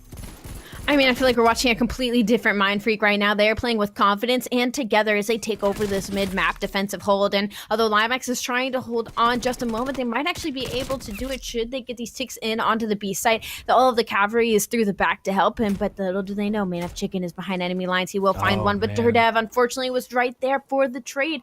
So what should have been the first round on the board for Mind Freak, they just have to contest this, to be honest. They can just get on it and let the clock run. They will get the shutdown to Kronos, but Limax finds two. That's going to be B-capped, and now there's another minute added on to the clock.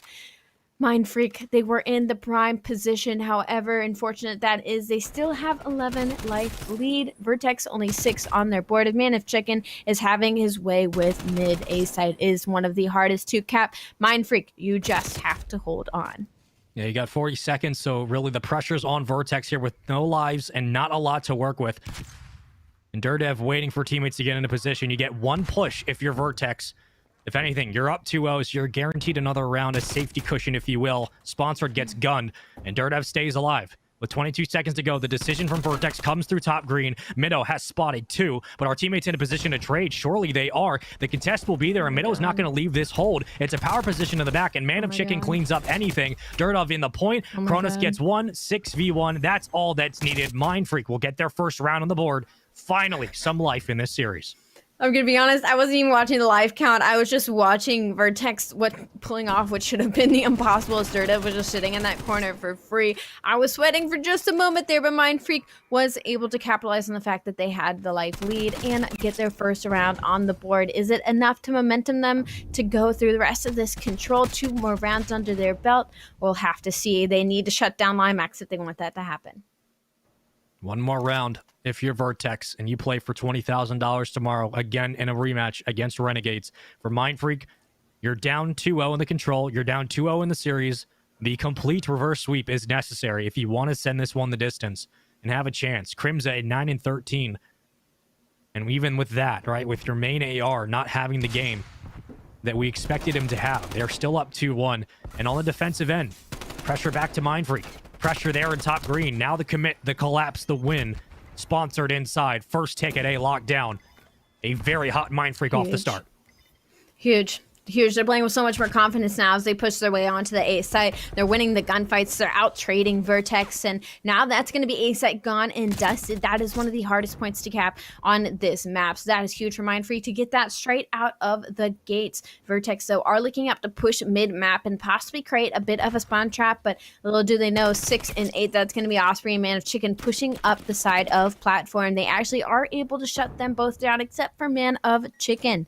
Although there is a minute and 50 seconds on the clock. Lives pretty even across the board. Looks like everything's going to slow down for just a moment. Vertex was hoping to create a little bit of a spawn trap, but Spoon has a little bit more to say about that as he shuts that down fairly quickly. A lot of slow gunfights happening here now as Durdev was looking to open it up with a 2-piece in their spawn. A lot of work to be done, but what a way to open up the map. Limax, who's been roaming so effectively, surely he sees it in vents. He does, and that clear out makes it more difficult. Lights control for Vertex, caution as well. Spawns all the way back at P3. For Mind Freak, it's going to take a trek and a half, and you have to start doing the groundwork, but it's only a matter of time until Vertex put this round away. A hot start with a minute to go, but now all of Mind Freak collapsing. They haven't been able to move past to mid-map, and they have no floor pressure. I mean, Crimza, more than happy just to play his life and bait the engagements away from the floor. Crimza is able to stay alive. Burns on one, but Osprey, never mind. Team kill there. Still, you take a life off the board and add one to Vertex. 21-16, and no one from Mind Freak has put a single foot inside of B. This defensive hold for Vertex has been flawless, and they're not letting Mind Freak get anywhere near the point. I mean, Mind Freak literally just need 1 or 2 kills to open up a lane and then push together and out-trade Vertex, and they have just been unable to. Finally, as soon as I say that, it seems like they happen to hear me as they're able to finally open up a lane and get onto the B site. They are down 2 lives, but that is nothing compared to the fact that A site's already gone. 30 seconds are on the clock, and Man of Chicken is wrecking havoc in spawn. Only one member of Mind Freak is going to be on the point, and unfortunately takes down his teammate as Limax cleans up the last two. Limax continuously, every That's 4 single dead. ice just gets 2 pieces on top of 2 pieces, 20 seconds on the clock. It doesn't seem like anybody in Mind Freak is going to be close enough except for Spoon. He has to push up now. Why is he waiting for so long? He needs to push up to the side. Cronus turns and looks at the indent, 9 seconds on the clock. Nobody's going to be close enough. Vertex with an unbelievable defensive hold on the B side. It was Durdev with 4 kills, and then everyone else just contributing. Cronus, Crimza, they get it all done. They wipe the board. Mind Freak nowhere to go, no setup to have, no hold to be given. And at this point in time, this series is done. We will see Vertex move into the grand final tomorrow for a rematch against Renegades for the Kings of APAC. $20,000 on the line, a first place trophy and bragging rights for the rest of time available.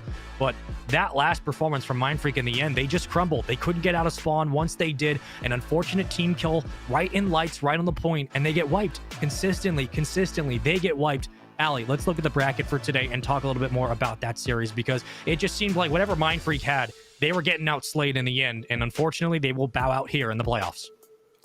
I mean, even though I was favoring Vertex going into this anyway, I wasn't expecting the absolute slaughter of Mind Freak. I mean, it just looked like little mistakes constantly on their side. I mean, that break into that A site was beautiful. I want to know where that team went. I want to know where that confidence in that team pushes had gone, because Vertex just put up a wall in mid-map and just did not allow Mind Freak any sort of footing. And it's very disappointing to see on their end, and hopefully, you know, they talk that out and figure it out. But they are now down and out. Vertex Gaming looking to go for the rematch now against Renegades, Sean.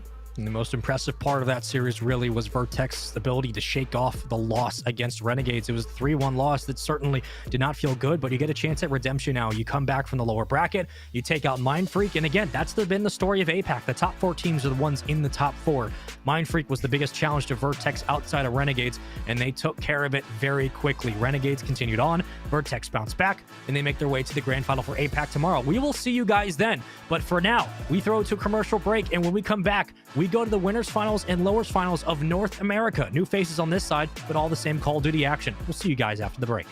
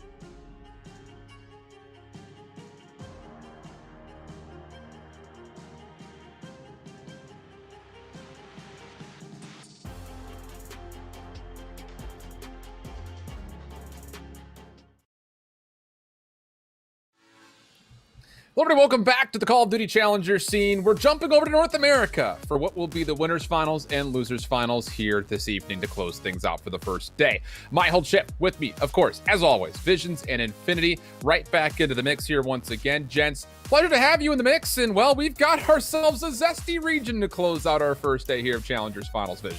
Oh, we sure do. I mean, just looking through all of the games so far on the day, they've been very spicy, very entertaining. A couple of 3-0s, but a lot of close 3-0s. And now we're getting to that time where, some of these teams are going to have to come through and really step up. And those lower matches, are going to be a little intense for us. So, I mean, I can't wait to see how these teams are going to play out here for us.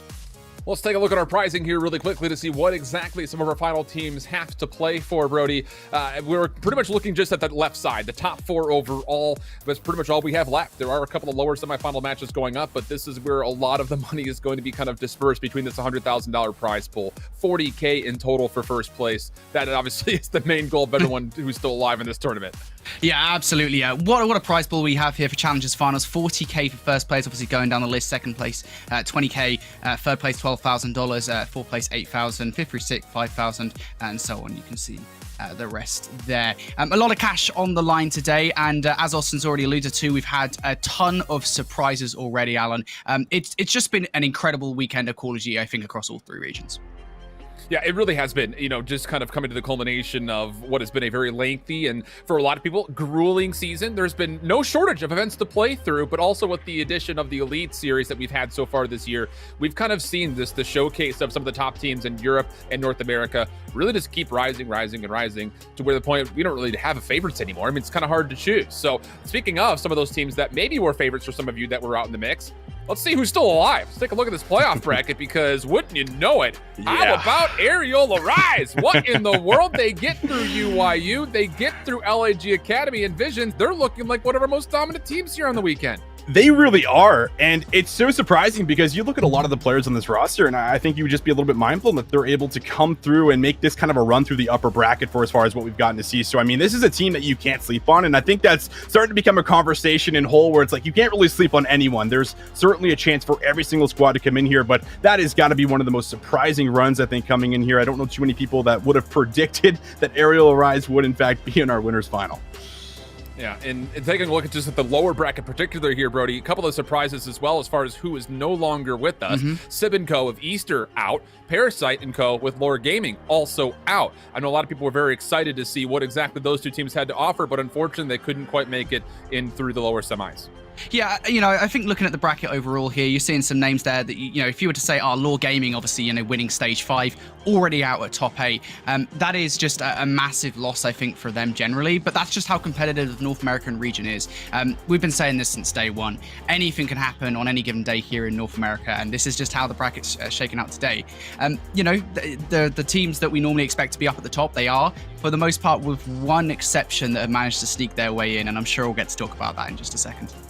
I mean, yeah, we could absolutely, I think, take the time to do so here as we're still waiting for our lobby to get ready to go. We are going to be doing it at the winners semifinals, or pardon me, winners finals is what we're currently in. We're waiting on the lower semifinals before we see who will play up against Team Canada to kind of get into potentially the lower finals in full. So take the time here, Brody. I think we do have the time to kind of talk over some of these surprise stories. And let's be honest, I mean, even getting through the LCQ, I think we were all a little bit surprised to see that the top 2 teams going into the LCQ groups were the 2 teams to get out into the playoff bracket. I think that was kind of the big surprise overall, was that there were no major upsets, although we were really close to finding a handful. Yeah, I mean, the group stages, I think overall, it started off, I think it was UYU that kind of started off. They were at the very first match of the group stage, and then they ended up losing. I think it was Fluid Gaming, if I remember correctly. That was a really weird opening. And I thought, right, the group stage is going to give us some crazy results, some shock victories, some shock losses. Didn't happen. Past that, everything was normal. The first and the second seed got through the group stages as expected. The bracket stages, as you can see on your screen, is when everything got a little bit mixy, specifically for one team in particular, Aerial Arise, who managed to sail their way through that bracket. And that's not to say they didn't fight for it. They absolutely did. But looking at the names they were taken down, Trash Pros just before that in winners bracket round number 1, UYU in round 2, and LAG Academy in round 3. I mean, I would never, ever have pegged this to happen. Yeah. Ever. Not in a million years. If anybody ever says, oh yeah, I picked Aerial Rise to come out here and get top 3 in this tournament, you're a liar. You're wrong. I don't believe you. I mean, Visions, we can hit on that here really quickly. We will have a chance to kind of look at what the map set's going to kind of feature here in a moment. But for 3 of the 4 players, we only saw them in the elite stage a single time, and their results were not necessarily great. So this really does feel like the Cinderella story of North America, just simply due to the fact that you have some perennial powerhouses, at least over the course of the last few weeks, if not months in North America, that were not just beat, but beat pretty convincingly by this Aerial Arise team that I think the top average placement is too real. He's averaged 16 throughout everything that they've played throughout the year, which is, if you don't take by my tone, not all that great compared to some of the other players that they faced up against in their run so far. Yeah, I mean, it's really interesting because I really think that there's some players and some teams that have been doing a little bit better in the tournament format compared to the elite format. And I think that's shown through a lot of the opens that we've casted throughout the year. I mean, we go back to like one of the first ones. I want to say Emruiz, ended up winning with like Mayhem, Spartan, these guys, right? So he has it in him, and to come together now and be able to assemble a team with Zyrol, who also, I believe, won, or I just finished, I think, a little bit short their second place with Sivinko and Jimbo. Like, they've been good in these tournament runs, and this is exactly the bracket that we have for the finals. So, I mean, this is a squad that I think comes together, really is able to grind things out. They can go from series to series and carry that momentum. And, well, they've obviously shown that today throughout all of their matches. Yeah, so let's jump in and take a look at the maps, because for both of these 2 squads that we're going to have here in this winners finals, we haven't spent a lot of time talking about We Are Trying now, but trust me, there's more than enough to talk about. Look at the map 2, map 5. I know Austin's going to go crazy talking about the search and destroy prowess of this squad. But when you look at what we have in front of us here to start, the respawn has actually been where Aerial Arise has been looking particularly great. So, Brody, just kind of starting from maybe that same perspective, what are some of the kind of standouts here in this best of 5 for you? I mean, I'm looking at that checkmate control, actually, ironically enough, for Aerial Arise specifically. And the reason I say that is because it's a map that they were able to take 3-1 versus LAG Academy. And obviously, having not got to see much of Aerial Arise, simply because of the fact that the 14th seed, like they're one of the lesser teams I think you'd get to focus on here as an online talent, right? You don't expect them to get this far in the tournament at all. Seeing what they're able to do as a roster, their teamwork there, they're controlling the spawns and such, the map control, it was just so good on checkmate control versus a team LAG Academy, by the way, which has been stellar in the past few weeks.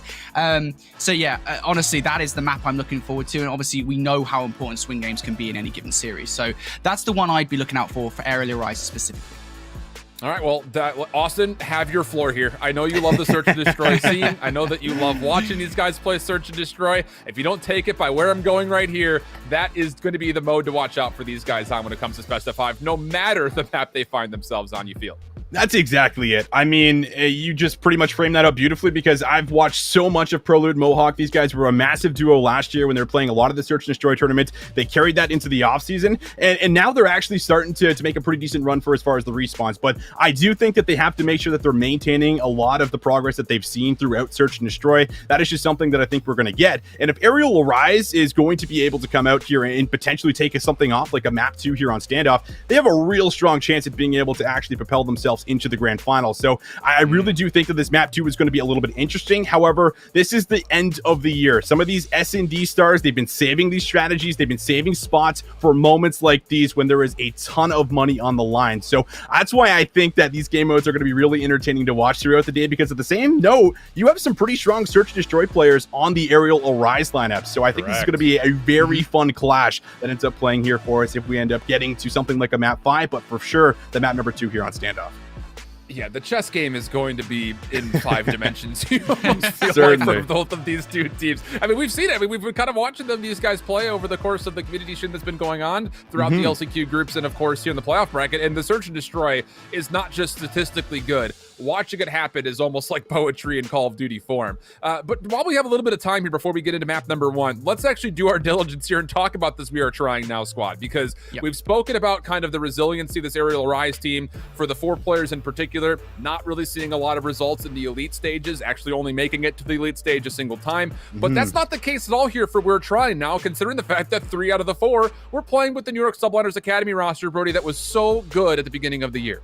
Yeah, this story, this team is incredible, right? I think, you know, we are trying now, you know, when they sort of dropped the New York Subliners Academy moniker, you kind of, in a way, they lost a lot of mind share, at least in my mind.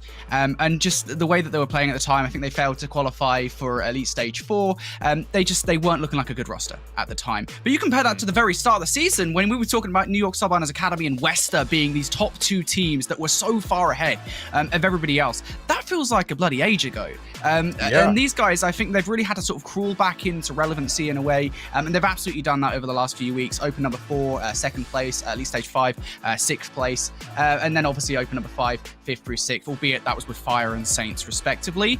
But, you know, since bringing in their new 4th here, they've looked really, really good. And honestly, you know, I feel like this roster has a fire to them now at Champs that we've kind of been missing since all the way back in Stage 1, and they look so much better for it. And, you know, just kind of talking onto that 4th, Mohawk has been somebody that I know for a fact, Visions, I know you've been kind of a big fan watching over his gameplay over the last couple of years, but particularly throughout this year, I think there's a lot to say about what Mohawk's been able to do. It did not start well for him. The first 2 Open Cups that we had, it was 2 top 64 finishes, and I think we were kind of looking at the early results and saying, oh, there's no way this is going to be Mohawk's game. Apparently, it's really tough to see. But then the recovery throughout the rest of the year is not just good. It's the fact that he's doing it with multiple different rosters almost week in and week out. So I think it says a lot about what he brings as an individual to this already core set of 3 that we kind of once knew and loved from when they were the NYSL A team. Yeah, he absolutely does. I mean, I've chatted a lot with Mohawk throughout this entire year, and, you know, he fell short 2 times from being able to make the Elite with Scrappy. And when something like that happens, sometimes we see amateurs, you know, not be able to kind of move back through and bounce back from that, right? Like, that is something that has absolutely happened in the past, but he's been able to kind of just continue to dig deep, continue to keep going here for himself. And he finds himself in a team where these aren't just, you know, 4 mechanically really good players. Like, these are actually like 4 friends here amongst each other. So when you have that kind of bond in and outside of game, I think that's perfect for, you know, someone like Mohawk who doesn't have a ton of experience in the respawns. You know, this is his first year competing in challengers. He's looking to go hard. He's looking to try and go big here for himself, and he has plenty of time spent in the S&Ds, but it's always the conversation, can a player like that bring that into the respawns? And I think he certainly has. He's been one of the best ARs. He's been very good at performing when he needs to. And on top of that, he's one of those clutch players that you could kind of rely on, right? He has that ice, and that's something that I think is always going to be valued in any team, no matter what. So it's someone to watch out for sure. But at that same note, there's also 3 other players here that I think are just going to be really well complemented around him. And that's kind of what allows him to excel here in this roster.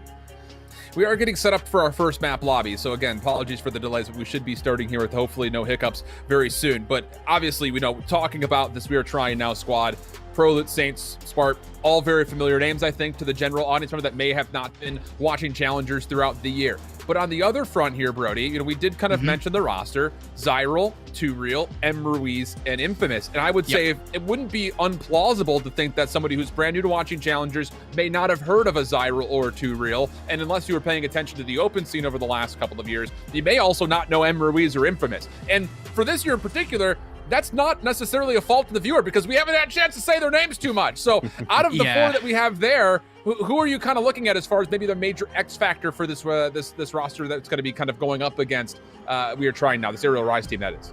Yeah, you know, I think, you know, I'm looking at really 2Real and Ruiz. Really, I think the one time they actually did manage to get into Elite, I think it was stage number 4 with the Sobriety Gaming roster, which ended up dropping out in 8th.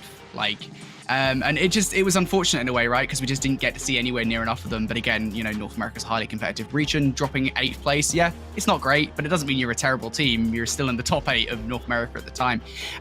Those 2 players have quite a lot of talent on their side. Zyral is one of the players in particular that I am actually really excited to see here, because the last time I got to see him play, he was pretty much partnered up with Archives. Like, you couldn't really separate them. And now they're separated, and it kind of feels a little bit like a Pristini Zasti situation, where maybe you start to separate them, you might start to see something special out of those players. So I'm very excited to see what Zyral is able to bring to the table here. And from what we have seen, and this is from all 4 players across the board here, throughout every single match we've seen over on the community broadcast with these guys, they have looked stellar. I'm very, very impressed with this team. Yeah, and for Zyril in particular, I think if you were following the Challengers, you would have remembered him from that Nemo team where he did play with Archives. But then Rambi and Perform, kind of another duo kind of centric team, they're split off and then were a Port of Lore Gaming. So there's your history lesson on what to expect. And well, I think we are about to get going for the Checkmate Hardpoint. Winners finals here, friends. It's NA Challengers. Let's get into it. Brody, Austin, have a good cast. Oh, thank you so much, Alan. Brody, we've been waiting all day for this. You know, this entire week, we've just been waiting for this weekend. And it is here, our winners final, ladies and gentlemen. We are trying now up against Aerial Arise. Let's see how this one kicks off. Yeah, I'm really excited to see how this one goes between the two rosters, right barreling towards P1 as always. A highly contested hill, really, regardless of what happens. And we already kick things off here with 2Real taking down Prolute in the first gunfight. Currently still contested. Saints trying to come in from behind, but get these kills onto Infamous and Emma Ruiz. What a start this would be. Gets the first, but not the second in. And just chaos here in the open hardpoint here, Austin, as neither team able to get a foothold over the hardpoint.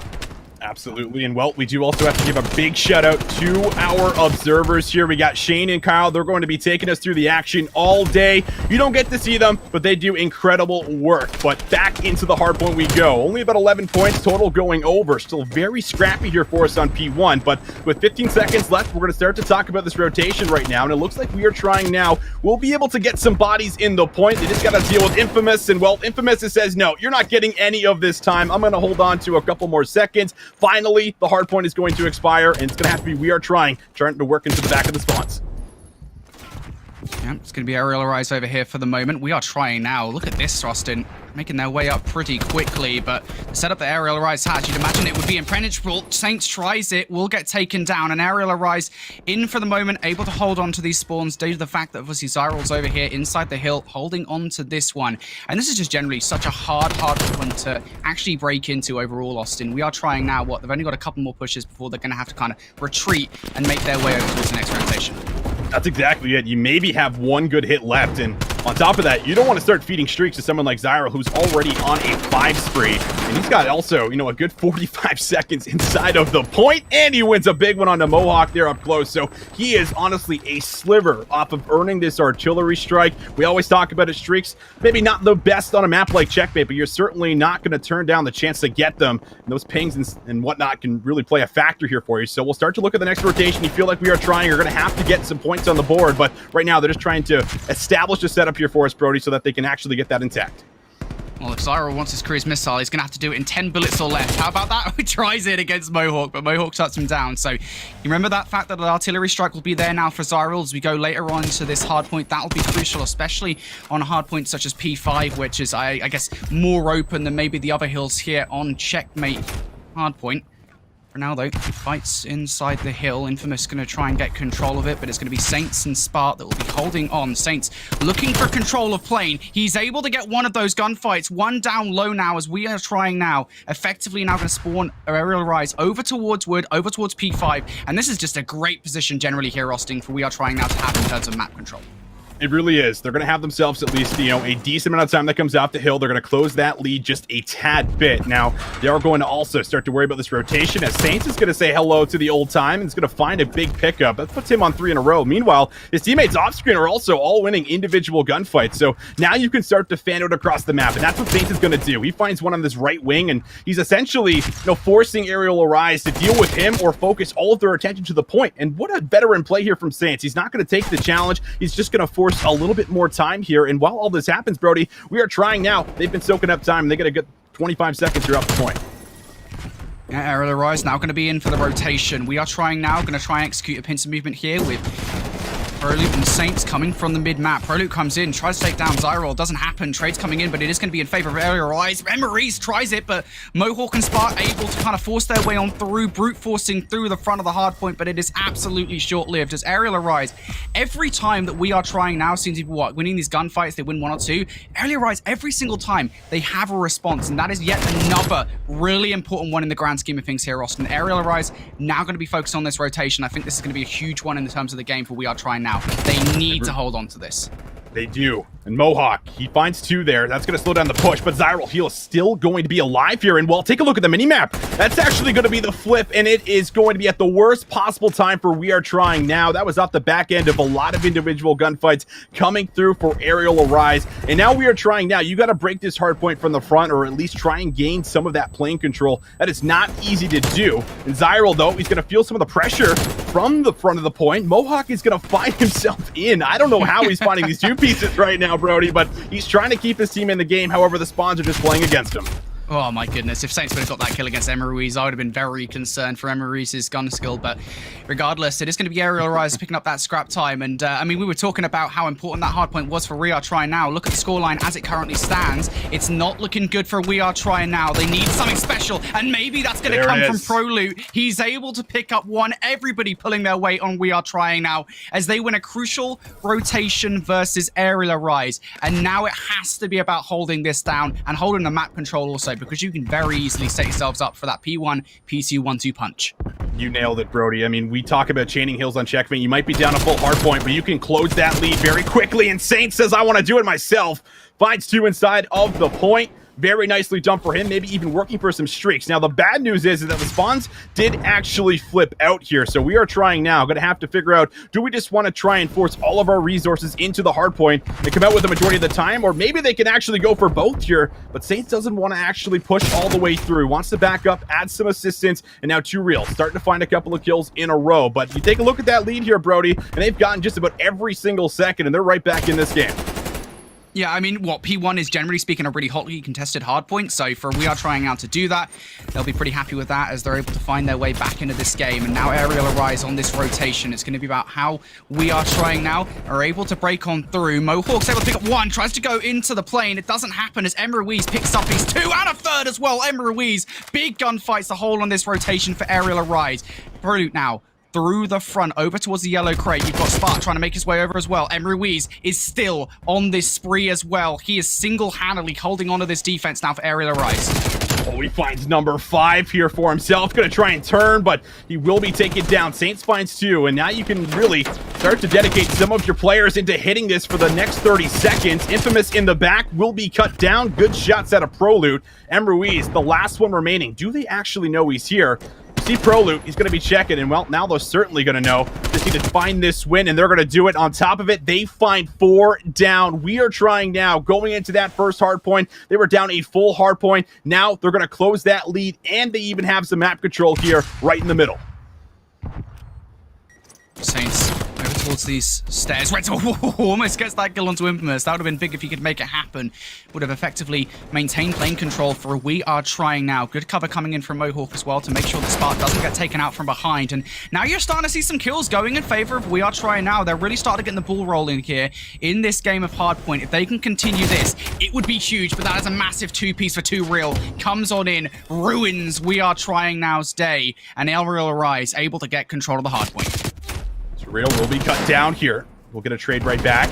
And Ruiz fighting for some hill time, but will be also dealt with by Spart. Spart's had a little bit of a slow start, but he is just one of the main players here that's been soaking up the time. Infamous, however, wants to get Spart off the point, and he does so successfully. So 20 seconds to play for. Aerial Rise gonna have some numbers around the point. Another big win inside of the hill. Infamous making sure that Aerial Rise are coming away with the next 15 seconds. And on top of it, they also know exactly where We Are Trying Now are spawning. So this puts them in a bit of a tough situation. They're gonna have to try and battle out through a lot of gunfights in the middle of the map before they even see the hard point here on P4.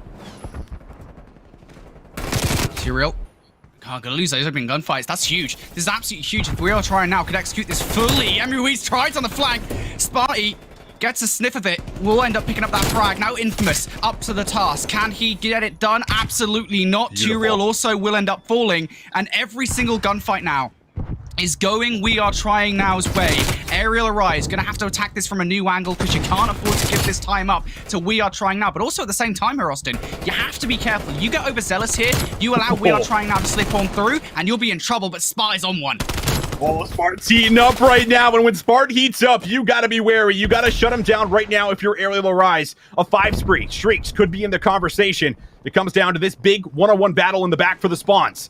Spart, is he going to read it? Zyral holding the angle. Spart almost snaps on him, but a big shutdown does in fact come through for Zyral, and he's still holding on to his artillery strike. Not sure if the ping is active, but that could very well be coming into play here very soon. The spawns are going to be on lock for the time being, and we are trying now. They did manage to break through the front. They're going to have to try to do this again here on P5. Yeah, I love this attack coming in here from We Are Trying Now. It's pretty well put together, you have to think, because they push through the plane. They recognize that's the power position they need to take, but can you get past Zyral? He's able to pick up 2. Prolute has broken the defensive line, found his way inside wood. Can he do any more damage? Absolutely he can. Takes out Emma Ruiz. Now just Infamous around the corner. You get this? You're just going to continue taking these guys down. It won't happen though. Zyral picks up 2 of his own. And now Aerial Arise in for this last 20 seconds of time. We Are Trying Now. Got to make a decision at this point, Austin. Do you even go for this, or do you want to focus on the rotation? It looks like they want to start to move on this rotation here, but I mean, that's still pretty big for We Are Trying Now. They contest a bit of that time, and that makes sure that Aerial Arise can't win the game there on P5. So we're at least going to see one more hill. And the last time around, We Are Trying Now held a full 60. That obviously can't happen this time, but it's already off to a pretty nice start. Mohawk's going to find 2. Zyral inside of the point here. He is feeling all of the pressure in the world, and he's got his teammates finally ready to back him up. Let's see if they can try and break this. Well, Zara's going to have to do this with just his gunny. That streak is not going to be useful in this situation. We'll get overwhelmed. But Emruiz comes through, picks up 2, turns to the pre-fire against Mohawk. Will survive for the moment. All he needs to do is waste time for his teammates to come in from behind. And We Are Trying Now. Nowhere near the hill as Mohawk will fall. Spart tries to make a flank happen, thinks about it. You can see it on the minimap. He will end up falling. Now Prolute has to make his mark on the hard point. He gets 1. Second pushing him. 2 real. Going to take him down, Austin. Aerial Arise. Look like they're going to do it. They might do it here. Mohawk's got to go big. He's at least contesting the time, but 7 seconds, that's all you need. Spartan Saints, though, they're going to find a couple of key kills, but Zyral answers back, and now there's going to be a big one-on-one gunfight that comes through. Prolute will find it. Look at the rotation. We Are Trying Now. They are in position, and now Aerial Arise. They're going to have to coordinate a hit, but they only have time for 1. They don't know where Prolute is. They're searching for him. They have absolutely zero idea. But in the process, Prolute lets a number of players get past. That's when both Infamous and Emma Ruiz, who slipped by. Aerial Arise now just need a few more seconds. It's going to have to be these players from Aerial Arise pushing through the front of the hard point. We Are Trying Now could well do this here. Here's the hit. Tyrell gets 1. Zyral 1 as well. Saints in with a trade, but there are the gunfights, and We Are Trying Now get it done in the closing moments of map number 1, Austin. What an insane opener here to our broadcast for North America. That's how you open up the winner's final, baby. What an unbelievable hardpoint coming through in map number 1. And that was off the back end of Aerial Arise holding P2 in the last couple of rotations. This time around, not only did we see We Are Trying Now manage to get on the point and actually contest some of that time, but they were also able to send their numbers to the new hill first. And that was the first time Aerial Arise had to try and break that from the front. And I mean, it is obviously not easy to do it, but a couple of big gunfights really coming in there near the end for We Are Trying Now. And I mean, that was also them being a full hill down, Brody. So a very nice comeback for them to get back in this game and regain control. Yeah, there was one moment really early on where I thought We Are Trying Now. I mean, they held pretty strongly. I think it was on the rotation towards P1 where they held the entire 60 seconds effectively. That was a moment where really, if Aerial Arise were able to make a perfect break, they were able to get into that P1 hard point, they could well have shut them out effectively there. Because again, you know, we talk about the P2 that preceded that hill, right? You know, it effectively, it was all Aerial Arise from there on out. But those last 60 to 90 seconds there in map number 1, We Are Trying Now versus Aerial Arise could not have asked for a better opener here to our North American winners bracket final for the regional finals. And a lot of that, I mean, there's so many crazy players coming in, whether it's Spart, Prolute, just great players here coming from We Are Trying Now. Just some incredible moments. Yeah, and you got to give a lot of credit to Spart for bringing this one back. I mean, Mohawk was the reason that they were at least still in that game because he was like double positive at one point in time and we were on that second rotation at P2. So he was slaying out. He was making sure that they still had some kind of slaying power on the map. But Spart had all of the hill time just about throughout that entire map and then started to go on some of those really hot sprees near the end. So a very explosive map number 1. And I mean, we were kind of framing up this entire best of 5 here, Brody, saying, listen, Aerial Arise, they've been just electric in some some of these respawns for us. But to come out like this, if you're we are trying now and take that first map, and now you're going into an S&D, which is essentially your bread and butter with a lot of the players that we have on this roster, you might find yourself in a pretty favorable position. Yep, and let's talk about that standoff S&D, because you were gassing up We Are Trying Now in terms of their Search and Destroy prowess before we got into this series. Now, I'll say it, I'm a little bit biased towards standoff S&D. It's my favorite map mode combination in Call of Duty Black Ops Cold War, for good reason, because it is just an incredible map mode combination on the whole. And We Are Trying Now, just in terms of this Search and Destroy here, Austin, we know that Aerial Arise themselves, they've got some Search and Destroy prowess on their side. We saw that when they took down the Professionals in the match before this one. But, for Aerial Arise here versus We Are Trying Now, what do they need to do to try and get around the sort of the S&D specialists that we have on that We Are Trying Now roster? I think at all times you have to be prepared for like a secondary challenge to come through from everyone on this We Are Trying Now, because the way that they play S&D, especially like in the S&D scene, so to speak, compared to what we would typically get at a competitive play, is just a little bit different. They're holding maybe different off angles, they're throwing you off guard, and there's always a secondary player ready to at least reinforce a hold or ready to get a trade. So I think really the answer to that, in short, is anticipation. You have to just anticipate where they're going to be, and a lot of the times when you're playing this We Are Trying Now roster, they're going to shake up their strategies from offense to offense, and same thing with defense to defense. They're not going to hold the same standard holds over and over again, and they're going to constantly throw you for a loop. So if I'm Aerial Arise, I'm coming into this and I'm trying to make sure that we're also mixing up the aggression with also trading off, a couple of rounds to see if we can play for a pick, slow things down, see if we can catch someone over peaking for information. Those are some of the ways I think that you can at least take down a really strong S&D team. And if they follow some of those, then they might have a shot at being able to do it. But I mean, it's not going to be easy. That is for sure here, Brody. Yeah, for sure. And as I sort of, alluded to already, we talk about Aerial Rise to roster. They're not terrible at S&D. They didn't exactly have a breeze against LAG Academy in that winners bracket semi-final. It was a 6-4 victory to them on Miami Search and Destroy. But nonetheless, when we saw them play, as a roster again, they were 4-hitting stuff. They had their positioning completely correct and such. You do need to be careful if you're We Are Trying Now here. You don't want to, walk away from that map with one thinking, yeah, this is absolutely our series. We're going to run away with this one. Because Aerial Arise have proven a threat and a half to a lot of teams in this tournament so far. Again, looking down the list of names that they were able to take down in their winners bracket run so far: Trash Bros, UYU, LAG Academy. It's just insane to me, and I do need to bring this up again because it is just it blows my mind in a way. I knew coming into the North American Regional Finals that there was going to be something happening, right? Although I was a little bit concerned when we got to the group stage and everything seemed normal and there was no surprise. I was like, tell me this is not going to be the tournament where everything happens as it should. And then Aerial Arise came in and rectified that. They helped me out a bit. They alleviated my my concerns. But yeah, it is crazy, isn't it? This could really be a Cinderella run from them if they get past this team, I will say. If they get past this team, I mean, your confidence has just got to be completely skyrocketed. I mean, not only did you just go through all the teams that you just listed off there, Brody, but a team like We Are Trying Now, who's also had, a couple of big wins here, taking down the Professionals, really earlier on, and then also coming out of a couple, pretty nice matches where they were looking like they were pretty convincing overall here in some of the maps. I mean, that is a really good start here for you if you can come out here and knock down a team like this, especially if you come into the map number 2 and steal this one away, because you mentioned, the swing map and control being a pretty pivotal one in this series for as far as who might be able to take it. It could be very well based off that map right then and there here. So I think that Aerial Arise, they do need this one, because the one thing that I will say about We Are Trying Now, if you've ever tuned into any of these guys' streams, if you've ever listened to the comms, they are a momentum-based team. When things are going well and when they find map wins, these guys get hyped. I mean, you could throw them on the broadcast, Brody, they probably just get as loud as us, because they do get absolutely electric in their comms. And that is something that you have to really think about, especially when they're starting to find map wins like that, when they're coming back after, going down a full hard point and then closing out a 250 to 247, they're getting pumped up here. So you're going to have to shut them down. If you can kill the momentum, that might be your way at taking these guys down. Let's see what will happen now as we get into the standoff. Search and Destroy.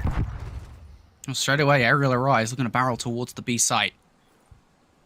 I'm excited to see what defensive setup We Are Trying Now go with. It's a bit of an odd one. You've got Spark, who's managed to push all the way through. He ends up getting that first kill against 2Real, and that certainly puts a spanner in the works here for the offensive line for Aerial Arise. It does, because the bomb's also going to go down here, and I think Spark just ran a mid-map route, and I mean, no one's really going to expect this. So it's a nice play, and now you can see the setup for We Are Trying Now. Everyone basically just positioned, waiting for any kind of a push that comes through for Aerial Rise, and they're going to have to retrieve this bomb. And Zyril, I mean, he might be responsible for trying to hit something from the front. Meanwhile, they try to get something going in the back of the alley. It'll just be 1-for-1 trade. So that's going to leave us in a 3 versus 2 with only about 37 seconds left. Zyril and Emma Ruiz could choose to play this via A. I was going to say they have somewhat of an element of surprise on their side, but ProLoot spots out Zyril, and, well, poof goes that. There's now a 2 versus 3 for Aerial Arise. They have at the very least retrieved this bomb. Going to go grab it down on A, but again, it's the shoulders that ProLoot's throwing right now. There's not really much that Aerial Arise can do. They can do that. Saints effectively offers up a free kill to Zyril. Now a 2 versus 2. From the other side, though, here comes ProLoot and Mohawk. ProLoot picks up that first, and Zyril now 1 versus 2. Very nice bait and switch, but Zyril, he finds himself in a very keen position with the Krig 6. Let's see if he can find the challenge. Mohawk, oh, not even going to give him a bullet to come out of that Krig, and very well done. You got to hand it to ProLoot there. Finds that first kill, bounces right back out, allows the regen to come in, and a very nice retake will play out. We Are Trying Now. They're going to get that first round on the board. I'll tell you what, so far, round number 1, I know we're 1 round in here, but ProLoot, I'm convinced this man has some 80s shoulders pads on. He's throwing shoulders, getting all the information for this We Are Trying Now roster. I would go as far to say he's effectively not just a sole reason they won that round, but certainly a massive reason why they were able to win that round. The information gained on the A-bomb site, most certainly helpful there. And we'll see if that continues to show through for this We Are Trying Now roster. Everybody gets a piece of the action there in round number 1. Switch our attention over towards Aerial Rise to see what they do on the defense. That will be the question. I think a lot more teams are starting to favor executes over by B now. And if you can get yellow control, if you find that first kill inside of yellow, and you drop the bomb, it can be pretty difficult to retake it. And it looks like We Are Trying Now. They're going to opt for it. So, as I call it, they're going to try and drop that bomb. Meanwhile, back alley, a big win comes through. And on top of it, a second player is also going to drop for Aerial Rise. So now they're going to find themselves in a 2 versus 4. Oh, Emma Ruiz picks up that first kill against Spot. So makes this somewhat manageable. Well, I think there goes that hope, really. Infamous in a 1 versus 3. He will pick up the first, 25 seconds on the clock.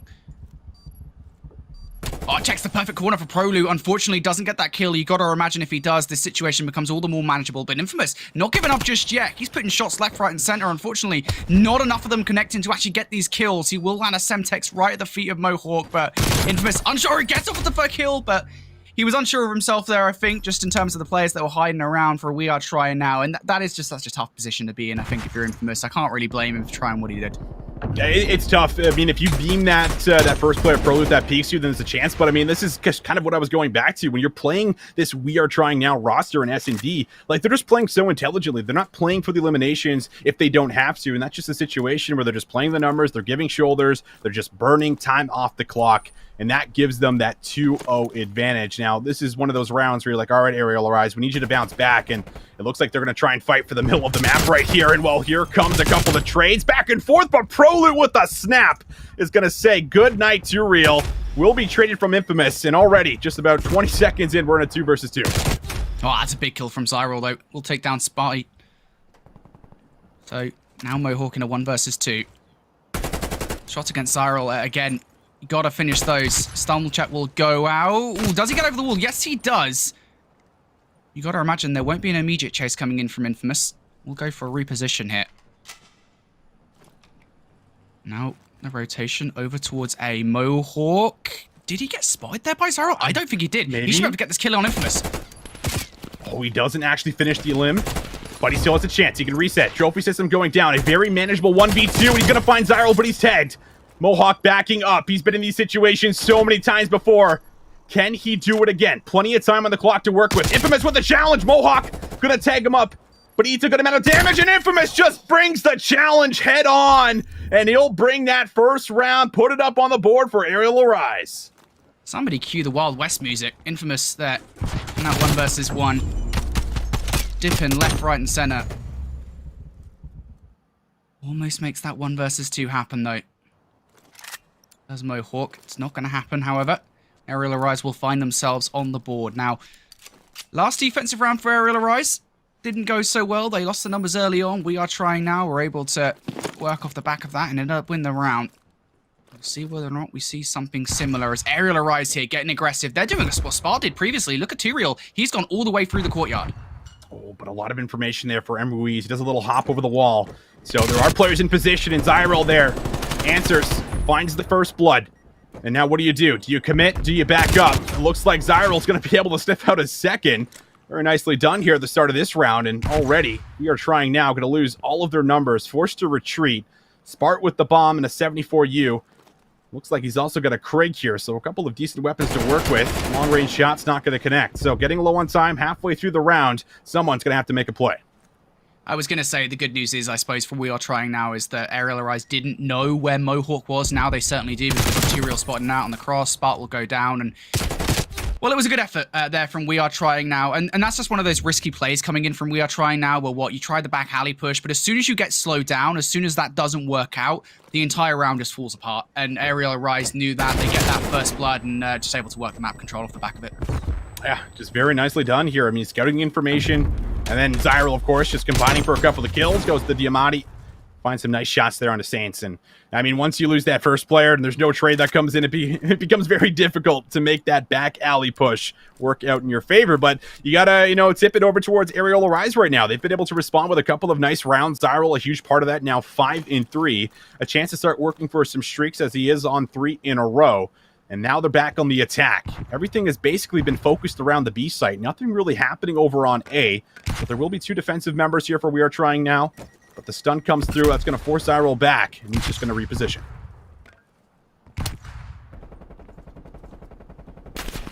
Alright, just trying to get something working in their favor. Tyrael will put a couple of shots into Spart. Not enough to get the kill, though. And this is just so tough for Aerial Arise, trying to get something going in their favor to get this bomb down somewhere. Now they're going to try it over towards A. Proloop with the utility. Tyrael going to get that trophy system down, but it's not going to matter as Spart is on the tractor. Tyrael down for the count. Emruiz will be able to pick up that bomb. Has Zyril in close proximity, but Aerial Arise going to have to make something out of this. Emruiz will pick up the first. Zyril with the second as well. And this could very quickly go in their favor, but it's unfortunate because they don't account for Saints coming in from behind. Last player able to take that 1 versus 1 in their favor, and it did look promising for a second there, Austin. It did. It looked very promising for a moment, but, every single time We Are Trying Now have had a man advantage, they haven't thrown it away. So that is just coming off the back end of a couple nice gunfights. Mohawk finding that first one there over by the B site was very nicely done here, and then just laying prone, waiting for Emruiz to make a move after losing his teammate. Not really a whole lot he could do, but another nice attempt coming on in here for Aerial Arise. That was the first time we've really seen anything happen on the A site, but the defense just way too strong. And now coming into this offense, I feel like this is your ability to maybe try something a little bit different. You have a chance to be able to pull ahead by a round, maybe try and see if you can make an aggressive hit happen over by A, but it looks like instead they're just going to try and post up, just fan out across the map, play for some information, and work for that pick like they've been doing just about every single round they've played thus far.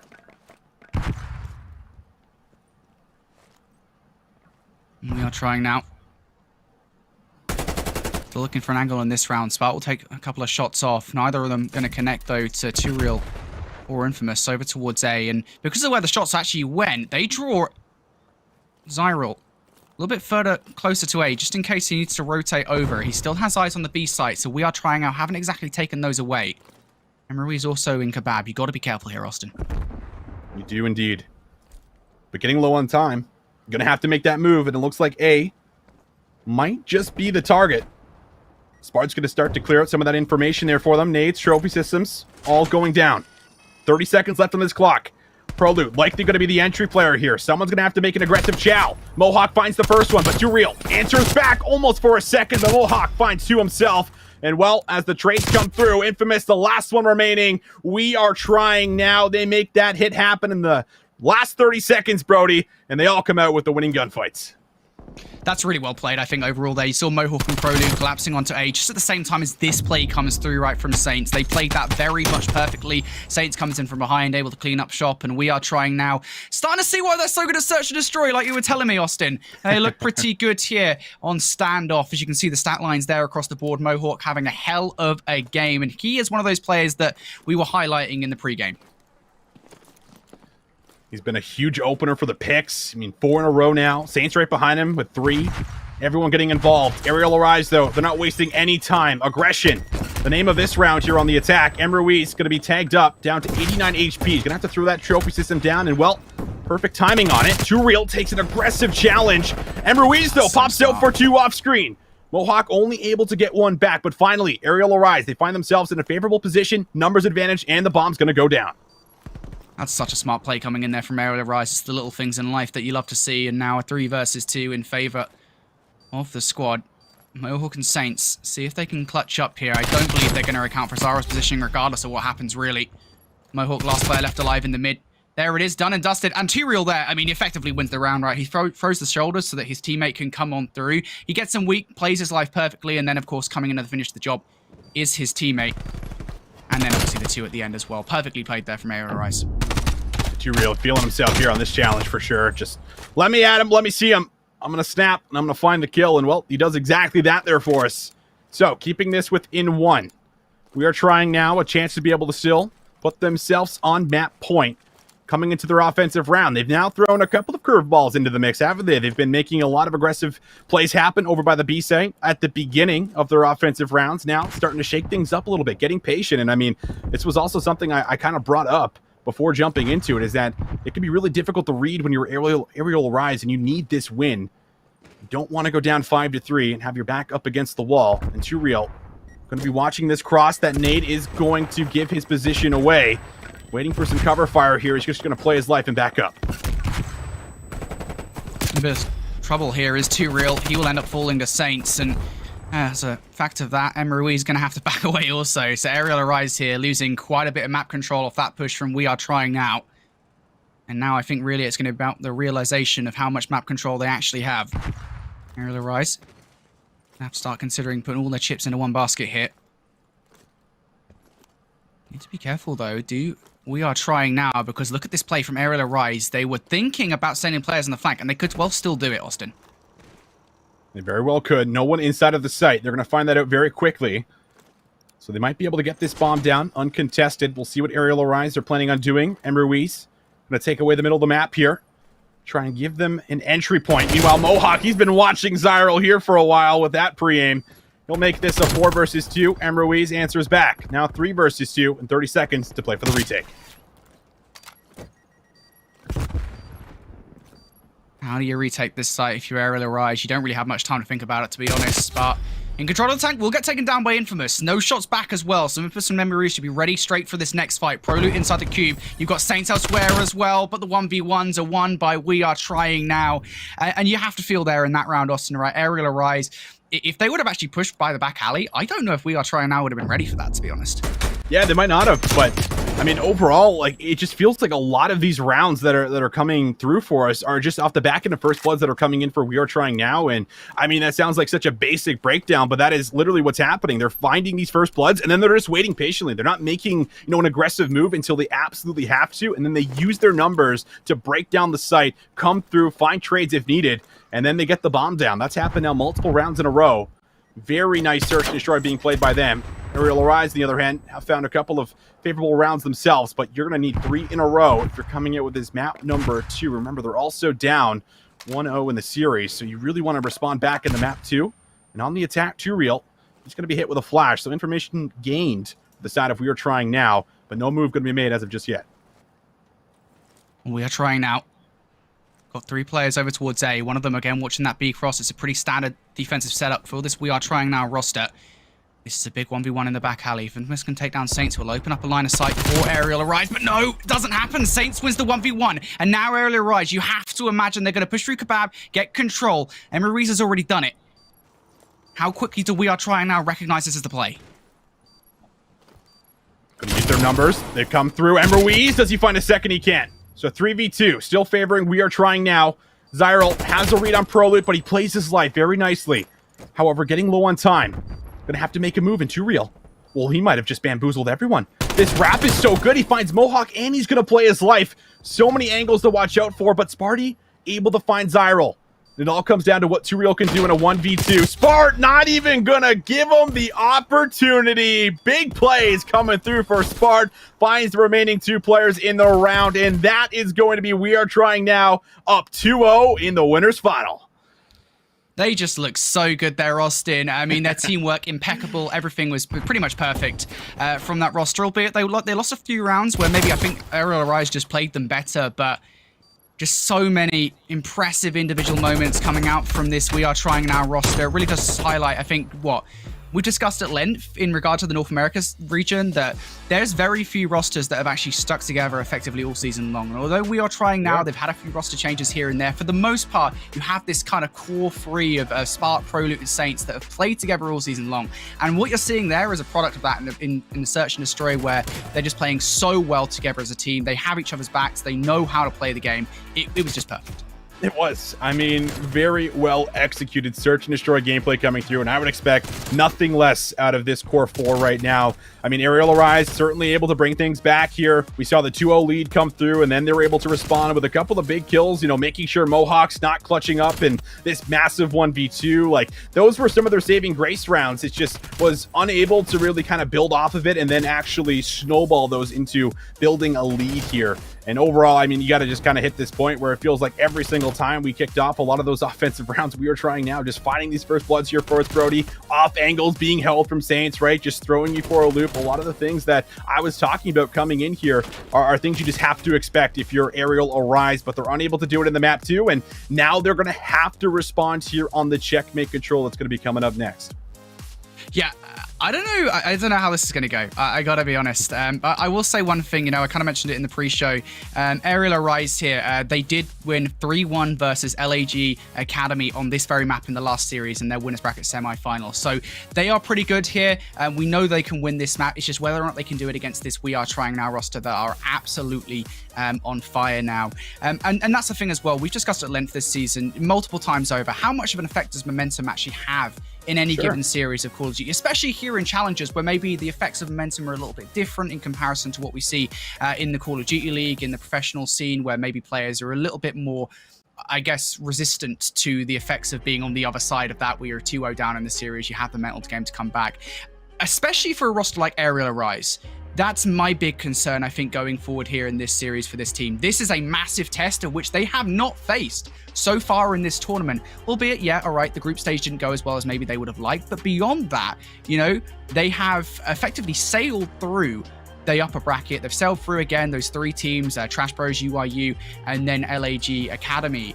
They have not been 2-0 down in a series before this tournament. This is going to be a real test for them, and it's going to be whether or not they can bounce back here in checkmate control.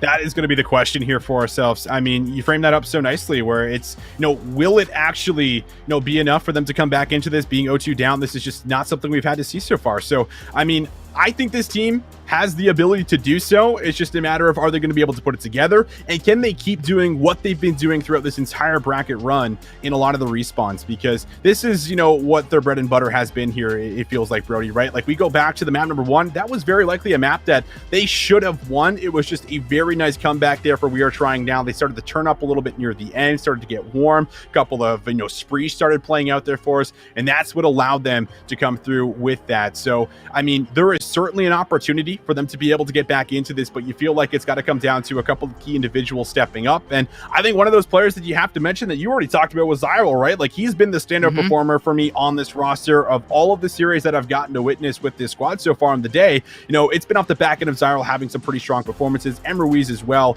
you know, has been up there here for us. But I mean, you're almost calling for someone to start to go big, because we've gotten that essentially coming through here for We Are Trying Now. Sure, all 4 players are playing fantastic, but the map number 1, Spart started to just go absolute god mode there for us near the end of it, with over 2 minutes of hill time for himself. And then we saw that from Mohawk as well. A couple of big picks coming through in those S&D rounds, whether it was offense or defense here for us. So there has been already a player stepping up through each map mode combination here for We Are Trying Now, and you might just be calling for it now coming in here for Aerial Arise for this map number 3 to keep this series going. Yeah, I think that's what scares me the most here if I'm Aerial Arise is, you know, I look at this We Are Trying Now roster, I look at what they've been able to achieve, you know, looking all the way back at stage 1, where obviously under the New York Subliners Academy moniker, they were able to, or at least an amalgamation of these players, were able to end up winning that tournament, end up winning that elite stage. And a number of reasons for that was just the fact that you had these individual standout performances coming in from players such as from Spark, from Saints, right, that, you know, in their given roles could absolutely go off at any given moment. On a map such as Checkmate, AR control control is absolutely key. And you look at what Mohawk and Sparta are able to do here on this roster. Mohawk especially, who, again, we've talked about it so much already about what Mohawk is able to do for this roster. It is a scary sight that Aerial Rise have to deal with, but I believe they are up to the challenge. I believe that Zyril and Infamous have the AR power to bring this roster back into the light, and now is the time to do it. Your backs are well and truly against the wall. You lose this, you go down to the lower bracket, then you have to win 2 best-of-5s if you make your way back up to the grand final. For We Are Trying Now, just one more map, Austin, and they're there.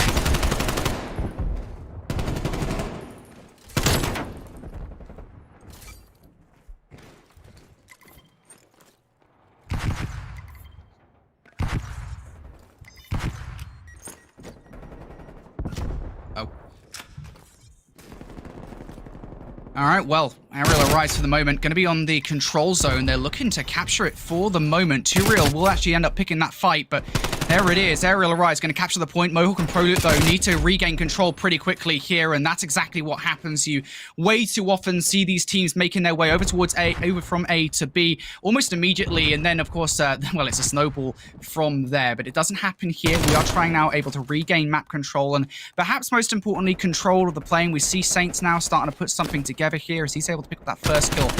Looking for the second on to Zyril.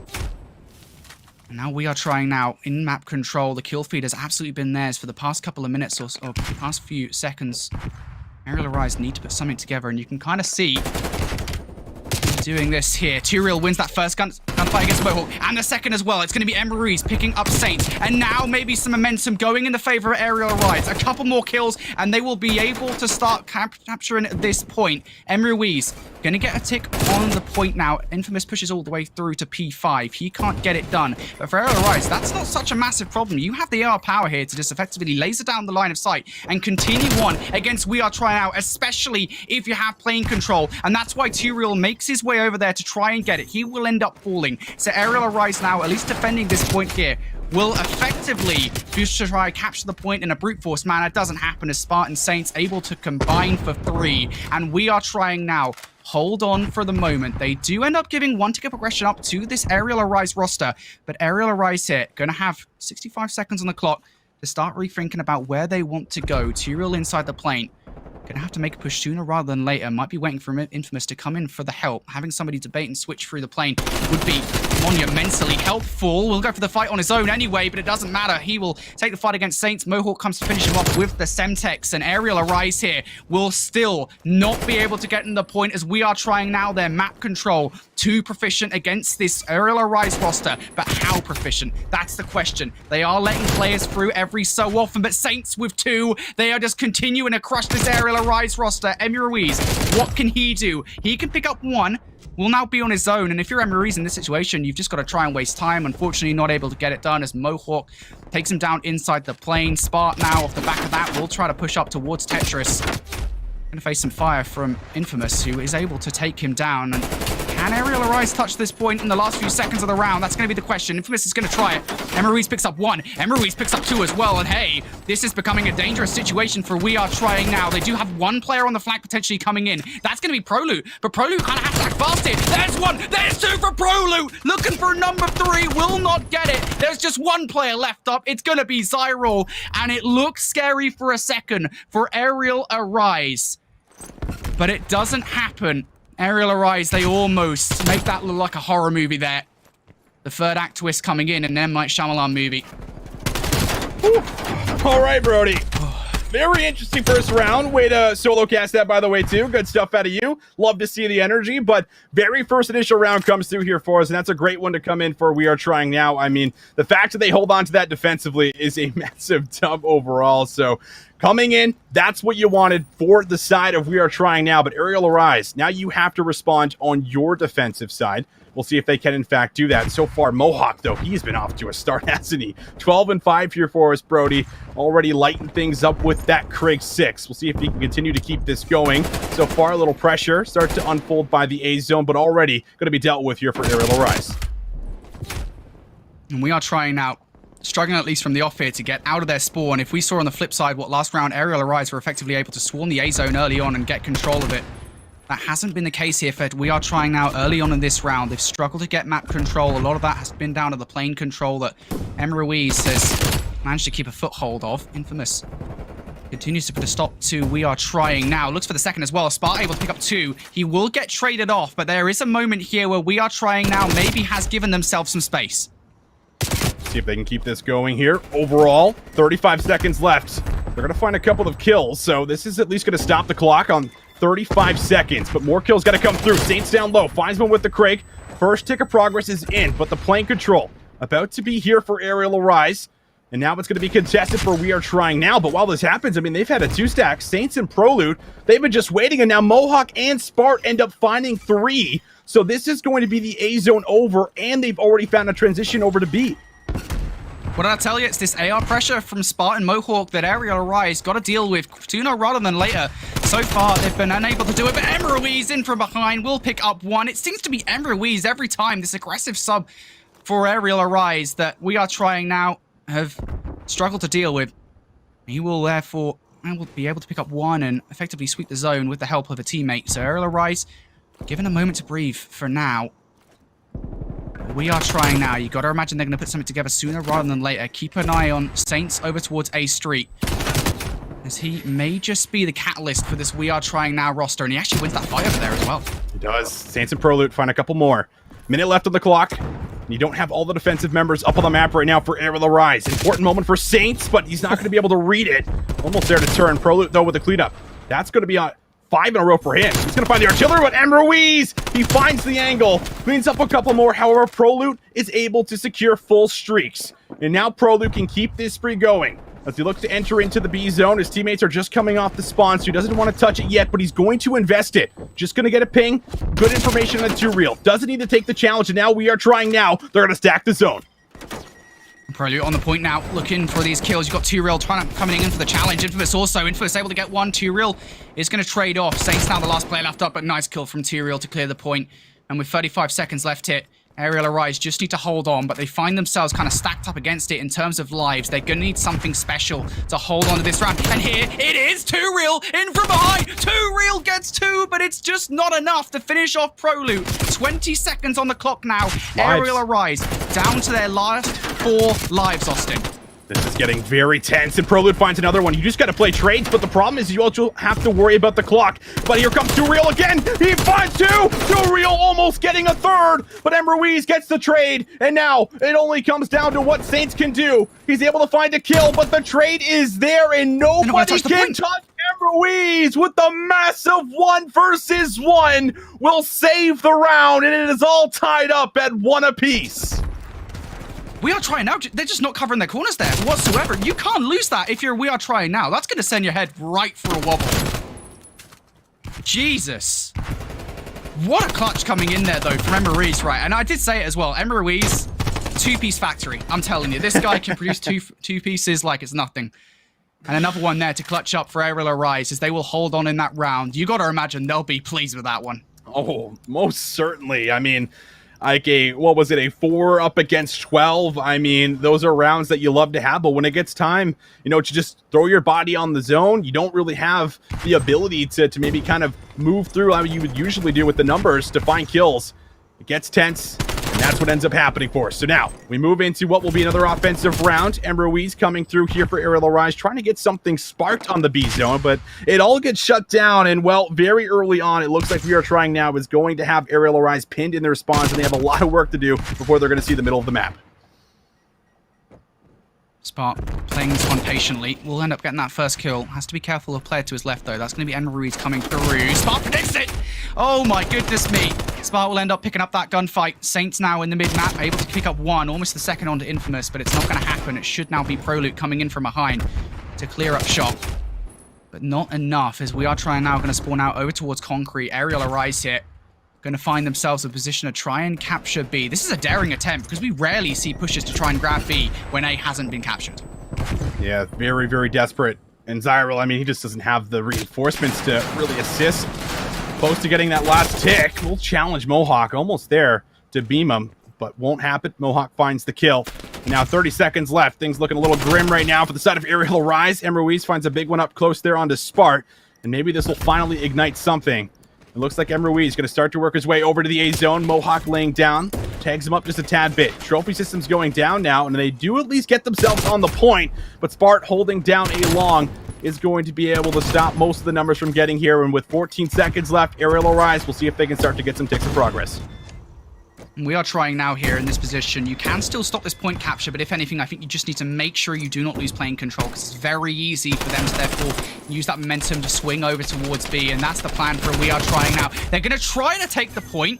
Spartan Mohawk go for the brute force, Prolute for the mid as well, and now it's just Emruiz in a 1 versus 1. The nade makes them weak, but Mohawk with the DMRT closes up shop.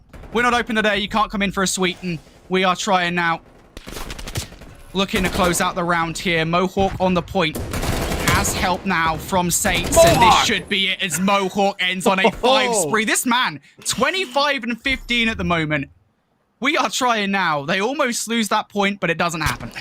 Oh, man. Just what an unbelievable couple of kills coming through for Mohawk here. And this is going to be the spree that starts to unfold for us, where he finds 2, challenges out Emruiz, and I mean, if this gunfight comes through, Emruiz likely brings home the zone there with the final tick, and they get an extra minute to at least play with, and on top of that, you get the full zone, so that if this does end up going to a round 5, then ticks of progress is what's going to determine who has the defense and who has the offense. But Mohawk, he's on 5, and I'm pretty sure Prolute also might still have access to some of the streaks. Not sure how many he has actually used. Mohawk has a chance at being able to earn a set of his own. Big gunfight will challenge it head on. No fear from Mo, as that's going to put him now on 6 in a row. Just 1 off, and he's going to read 2 real. There's the artillery.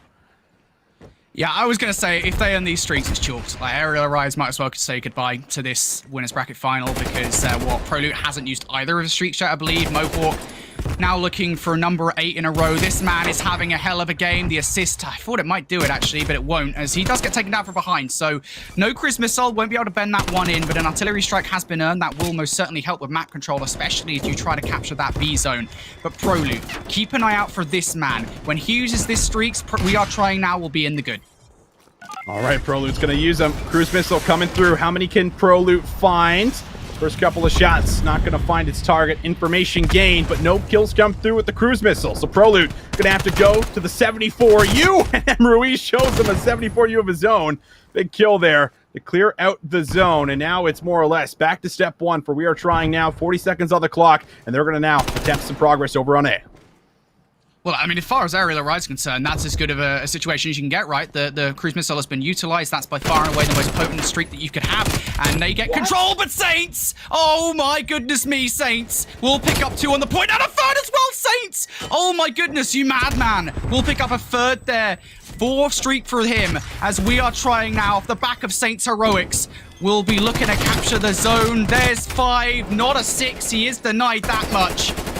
Spart now, the last man on the point, is Infamous and Churiel try attack, but they line up! They line up for him, and We Are Trying now. We'll get an extra 60 seconds on the clock. Oh, that's the zone, and that likely means if it goes to round 5, We Are Trying now should have the defensive side. But they could still end it here, and more streaks are coming down. Doesn't look like it's going to find anything. Prolute going to take an aggressive challenge there. Infamous will be taken out from Spart, who Spart just found 3 off screen, and now they could stack the zone. Mohawk is going to be on B. I mean, you only have 8 lives left total, and it is going to start to just rain hellfire from the sky. Mohawk finding 2 more here for us, Brody. It looks like we might just have our squad going to a grand final. 4 lives remaining. They can't battle out of their spawn. They can't move across the map. And what a performance coming through for We Are Trying now when they punch their ticket to the grand final. My goodness me, what a performance there from We Are Trying now, moment after moment, clutch moment after moment, and here's one of them from Saints. This man, just super impressive with his SMG. You put a SMG in this man's hand, he will rock it all day long. And it wasn't just him as well, it was Spart coming out there to play, Mohawk as well. I think he must have finished like with a 2 KD or something like that insane. We Are Trying now, making that look like a scrim. Alan. How's a 3-0? I think we could probably feel free to change their name from We Are Trying now to We Are Dominating now, because try was a long time ago when it comes to the skill that we currently have. My goodness. What an absolute display. And there really wasn't too much you could look at from Aerial Arise through those 3 maps and say, oh, they made these big, huge, vulnerable mistakes.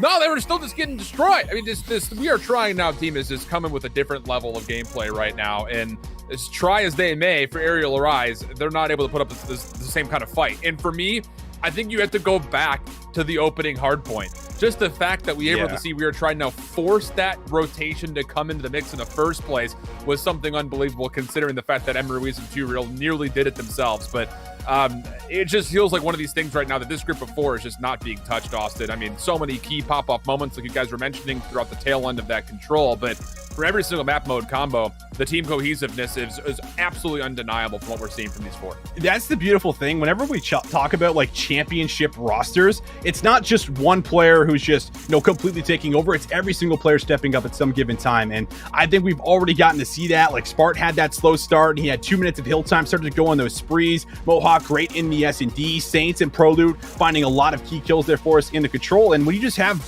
moments like these where every single player is finding these pop-off moments, like it just all comes together so nicely. On top of that, they're playing very coordinated and very intelligent using the teamwork, so it's not like it's just the gunny. They also have some brains up there, so it's working out quite nicely here for them. But I mean, that was just honestly an incredible performance, an excellent comeback. And I imagine if we got like some kind of a listen in there, Astro listening, I could only imagine what they were screaming at the end of that checkmate, because these guys got to be absolutely pumped up.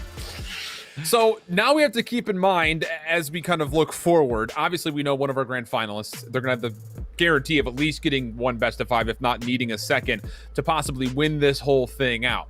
But Aerial Arise will drop down to the lower bracket. Now, as far as we could kind of tally, Team Canada and Built by Gamers are still playing their lower semifinals. But knowing that it's one of those 2 teams that will play up against Aerial Arise, Brody, what are kind of your thought processes just based off what we just saw from Aerial Rise versus the, obviously imminent future of what's going to be coming up next time you see the bracket pop up on the screen? I don't know. Here's the thing, right? The thing is with Team Canada and BBG is, if you were to ask me which 2 teams I thought would be in the grand final before this tournament started, I would have said these 2 teams. Because of the way Team Canada have been playing recently, you look at their recent placements, they've been insane. I know that's going to make Austin happy, me saying that. But, we also look at this BBG squad, and they have been by far and away the most consistent team this season in North America. Like, it's not arguable. And so, you look at these 2 rosters and Aerial Arise. Again, I come back to what I said in the middle of that series before we got into the control. Aerial Arise haven't been in a situation like this. They haven't. Right. They've been breezing through the winners bracket. All right, they still had to fight for that. I'm not saying they didn't, but, when they faced resistance in that 2-0 down in the series, they weren't able to bounce back. They've taken their first loss in this tournament properly versus that We Are Trying Now roster in the upper bracket final. Now you face a situation where you have to face absolute powerhouse rosters in Team Canada and BBG that are coming from losers bracket runs as well. It's a completely different ballpark, and that doesn't even mention just how talented these guys are. So I would be concerned for Aerial Arise for sure, but I also do not want to underestimate them because, just to highlight them in that last matchup and what they're able to do, there were some great individual moments where the team really did start to click, and if they can get that consistently going, it would present a legitimate threat, I think, to BBG and Team Canada. And, just kind of talking to the format at large about how we've seen this North American region kind of unfold between the LCQ, the groups, and then the initial day of the playoff bracket. It's very much exclusive to what we saw in APAC in Europe, because for APAC in Europe, they played their LCQs, their groups, and the majority of their playoff bracket within 48 hours. So you come through, have a hot day or a hot weekend, now you find yourself kind of in the top 4, top 8, conversation for both of those regions. But that's not the case here for North America, because the LCQs were on one day, the groups were on a different day, and then the initial part of the bracket was on the day after that. So we've been seeing consistency out of this Aerial Arise team, but here in this particular matchup, just a little bit too much formidability, you have to feel like from We Are Trying Now. So they will find themselves in the grand finals. We are hearing word that we will be jumping into Team Canada going up against Built by Gamers in that lower semifinal. Reports, as you just saw there in the bracket, kind of update in live time. It is a 1-0 count currently for the side of Team Canada. Not 100% sure what the score of the Garrison Hardpoint was, but that's a map that both of those teams have played pretty extensively throughout the series so far. So you would have to feel like, okay, cool. Like we got a pretty good look as far as what's happening happening right there. But Vision's kind of speaking to both of these squads in particular. We would be remiss if we didn't talk about Built by Gamers. Every single time we see them on this stream, have to make a lower bracket run. So they've got that in front of them again. You just don't want to rule them out ever. That's the kind of the big key. No, you never want to rule them out. I mean, they always somehow, some way, make this lower run. They get into the grand final, like, all right, this is it. BBG, they're going to finally do it. And then it feels like they just fall short even after sometimes forcing the second best of 5. So, I mean, let's see if they can, in fact, get this done for us overall. But, I mean, Team Canada, like, this is a squad that has a lot of synergy with one another, just like Built by Gamers. So that's how you know it is going to be a banger matchup. All right, we'll jump on into it. Visions Infinity, this is the lower semifinal. Team Canada find themselves up 1-0, and it's going to be Express for the Search and Destroy. Oh, thank you, Alan. Right into it we go here, Brody. Very spicy one. Team Canada finding the first one, and, well, really nice start to the first round. Exotic able to bring home that first blood. Here's a very quick round here. Kismet able to pick up 2. So now a 2 versus 3 in favor of BBG. Team Canada do have bomb in hand, so there is that. If they can get this bomb down, it would not necessarily flip the situation on its head, but most certainly be much more manageable. And BBG are actually giving them quite a lot of real estate to get this bomb down. I'm not entirely sure if they're aware of where Team Canada are. Well, now they are. Might just be too late, though. Dave Paddy able to take down GodRx. And now BBG going to have to make a retake happen, you'd imagine. But Team Canada get a little bit itchy here. They want to take the fights on their own terms. And Fellow, off the back of that's going to be in a 1 versus 2. Panda's just seen him as well. Fellow, little slow peek here. Might be able to line up both. Is just going to find the first, gets away with his life. Bomb still in hand. Not going to go for the plant, tries the challenge, and Panda, he'll have none of it. Big shots coming through, holds the pre-aim, great read, and that will be the first round coming through here for BBG. Kismet effectively makes this play happen, right? They don't check computers. He gets that first kill, flies out, little G-slide. We love to see those. And gets that second kill also. 3 in that round for Kismet, of course. He's had quite a lot to prove this season, obviously, after being removed from the CDL, from the Paris Legion roster from last year as part of, sort of the general cull that went on. And goes for the rest of the BBG roster, doesn't it, really? But we'll see now on this offensive round what they're up to. Team Canada have control of computers. Pentagram now knows it as well with that hit marker. Oh, Exotic just lined them both up there. Kismet and Pentagram are down, and that's typically your sub-players. GodRx does respond with one almost a second. That might have played the difference, but he loses Panda in the process. So it would take an ace to come through in the round number 2 and try and get Built by Gamers up 2-0. And, well, GodRx, I mean, he's actually making this a possibility. Finds 2. Now a 1v2. They do know where he is, but he's at least able to get out of the catwalk here, Fellow. Is he going to find him? Oh, my GodRx. He finds the kill, and now it's a 1 versus 1. Dave Paddy's walked out to the tracks as well. GodRx! Oh, my goodness me! Oh, dear, that was close. GodRx almost makes that one happen. Dave Paddy, though, has his native AR in hand. It's pretty good with that, you know, Austin. Yes. Very good with that. I thought for a second GodRx had that one, especially with the angle he was coming out of the hallway with, but that's a moment where Team Canada's like, whew, all right, we got there, guys. Let's make sure we're not throwing our life away in the future rounds, but they do at least tie us up. Now, going into another attacking round. Last time, Team Canada, they opted in for the A site. This time, Dave Paddy, he's going to come down low in the terminal, see if he can at least make some racket. And there will be 3 players here for Built by Gamers over on that B site. Only really 1 player, GodRx, responsible for trying to hold down some defensive setup around A. But the rotation starting to come through, and now the trophy system's going down. Royalty is going to try and drop the bomb. I like the quick reaction coming from BBG. Going to try and stop the bomb from going down. Won't happen. Pentagram immediately with a trade. Takes down Exotic. I love this proactiveness coming in from Kismet. Royalty makes the play call that that's exactly what Kismet has done. Unfortunately, not able to make the call off the back of it, but we'll get that first blood here against Kismet. Pentagram in return, though. So still 2 versus 3. Now a 2 versus 2. Panda able to bring this down now to a 2 versus 1. The numbers falling like dominoes in this round. Dave Paddy needs to pick up these 2 kills. Or at the very least, just defend the bomb in time. GodRx checks it. Perfectly called there from GodRx. That's the veteran knowledge coming in from that man. Good retake coming in from BBG. Very nicely done. And I like that. GodRx, was responsible for watching the middle of the tracks. They don't see anything really happening over on the B side after some shots went through down low from Fellow. So everyone just makes that call. They start rotating over. And Pentagram, I believe, was the one who found that first blood. And once you find that first blood on the retake, that means that you can just look to take your time, get the regen up, and start just slowly moving into the site together, finding those bait and switches. That's what they do. That's how they find the round. And Built by Gamers able to at least make sure they maintain this lead.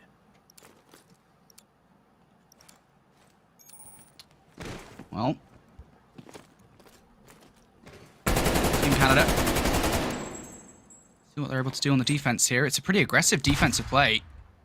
Send all players over towards B. If that's the play call that, hey, look, the bomb's going this way, they've made the right one, at least for the moment, but no defensive presence over towards A. Now, this is a gamble defensive teams make pretty much all the time when they have to leave one of the bomb sites to make their defensive presence on one of the bomb sites, or the other one, I should say, sorry, stronger. And that gamble hasn't paid off, at least on map control. BBG have an A-bomb site to get this bomb down. It's completely free. Kismet, he's starting to check angles. Little stun check goes out. Information now should be good to drop this bomb, but Kismet will be spotted on the cross. However, Exotic is going to drop Pander with a massive kill. That's going to allow an easier retake. But now a second, and now it's just falling to pieces. Fellow would have to pull off a 1 versus 4. Gets that first one, but the double chow comes through. Built by Gamers, just slowly but surely finding their ways into the sites, finding the bomb plants, and coming out with the rounds. Pretty good round here from BBG. I will say, in a way, this is just one of those situations where Team Canada are on the defense. They make that 50-50 call to, hey, look, we're just going to try and go straight for B, and if it works out, it works out. If it doesn't, it doesn't. But from there on, it only takes BBG at least a small portion of their IQ to realize that they have a bomb site all to themselves and work off the back of it. And BBG have some big brains as they're able to make that round work in their favor. Team Canada need to be careful here. You do not want to let this search and destroy get away from you, because BBG, when they get working as a roster, they get working pretty well. They do, and they're working in sync. I mean, BBG is just one of the most terrifying rosters that we have here. One of the most experienced rosters as well, alongside the professionals and, well, a lot of names that we see here on the left as well. But, well, as you said, they find a couple of rounds. Sometimes it snowballs out of control. See if they can keep this going, or if Team Canada will bounce back. You can see them's really changing up their approach, can't you? Not looking for an aggressive challenge over by A. Exotic, brought down to about half HP. Plays his life. Royalty's got information on Pander. Pander's gonna have to try and find one, or maybe just slide away. He's got Pentagram watching him, but Royalty just dismantles them to go through. And well, here comes the rest of Team Canada. They collapse, they find the kills, and they'll bring home the round. That is just such a smart play coming in from Royalty, and a lot of that comes off the initial engagement from Exotic. Obviously, he comes in here and gets the final kills, but the fact that Exotic actually gets that information that he gets attacked by Pentagram from Tickets, he runs away. When Royalty comes through, he knows exactly where to look for that player, and obviously off the back of that, Team Canada, the round snowballs in their favor, the trades fall in their favor. Everything's looking up for this Team Canada roster. Still not out of the woods just yet, though. Down here in this S&D, and the defense this time around, well, hello, Fellow! Straight through the wall. It will be traded off, but the information gained, Team Canada work off it. This is a scary moment. They have not chose to retreat. They're looking to take the gunfight. And Pander, he delivers with the first one, but Exotic on the challenge, able to find the kill. Now with 2 versus 1, GodRx, let's get out of there. Doesn't want any of it, but Exotic's not going to let you slip away. And would you believe it? Couple of rounds that come through very quickly. Team Canada to get us all tied up 3-3.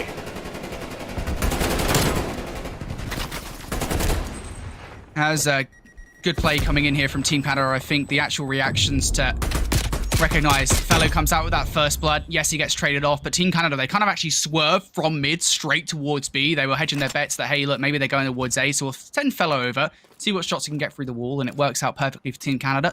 So they're able to trade things out. As BBG, can they get a response in here to regain their lead as it's barreling towards B once again, Austin? What is it with this map? And just straight pushes towards B for both of the rosters. They just want blood. They want blood, and it is certainly dropping all over the floors, in and around the ticket booth, down low in the terminal, you name it. But the majority of that blood has dropped on the side of Team Canada, which puts Royalty in a 1v3. The good news, he has the bomb. The bad news, he does not have a Craig, and that is a tough gunfight to win down low. So these have been very fast rounds. I'm not even sure if we've gotten to the minute mark in the last 3, But either way, Built by Gamers, they're able to stop that bleeding, and they will find themselves now up 4-3. Just feels like it is express search and destroy, isn't it? Really, this is just generally the way this map goes. I think that the big thing is for teams on defense, especially here in challenges, you just have effectively the teams deciding that we're just going to stack a point on the defense and then make a rotation if we pick the wrong bomb site, and that's just so often what happens. And sometimes you get a situation where the offensive team decide to pick the same bomb to barrel towards, and you get these situations where quick rounds we go. For BBG, well, they've picked the right bomb site this time around. A bit of an adventurous route, but hey. There's no such thing as a journey without an adventure, and BBG will now get this bomb down. Canada, how do you go about this retake? They're going to take their time off the start, but through the middle of the map, that's where they're going to start to set up the retake. GodRx, however, finding the first one. And Royalty, I don't know if he gets a read off screen, but either way, Fellow with some clean shots will find Pander, and Royalty all the way down in the bottom is going to be able to even us up in a 2v2. The problem, you don't have time. Kismet, 1 versus 2. He finds Dave Patty, and he's only got to play the clock. He's going to back up. He finds the nade, and this should be an easy pickup for Built by Gamers. He's going to wrap all the way around. I mean, if Royalty really was on the bomb, that defuse might have came through, but Kismet gets there, finds the second kill, and we'll put now back-to-back rounds up. Big problem there for Team Canada on the whole, right, is that they take so long to actually get to the position they wanted to that BBG off the back of that, just able to work off the rush. And now we have BBG on the defense, just 1 round away from taking this search and destroy. We didn't get to see the events of map number 1. Gotta imagine with rosters like this, though, it would have been extremely close. This search and destroy has proved pretty much so. There hasn't been any rounds that have been absolute blowouts. Team Canada now need to pull 3 back-to-back. Towards A they go. GodRx is in the mid-map. The closest player to deal with this will be Pentagram. Pentagram, got to be a little careful here. He does throw out some cover fire, and that allows GodRx to peek from the top of the train. He'll find Fellow. Kismet, you might be able to find a couple of kills as well, but no, he's cut down, and now it's answered back here from Team Canada as they find themselves in the 3v2, and GodRx and Pander, they got to go big. Dave Paddy trying to play around the back against GodRx and Panda. Information at the very least is gained. It's a worthy sacrifice, you have to imagine, for Exotic and Royalty. Now 1v1, Exotic has the positioning. And yeah, Team Canada there, it works out perfectly. You get the sacrifice to the first player just to gain the information. And then off the back of that, Team Canada able to get it done here. They're not dead yet, Austin. Not yet. I mean, a very interesting round. Like, it's not too often that we see the defensive hold after getting the bomb down and the post-plant setup take place on the defensive side of the map. And that's just one of those situations where, you know, Dave gets the read that both players are, in fact, coming from that side, and they just switch it around. But very intense gunfight takes place at the end, almost just fighting him off the heady. Not going to happen. Team Canada staying alive, as you mentioned. Fellow, he has clearly spent a lot of time practicing this wallbanging custom games because just about every single time he finds the initial shots. But this does mean the site's open, but somehow Dave is able to get an angle in there, so that's going to be a first blood. You've lost Kismet, and Built by Gamers, they're going to have to try and work through a 3v4. At least they've got the bomb, right? So they can get this down, they can get that 4th man on the field. They have some surprise map control in the form of GodRx, who is looking over from the catwalk. We'll be able to make the calls as to when Exotic and Dave Paddy make their move through the mid-map. And actually, these long-range shots are rather oppressive for GodRx. Not enough to actually put that kill onto Exotic. Forces Pentagram towards the catwalk also. Royalty will look to give chase. Panda draws that first blood. Look at this route from Pentagram. We'll pick up the first. Looking for the second, it's Royalty. Decides to switch to the Diamante at the wrong time, but the number's still in favor of Built by Gamers anyway. Royalty in a 1 versus 2 has taken the shots off, so now we'll just need to look in every single crevice for the last 2 players. And for BBG there, Pentagram and GodRx played that so perfectly. They did. Very well done. I mean, GodRx getting out with his life. If that doesn't happen, then that's very likely a chance where Royalty is able to come through and maybe at least take a little bit more time to find the last remaining player, which was Pander, just sitting low. But overall, a very back and forth S&D. A lot of hype moments happening, almost a couple of 1v4s. But Built by Gamers, I'm sure, feel great. We know these guys to be the lower bracket runners, Brody. But overall, you do not want to go down 0-2, even if you are known for coming back with reverse sweeps and things like this. It's good to get that second one up, tie the series, and make sure we're tied here at 1 apiece going into the control. Yeah, I got a feeling this is going to be a close series between these two. Obviously, again, we didn't get to see the hard points. We don't exactly know how that one went. I actually believe it was 250 to 183, I want to say, is what the scoreline was between the two teams there. In favor, of course, of Team Canada. Actually, just get the scoreline for that one. But, just given how that search and destroy went, Austin, there were so many moments which had to come down to these clutch situations for both rosters. And, of course, again, it being Express search and destroy, there were also some rounds where it was effectively just butting heads at a bomb site as quickly as you possibly can, kind of going full Sonic, if you will, towards one of the sites, and just seeing who comes out on top of the gunfights. And unfortunately for Team Canada, a lot of the times it was BBG more often than not. So we do see now a 1-1 series between these two teams. Remember, folks, this is the lower bracket now. I believe the semi-finals. The winner of this team will be going on to face Aerial Arise in the lower bracket finals, which will be following this matchup. And next up, Checkmate Control. Very excited to see how this one boils out, Austin. I am as well, because a lot of the checkmate controls on the day so far for us have been very close and very similar to maybe how the Expresses have been going. A lot of back and forths could end up playing out here for us coming into the map number 3. Now, Team Canada, they come away with, a little bit of a cushion there, closing that one out 250 to 183, but that was on Garrison. And now I feel like you go to a map where this is where BBG have loved to play a lot of their controls on, because it feels like you just really have a perfect balance. Godorex and Pander have certainly been known to be some of the best ARs that we currently have in North American Challengers. That will, of course, be matched by Dave and Fellows, so the backline battle is going to be an absolute brawl. And then on top of that, you just have a lot of explosive sub-players that are going to be fighting all over the middle of the map here for us here on Checkmate, which, as we've been mentioning throughout the year as well, that dictates a lot of what ends up happening and whether or not your ARs can, in fact, push up to gain you some more control. So this one is honestly going to be a massive one. Whoever ends up taking this very likely could snowball that into some momentum on the Moscow hardpoint overall. But I mean, Brody, it's really hard to pick one or two of these teams. It's honestly just like crazy that these two match up in the lower final and one of them is going home. The other one continues to move on and see if they can battle their way back up to grand. So it is very hard to predict, but either way, the one thing that we've known from this series thus far is that we know it's going to be close. Yeah, absolutely. Again, these two teams are so closely matched. As I've said before I got into this one, when Alan was talking to us in the pre-game, it really, for me, Team Canada and BBG were the teams that I had down in my predictions for. These are the two teams that I thought were going to get into the grand finals.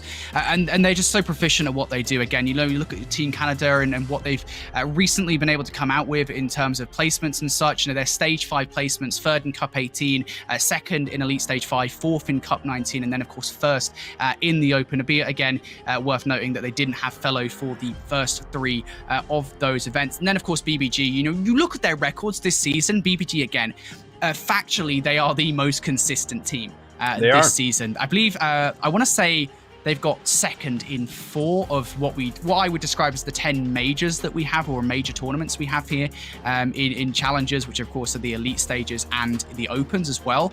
It speaks volumes to the story of BBG has been. They are a team that has got to the finals so many times. They've reached the highest of heights. They just cannot get first. I think they've done it in 1 Challengers Cup, is what I'm pretty sure is the case with BBG. So this could well be the event. What a way for them to get their first victory it would be, but they have to get through Team Canada to get it done. Currently 1-1 in the series. We're going towards Checkmate Control, and Austin, a player that I really want to look out for here is Godorex, but unfortunately he will fall straight away, so I don't know why I said anything. Yeah, really interesting setup, right? Godorex Pander running subs here right off the bat, trying to get really aggressive. Kismet is the one that's able to at least throw his body on the point for a very quick moment. And that is going to be progress starting to be gained overall. First tick is good on A. Still numbers there, and Godorex inside of the plane. He's getting some work done. He's able to find a second. A little bit close, but still able to at least stop a lot of the numbers coming back. That second tick doesn't look like it's come all the way through, but there's still one more player left on the zone. Indeed there is. Pentagram looking to capture this. Going to have to deal with Dave and Exotic coming through. There's Exotic. There is Dave. Not dead yet. Pentagram going for the swing wide and actually will go with missing those first couple of shots. Unfortunately for him, will mean that they do end up losing that fight. Kismet next up to the plate to try and capture the point. Royalty is there. Built by Gamers. Kind of look a little bit winded at the moment right from the off, but maybe just need to try and stabilize here, get some map control going. They almost had it for a second, but Godorex is taken down. But here we go, Austin. This is now an opportunity here for BBG to try and capture B. I mean, this is just such an interesting setup that we just have not seen. Pander and GodRx running 74Us, Kismet on the Krig. Like, we used to see 3 ARs sometimes come out on this map for Built by Gamers, but the sub pressure is working out for them. They have a minute 45 to start working now over towards the B zone. And funny enough, it's Pentagram also with the Krig here for us now. So a complete swap up from what we would usually see. And now coming through, it's going to be just battling out of your spawn. You got plenty of time to play with, but that can very likely end up dropping here for you faster than you typically see with the controls. Time ticks away very fast when you don't find a lot of kills and move back on the map and stop that timer on the zone. So we'll see what they can do. A lot of map control for Team Canada. A lot of key gunfights got to be won here for Built by Gamers. Royalty on the point. GodRx seems to be gearing up towards a push towards A Street. Royalty in a prime position here to try and get at least a couple of kills. GodRx circumvents him by going towards A Street, and there it is. The push comes through. Exotic on the point, though, will hold strong. Able to get one. GodRx, though, still not dead yet. We'll just now need to waste some time for BBG to come on through blue. And here we go. BBG now on the point. Team Canada, how do you approach this? Royalty going for a flanking from behind. We'll pick up one. BBG looking to capture it, though. At the very least, make some progress. GodRx on 3. Gotta deal with a couple of different angles. 5 lives total for Team Canada. You can play trades here. There's still enough time to do so, but a big win there for Dave Patty. Able to play his life. 9-3 start for him. One of the main reasons Team Canada is even still in this round number 1. That second tick, well on the way. Couple of trades go back and forth, and now only 3 lives total. Exotic able to find some nice shots, and now it's 4 playing up against 3. Just 3 lives here for Team Canada on the defense. The one positive, I suppose, they do have the advantage is that they are on the defense. Built by Gamers are the ones that need to make the move. But they're not going to make any silly mistakes, you'd imagine, BBG. They'll check every single corner for making the first move. I mean, they've got to hurry up, to be honest, Austin. There's 10 seconds on the clock, so if you're going to go, you need to go now. GodRx checks the corner that Exotic's sitting in. Will end up getting that frag. Now just Dave Patty and Fellow on the defense. Now just the former Dave Patty. Or, sorry, just Fellow now left up 1 versus 4. It doesn't matter. He's only able to get 1. And, well, BBG, it's rushed towards the end. Last 10 seconds to make it happen, but they do in the end anyway. Yeah, they get it done. And, I mean, I wonder if it's one of those things, because looking back over the stats, it feels like BBG has actually been favoring playing the raids and a lot of the garrisons throughout the bracket play thus far in the tournament. But, I mean, if my memory serves me correct, I want to say that they usually would play Checkmate, at least from, you know, events past overall, and now they've just come back into this Checkmate, and they've basically just swapped things up, where it's like, all right, I don't know what to do on Checkmate, so this is what we're going to do going forward. I'm going to run the subs, and the ARs who are typically running the ARs, you guys are going to essentially be our entry players now. And you got Pentagram and Kismet, who have been rocking the Krigs. Just such a strange setup. Not something we're used to seeing, but hey, it's working out, and now on the defense, it's going to be up to Team Canada to try and find some offensive favor overall, and they're going to have a very nice start, aren't they? They find 3 down, already on the zone. First tick of progress, looks to be good. That's a nice stick coming in from GodRx to take down 1 in the form of Fellow. Team Canada, nonetheless, not really perturbed by that.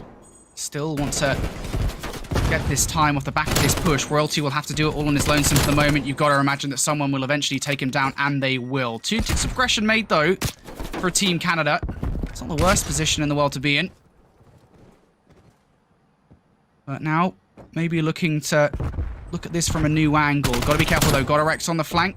Able to take down 1. Pentagram with yet another one. Pentagram actually picks up 2 inside the plane as well. And I was going to say Team Canada were looking for map control from plane, but that's a massive stop from Pentagram to stop that from happening. Oh, GodRx gets 1 streak. He gets 2 streaks. GodRx with the sub. Let me see some more of this. 15-6 right now. Fully streaked out. Just bringing it to Team Canada at the back of their spawn. Pentagram still finding multi-kills every single time. We look at that kill feed. And GodRx is so close to double digits. Will finally be cut down on 9. But, I mean, look at the life differential right now. It's 21 playing up against 15. You're low on time. You just went 3 down again. And this is just complete domination right now for Built by Gamers. Built by Gamers looking pretty good here, of course. Now the streak's earned as well. That'll absolutely be helpful going forward in the next few rounds, but 1 more wave of kills and this one will be done. Everything just not looking good for Team Canada, is it? Well, that's suppression right there. So Exotic will pick up 2, but at this point, it's a futile effort. Maybe try and take down players that are on a streak. Pentagram did actually end that round on a 7 spree there, Austin, as well. Now, normally, that means an artillery strike has been earned. Every so often, there will be a rare case where that doesn't happen. But, I mean, regardless, it's not a good situation, no, really, whatever the case, because GodRx has earned both of those streaks. And I've spoken about it before on Checkmate. The artillery strike, yeah, all right, fine. It can be good for some map control. It's the cruise missile that's deadly because you can bend it in. Exactly. That's really one of the big ones here for us on Checkmate. I mean, you could find like a full wipe with it sometimes if you can just call it in at the right moment. But just take a look at that stat line. I mean, 18-8. And Pentagram's someone who is actually swapped off to the Krig multiple times when we've looked at like Moscow hardpoints because he's been struggling a bit. And it does feel like he's just in a bit of a different element right now, doesn't it, Brody? At 16-7, that 7 spree you talked about. The artillery is in fact there. One more kill, and that'll be good for the cruise missile. But already, both of the subs, funny enough, Panther and GodRx opening up with the kills. Pentagram will find the Semtex grenade onto Exotic, and that means Pentagram's also now fully streaked out too. Built by Gamers, their arsenal has certainly been worked up over the last round, hasn't it, between Pentagram and GodRx, who have been absolute saints for this BBG lineup. Pentagram gets turned on, though, by Royalty, and maybe some shining light here for Team Canada as they're able to wipe BBG back to their spawn. And at this point in time, you just have to be as oppressive as hell. Just make sure that nobody from BBG leaks out, nobody can cause any chaos, and that doesn't happen. That's an absolutely worst-case scenario here for Team Canada as BBG now start to leak out of their spawn, and they have so many options here to work with Austin. They do have a lot of options, but the good news is at least 40 seconds left here, so if Team Canada can keep slaying a little bit, as I say that, well, the kill feed, unfortunately, will be all lit up in white. So Team Canada, they lose all their map positioning, and now they got to worry about being cut down from Kismet, who's just sitting on the wing, finding shots into multiple players coming off spawn, and now the defense going to be just on the 8 point, but Pentagram waits patiently, puts him on another couple in a row. A-zone finally starting to be stacked. Streaks maybe going to be called in. Pentagram going to drop that first artillery. Wallbang starting to play out here for us, but Team Canada low on numbers. Are they going to be able to break in? They will. Good trade from Dave, and they at least save the zone. One streak invested, not much churn. Team Canada will be happy with that for the moment. Just still 3 more to go, and of course that was not one of the streaks that's more proficient on a map such as this one. Kismet tries to make his way through the plane, is shut down, and Team Canada will actually clean house for the most part. GodRx, the last player left up, looks the wrong way as Royalty enters into the plane. You don't have a ticket, my friend. Bye-bye. There's now BBG. Have 10 seconds to make something happen here in the closing moments of this round. Royalty will go through a streak. You've also got the support of Dave Paddy. Kismet trying an alternate route. We'll try to get from behind. We'll get one. And obviously now as Pentagram wins his one-on-one as well. BBG with 3.5 seconds on the clock. Well, I was going to say they look good. Now Kismet has to pull off a 1 versus 4 effectively on the point to win this round. It doesn't happen. So Team Canada survive round 3 and 1 streak utilized there by BBG. The good news is as you said, they get around, so they're on the board. But the problem is you're going to go into an offensive round, and there is still plenty of streaks in play. So you have to more or less bait out some of these streaks, kind of back up a little bit, and then regain some of that control back on the zone. So it is going to be very difficult to do, but it is very possible. We have seen it. There's been some insane control comebacks throughout the year. And Team Canada, I mean, going to feel a little bit of a resurgence after getting at least that first round here for themselves. So it's all a matter of, can you come out here with a strong break, open up with some key gunfights, gain some map control, and start to earn some early progress. We'll see if they can do exactly that, and it looks like it will be B that they want to try to initiate on.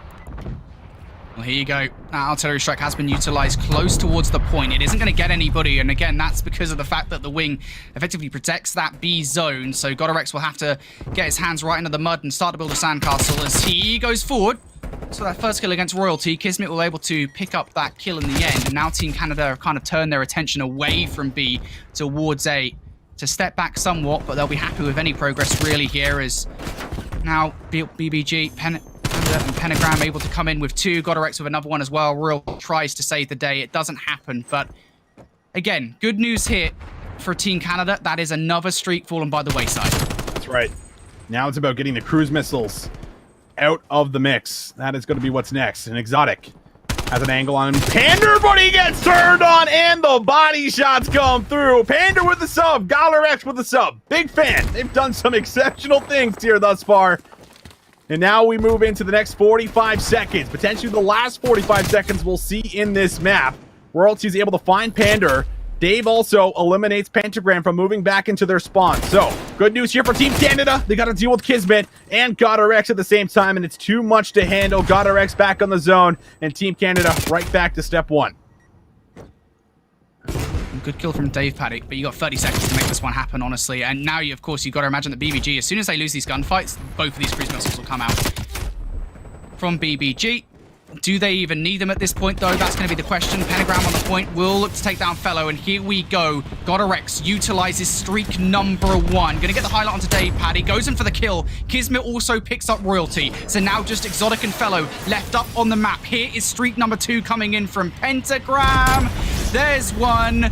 The second doesn't actually come in. I believe Fellow might just take it out, and there we go. GodRx comes in when anyway. 10 seconds now left on the clock. Team Canada have to panic. There is just Dave Paddy left up close by. Can he do anything? Absolutely not. GodRx nowhere near touching this point, and Team Canada are pressed away. BBG, for all of their effort, will end up taking the round.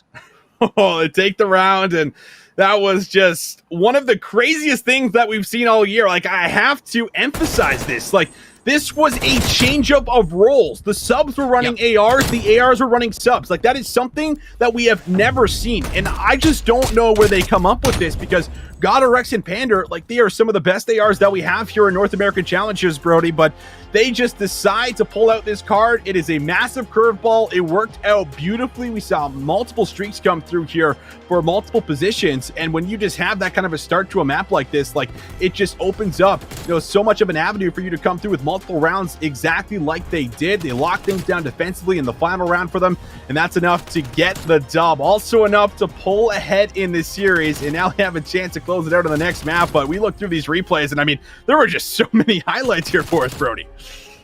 I gotta be honest, I mean, like, short of something really bad happening for BBG, I kind of knew that game was over as soon as round number 2 was done. And I say that because GodRx, I mean, he finishes that round with both streaks. Again, Pentagram finishes that round on a 7-kill spree. As soon as you earn those streaks as well, even though they weren't instrumental, I think Team Canada, you kind of know in the back of your mind, like, you need to try and draw them out as quickly as you possibly can. And they just weren't happening. It wasn't happening. BBG just were not using the streaks unless they really needed to. They used the 2 worst streaks first, which is absolutely the right play to make. In terms of just utilizing your equipment and such, perfect play coming in from BBG. And also, it doesn't help for Team Canada when you're dealing with this oppressive SMG play. Again, as you say, GodRx using an SMG. Like, what alternative universe are we living in right now? This is like a variant of him playing on the map. And, you know, it works. It absolutely does work. And it is a stark contrast, isn't it, in a sense? Because, you know, in comparison to what we've seen in the past, you kind of touched upon it there, where we've seen a 3 AR setup coming out from this BBG roster, where maybe you see SMG players coming out of ARs, maybe something they're not necessarily familiar with or comfortable with. And we did see that with Pentagram, of course, whipping out the Krig 6 there for some time. But, you know, nonetheless, it was pretty impressive coming in from BBG. And now it's Team Canada, backs against the wall. Can they end up pushing this to a game number 5? That is the question. I mean, we take a look at this map set here for us, Brody, and it's already been an absolute battle. But as we continue to go through it, the Moscow is what is up next. And the simple fact is that this is also, you know, one of those AR dominated maps. So, you know, do you just get, you know, Pentagram and Kismet to keep this rolling? Like, it worked out great on the checkmate. So maybe bring it back on the Moscow. I can't imagine that's what's going to happen. But at this point, I mean, we don't really know. But coming into this Moscow hardpoint, this is where you need Fellow. This is where you need Dave Paddy here for Team Canada to really get the job done. We know Royalty and Exotic, they're one of the best sub duos that we currently have right now in Challengers. They're very, very good at being able to come away with those entries, soaking up the time. But this one for me falls on what we're going to get out of Fellow, what we're going to get out of Dave here. I mean, you have to be able to match that AR pressure if you're going to have a shot at being able to get us to a Miami here on the map 5. Yep, absolutely you do. Team Canada need to come out with the spirit that we saw, or we didn't really see, in map number 1. Of course, you see that there on the map set, 250 to 183, albeit that was a very different situation because Garrison is extremely SMG orientated. Moscow, not so much. So we'll see now how Team Canada do get on. You know, I kind of did want to touch upon it before we got into that last map. You know, Team Canada, it's not like then they're without any AR presence on the roster. Like, Dave Paddy and Fellow are extremely good in the roles which they're able to take up on this team. So if they can really start to come out of their shell here in map number 4, they should be golden. We might well see a game 5. But BBG on the start here. Going to get a player inside the hard point. Fellow and Dave Paddy going to strike first. Well, it would appear that we are back to what we would usually get out of the rolls. Got our X on an AR. 2-0 start for him. Fellow, though, he's been off to a much better start already. 3-0. We found that first kill that we saw there on the street side on the Pander. And this is going to give Team Canada a lot of control around the P1 hill to start. Yeah, what did I tell you? Fellow and Dave Paddy, the ones to come out. All cylinders hit. As they are now 27 kills between them. Kismet! Oh my god, Kismet snapping! Switches to the Diamante. Trying to get kill number 4. Does he even need it? Well, okay, he does need it, it would seem, as Royalty will take him down. Kismet, though, oh my goodness me. You keep on playing like that, Team Canada might find themselves in a spot above her. But the good news here for Team Canada, or for BBG, sorry, is that overall, you know, they're doing what they needed to do. They're holding on to the spawns for the moment. They haven't allowed any Team Canada players to filter on through. But it is about these next fights. They need to just not hold it past the first push, but past the second and the third also. Team Canada gonna try it. Royalty gets that first blood on his pentagram, has Exotic in tow. You need to take this back police station, though, if you want to get this hill for Team Canada. Yeah, you sure do. And Dave's got a big one-on-one. Finds it on the GodRx. Pander, though, gonna fill those exact same shoes. And it's there for the trade. Fellow, really the last one here at the front, will also be cut down. So far, so good. Built by Gamers had to stabilize in this situation because one of their players did spawn out as soon as that hill popped. But they've been able to hold this very convincingly, and that 34 seconds that went over there on P1 for Team Canada has now been a lead picked up for Built by Gamers, and they're already thinking about a fast-track rotation to P3. Team Canada, I think, yeah, off the back of just not really being able to break that last hard point, they think, right, you know, let's pack up shop, let's go towards our next holiday destination, the Fountain hard point. And BBG, can they spoil their surprise? Pentagram trying to slip his way through the bank. Royalty, though, coming in from behind, able to pick up one. Not going to get the second just yet. Turns around for Kismet. Sniffs at somebody else's from behind, but it doesn't happen. And now Exotic, the next player around the library, will look to take these players down. There's going to be 3 BBG players. They want this in from behind, Austin. Oh, they do. Exotic, he's got to hold it. Finds that first one, but too many players to deal with. So, we'll be traded. 30 seconds left on this point, and Built by Gamers, they're going to break through at the absolute perfect time, but Fellow, from the front, finds 2. This might set them up for a potential break here. Exotic's got to find 1, but he can't. Kismet on the force spree, too much to deal with. And well, as time ticks away, it still goes in favor of Built by Gamers. A 5 spree for Kismet will come to a close, and another big one with the help of Pander comes through on the old point. So Built by Gamers going to be up by about 24 points, and as we look to new, it's going to be GodRx inside of the bus, fighting the entries and looking to play his life. Nice Semtex coming in from GodRx there, really well placed onto Exotic as Built by Gamers now look to accentuate their lead onto this hard point. Team Canada are going to have to fight this from the front. They don't have anybody inside office just yet. Royalty tries it, but Pentagram is well positioned to deal with this threat. And calls Exotic. I don't think he actually got the time in there to see him in from behind, so Exotic should be able to take him out, and he will. So Team Canada now have this Exotic flies through. I love the aggression from this man as he's now able to get in through the window, but Panda is there to pick up the pace. Built by Gamers have a reply as Team Canada just cannot find a way in, and this lead just keeps on growing, Austin. Oh, it does. And GodRx throws his body on the point there. Would have loved to maybe see him play for Streaks. He was on a 5 spree, and Streaks can be, you know, the difference maker on a map like Moscow. But either way, scrap time is picked up. Built by Gamers in a commanding lead at the moment. Team Canada, the majority of their points actually has been off of the P1 hill. We go back to it, and that's when they got 34 out of the 50 that they currently have. We'll see if they can maybe get some more of that going so they can close this lead. Royalty responsible for watching the Eskies. Has a big one-on-one versus Pentagram. Nice pickup for him. We go back to the point, and you got Exotic and a nice setup. You got everyone essentially just around the point. But now it's going to be contested for a quick moment as Built by Gamers, they start to search through. Kismet comes around to the street. We'll pick up that first blood onto Fellow. Trades coming on through. As far as BBG are concerned, though, this isn't necessarily about grabbing this point just yet, but it is about pushing through for the spawns for P2. No, we're content with the former, though, as they do get in, and now we'll start to gain some time off the back of this. If anything, it's just denying time that Team Canada want. And now look at these spawns here, Austin. Royalty spawns out, Exotic spawns out over towards the bank. Kismet's done enough to block these spawns, and not only that as well, he gets 2. That is absolutely huge from Kismet. What a read from Papa Kiz, man. That was just exceptional. And that very well could be the difference maker, because just take a look at those spawns. Look at how far they were. And because that P1 hill was still active, they're spawning out across the map. So they have so much area to come through. And you have to worry about Built by Gamers being pushed out in the middle of the map like we just saw Pander, which means that's information gifted over to them. But it's Kismet on the 5-3 in the back, getting help from Pentagram, who's just trying to play inside of the B site right now. The hill time is not going to be really in favor of anyone. It was there for Kismet, but Exotic finds the entry. Very scrappy, back and forth we go. Team Canada, they can't let this 30 seconds go over, but the close spawns are just too good for Built by Gamers.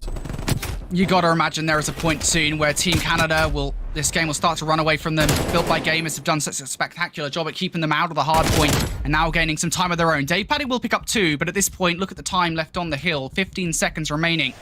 Going to start to focus on this rotation. Built by Gamers able to break in last time, refusing Canada from getting much time at all. This time around, though, Team Canada, can they hold it? Can they find their way back into this game? Because Austin, 100-point deficit almost. That is... it's going to be a tough one. They don't have a choice. They need to hold this hill or they're not winning this game. We need to see at least 45 points from this particular hill. Let's see if they can do it. Fellow, he's got to hold the back. Finds some good shots on a God RX and is able to play his life. But Pentagram, Pander, that is not what you want to see for Team Canada. The break about to ensue. Exotic here will be cut down by Kismet, and Kismet finding the entries. Built by Gamers, they have broken the setup on the first attempt. And this is looking like it might just get out of hand unless Team Canada can fight for a bit of the scrap time. It really is clinical, isn't it? The way that BBG have been playing these breaks, once again, able to get it done. And now Team Canada have to fight tooth and nail to get back into the hill. And they're doing it from one direction here, one lane. Pentagram just said, well, all right, cheers. You can line up for me. I'll be more than happy to take that one, as Built by Gamers will now be gifted the remainder of that time. Their 100-plus point lead remains intact. And the worst bit about all of this is Pentagram continues on his spree now, effectively preventing Team Canada from properly rotating. And we're in this position once again where BBG in control of the bus, the power position to control Boulevard. Pentagram, he's lighting it up. 6 in a row, streaks. Just one off of that artillery. Long-range shots there. Royalty not going to go down fully. But Pander, he's also finding the line of sights.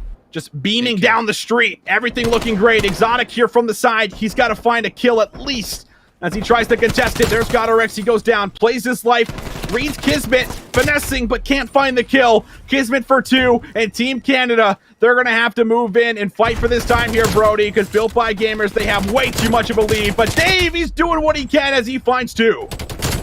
Yeah, absolutely he is. Apada comes back with 2 of his own, though. Dave will pick up number 3, Exotic, to close up shop, as Team Canada will pick up this scrap time now. Even if they don't, they need to laser in on the rotation. They've got nobody over there. They think that BBG already have presence, so they're being rather cautious on this rotation. You need to be careful. That cautiousness is absolutely deserved here, as Dave Paddy and Royalty now inside 3 players from BBG, Panda and Pentagram. They make it look so easy. It's a tutorial mission for this squad, as they are now 10 seconds away for victory. Team Canada, you need to get in. Fellow tries to barge his way into the hard point. He will be able to do it. Contested for now, Austin. Contested for now. But, I mean, they can just wait as long as they need to. Team Canada, they're going to have to make the move. And Fellow able to find 2. But he's caught all alone. A 1v1. He's got assistance now coming through. But now the spawns have flipped out. And Pentagram is still alive. How is he finding kills like that? Built by Gamers. They may give over a bit of the scrap time, but they have the setup for a new. And Team Canada, they're going to have to push through, and they got to push through fast. It's 10 seconds. If you're Team Canada, give up. Just give up this hill. Just go. There's no point fighting for the scrap time, and they're going to go for it anyway. They're so laser focused on this. All the gunfights going in favor of BBG. Canada have 1 pushed in. I don't even think they're going to touch the hard point. They're not even reaching this at the moment. BBG, they get it done here. Clinical hard point play from them. They broke in, to setups that Team Canada had going, 2-3 times there on the first attempt. Really well played from BBG on the whole, just perfect. And obviously there were clutch moments also, but it just came down to the way they played hardpoint there. It's just, that's hardpoint. It's as by the book as it gets. Oh, sure is, Alan. You got to watch that one. I mean, it's very unfortunate to see one of these squads drop out, but hey, that's just how this bracket's going to go. We're going to lose some of these top teams we've been following all year. Built by Gamers, they just look way too strong in those respawns. Yeah, Brody at one point in time had mentioned that this matchup, I think, in a lot of people's minds, very well could have been, if not by probability, maybe even should have been the grand finals for this North American region. But like you mentioned, Vincent, it's just down to the fact that this is an unpredictable region for a reason, including the fact that, hey, we talked about, saving strats for the final moments. Who in the world's going to take their ARs and say, play with SMGs for fun on a checkmate control? I don't think any of us would have ever seen that coming. So Built by Gamers definitely built a little bit different to get through this lower semifinal and now advance into the lower finals. Let's take a look just very quickly to see how things have fared. And well, I mean, for this Built by Gamers team, you're only seeing part of what has been a lower bracket run since round 1. I mean, you want to go through the gauntlet. Built by Gamers have definitely done it, at least to this point, but their opponent coming up is going to be Aerial Arise, and they were the big Cinderella story through groups and especially through the opening day of bracket play, Brody. So tough matchup coming up. Yeah, it absolutely is, right? And, we mentioned this, Aerial Arise, they'll have had time now to sort of sit out and sort of maybe iron out the creases as to what happened in that upper bracket final. And a lot of that did come down to we are trying now. They played extremely well in that matchup. And I think if Aerial Arise realized that, as I said, there were some key moments there in that upper bracket final between Aerial Arise and We Are Trying Now with the former. There were moments where they clicked and it worked so well for that team. Individually speaking as well, there's some incredible moments from players such as Emery's and Infamous. If we see that from Aerial Arise, this will be a tough match for BBG to take. But either way, I'm looking forward to this one, Alan. It's going to be incredible. I absolutely cannot wait. Dude, you just got to get shout outs to Coach Ronan, because simply put, after the first day of bracket play, I was kind of casually on my own stream, and Ronan comes in and says, it's all by design. We're going to come through. We're going to lose the opening winners round 1 match and then put together a glorious lower bracket run. And so far, that's been holding true. But we'll step away for a brief break, allow our teams in lower finals to get the veto process underway. And when we come back, we'll frame up what exactly you should be expecting for our lower finals matchup coming up after this.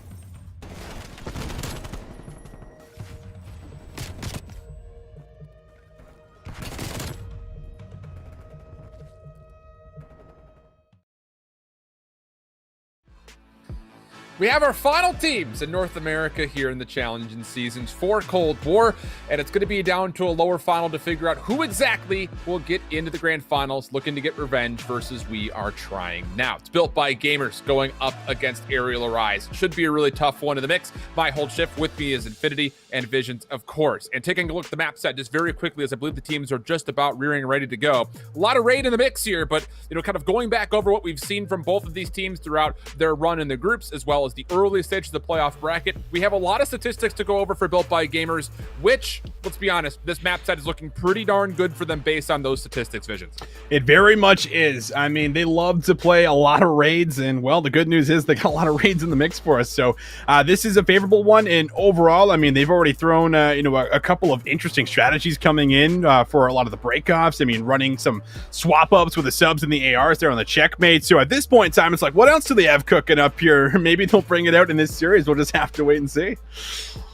On the other front here, though, Brody, looking at map number 1, at least for Aerial Arise, last we had a chance to watch them, they were playing up against LAG Academy. They did win this map, and beyond that, they clutched this map up. It was a 250 to 238, so there is some ground to work with here. Again, the sample size, as far as what we've seen from Aerial Arise, is a lot lower than a team like Built by Gamers throughout this postseason, but you really just have to think mostly, you have to wonder, maybe not on the map set, but just the mental capacity to come off of an 0-3 loss that We Are Trying Now immediately into a Built by Gamers team that's been in the lower bracket since lower round 1.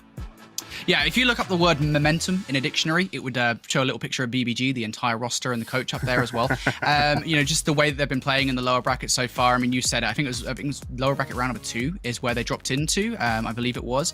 And since then, they've won 4 matches straight, all against extremely good teams. So BBG, they have momentum on their side. For Aerial Arise, of course, as I've kind of prefaced already when it came to that winners bracket final matchup, it's the first time they've faced real adversity in this tournament. I don't really count the group stage, and the only reason I say that is because I don't think Aerial Arise really expected to win that group. They didn't go in as the number 1 seed, so it wasn't massively an upset for them.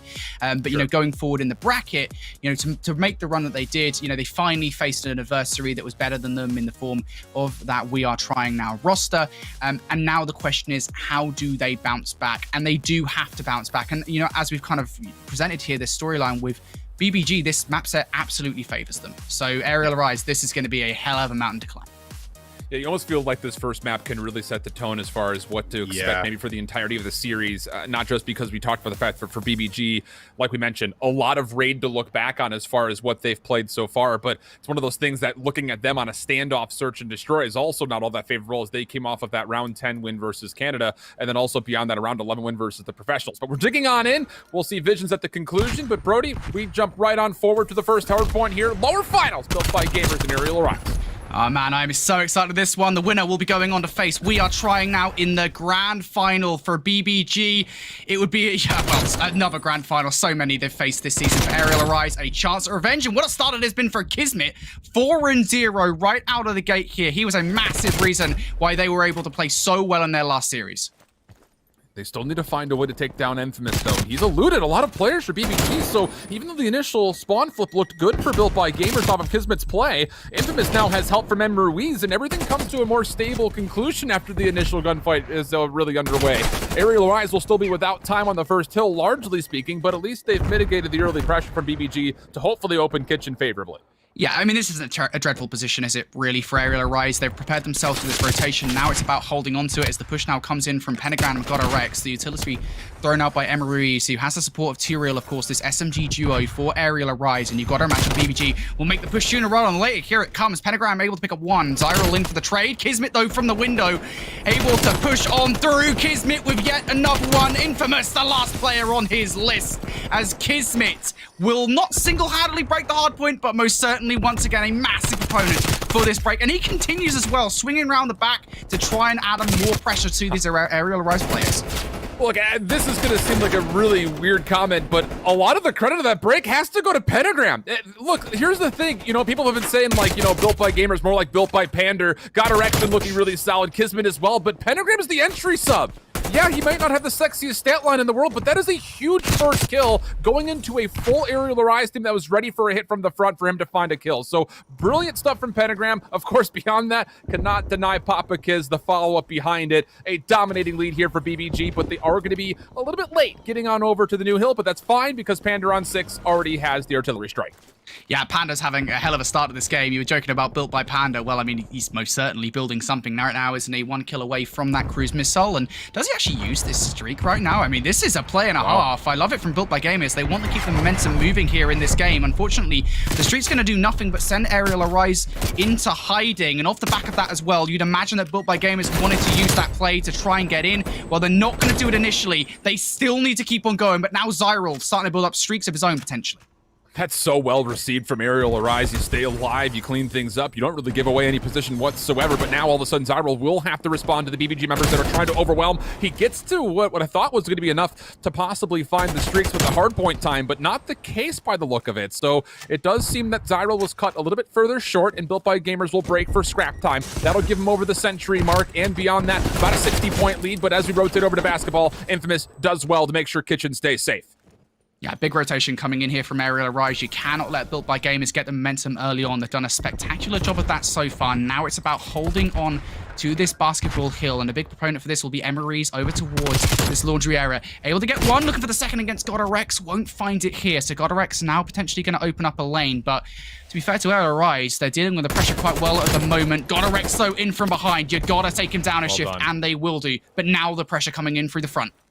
Aerial Rise has done everything you could ever ask of them between the third and fourth hard points, at least thus far. 30 seconds still to play for Built by Gamers. Are going to be forced to have to stack this from the front, or so you would think. Infamous trying to make sure that everything middle map does stay honest, but he's not able to get out of Kitchen. So now Built by Gamers do have a multifaceted approach, but instead of trying to go around the back, they're going to all try to overwhelm this kind of in stampede form from the front, and it's not going to find success because Two Real deals with it. Zyril, who's been really patient to see there's going to be a player on the back, has made sure nobody can come through the back stairs, and after Godorex had found Infamous, the trade is there, and that honestly is perfection from Aerial Arise. We're right back to essentially a tie game.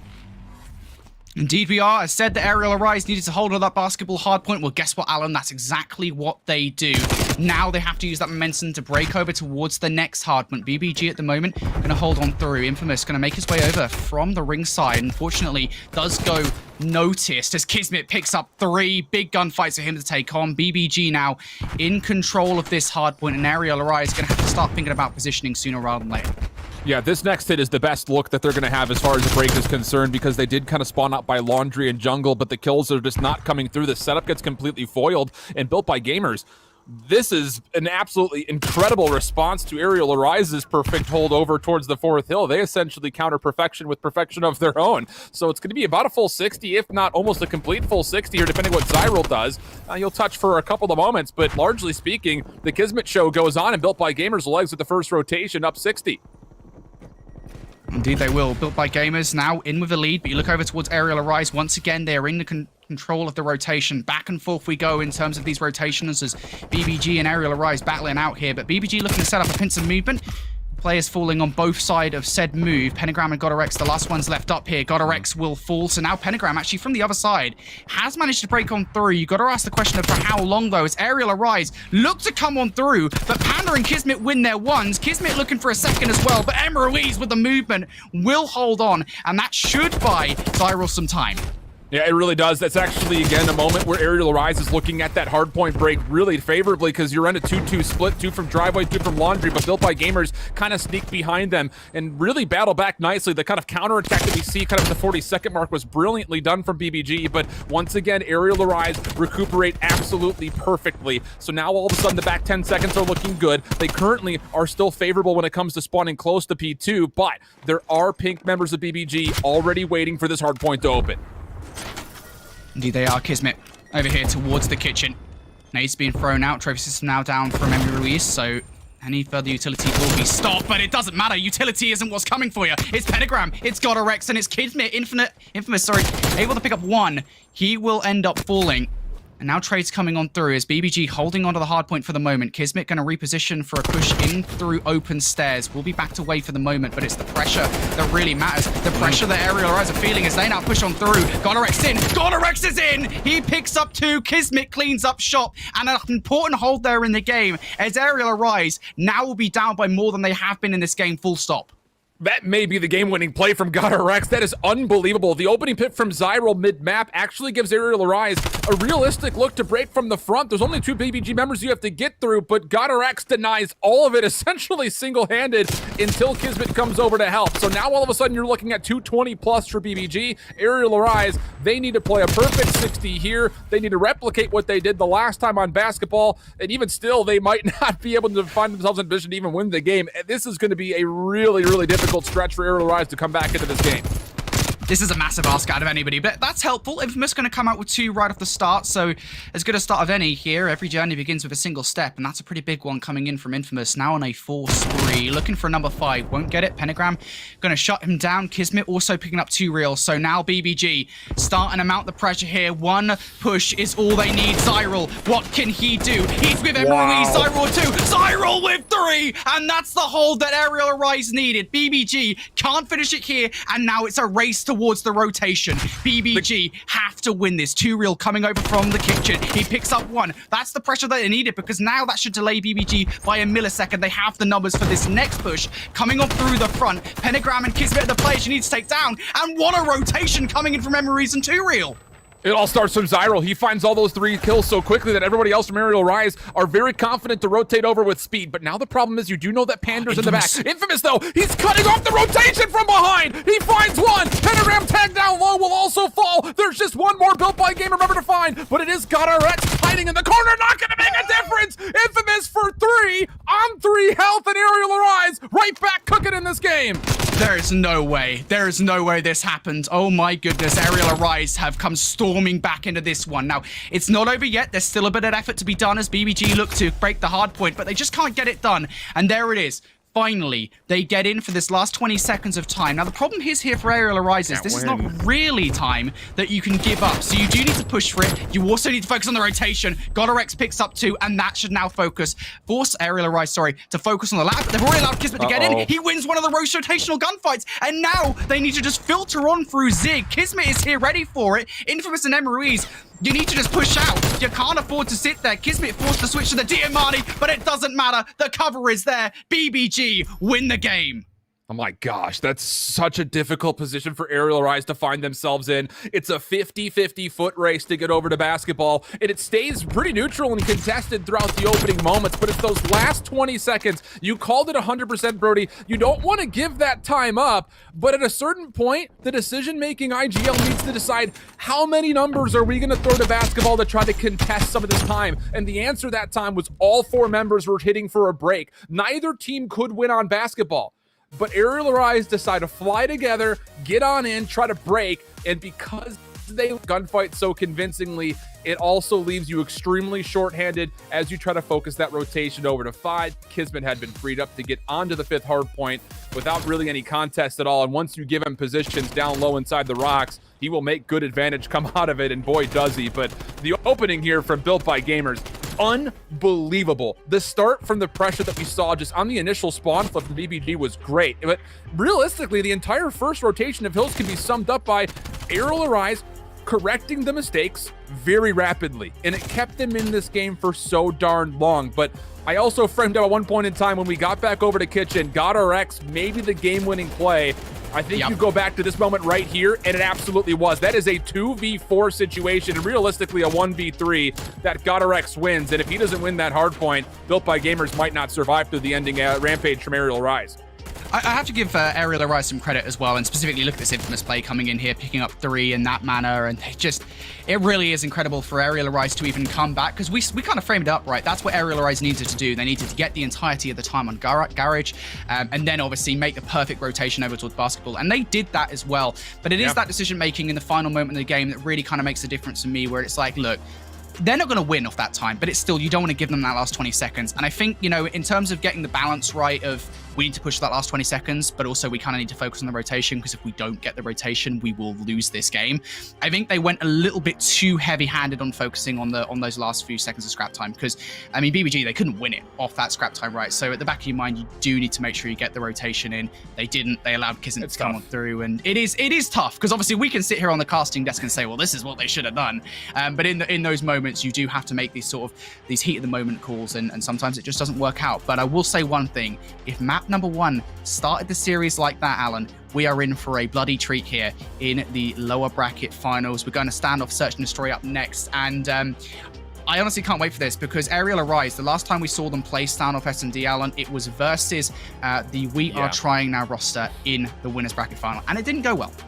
Well, I mean, there were moments where Aerial Arise, you could see what their game plan looked like the blueprint of what every play was supposed to be. It just came down that We Are Trying Now. We're kind of finding a way to respond to it with just a little bit more conviction than Aerial Arise could execute with. So I'm really curious to see what that playbook's going to look like versus a BBG team that has been tested on their Search and Destroy throughout their run that we've been able to see throughout the groups, the bracket, and so far throughout the day today.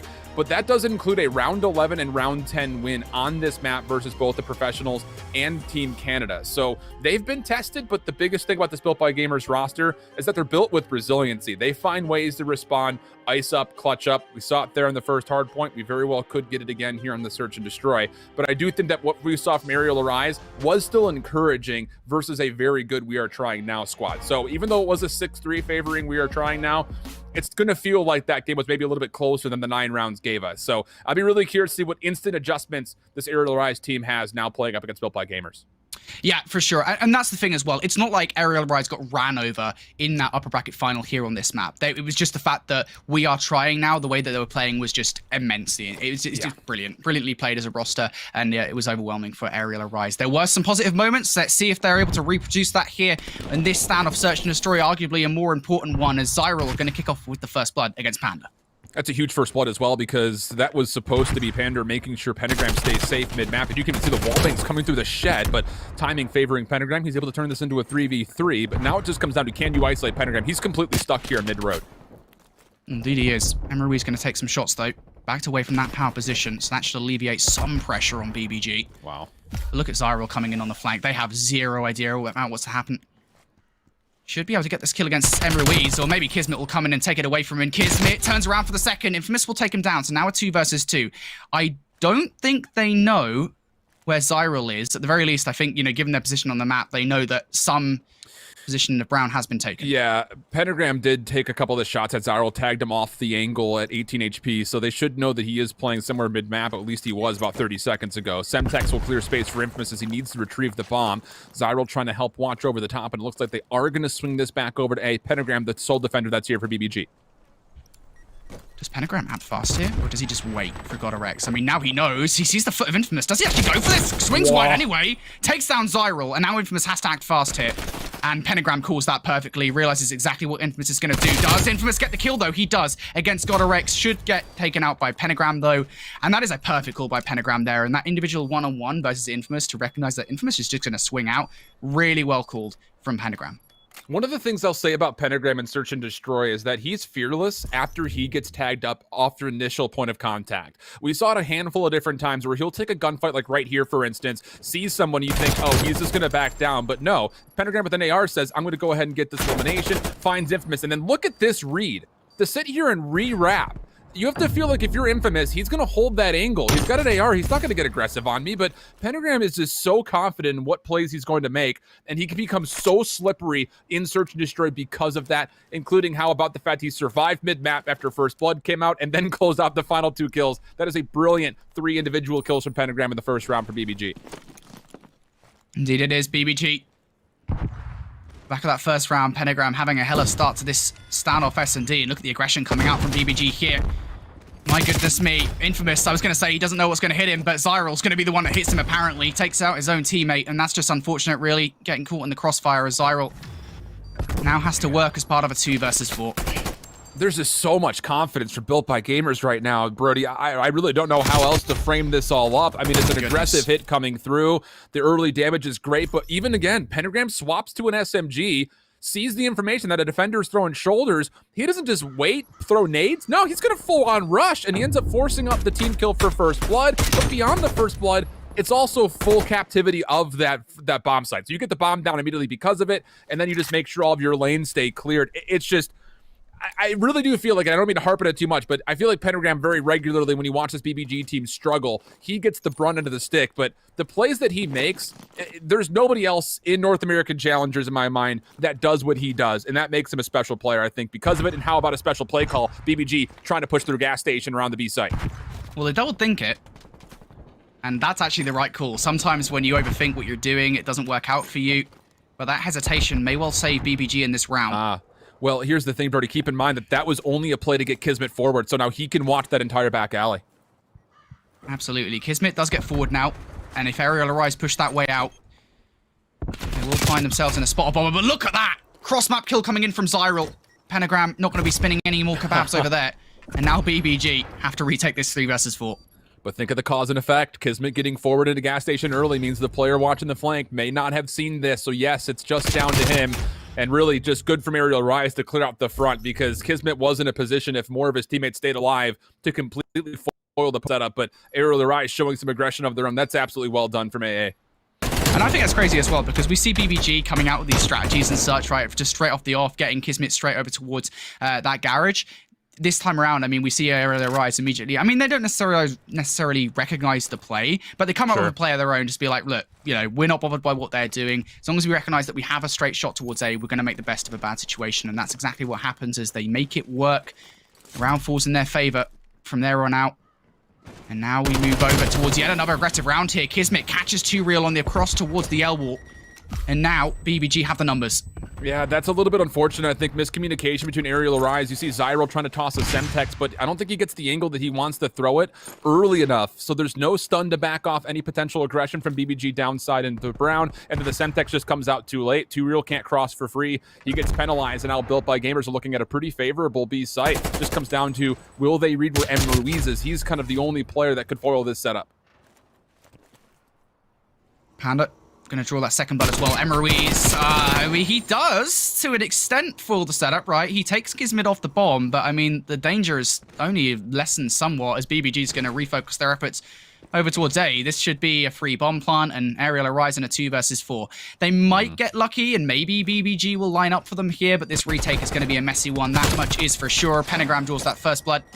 Now just down in Infamous in a 1 versus 4, and at this point, if I'm Infamous, I'm thinking damage control.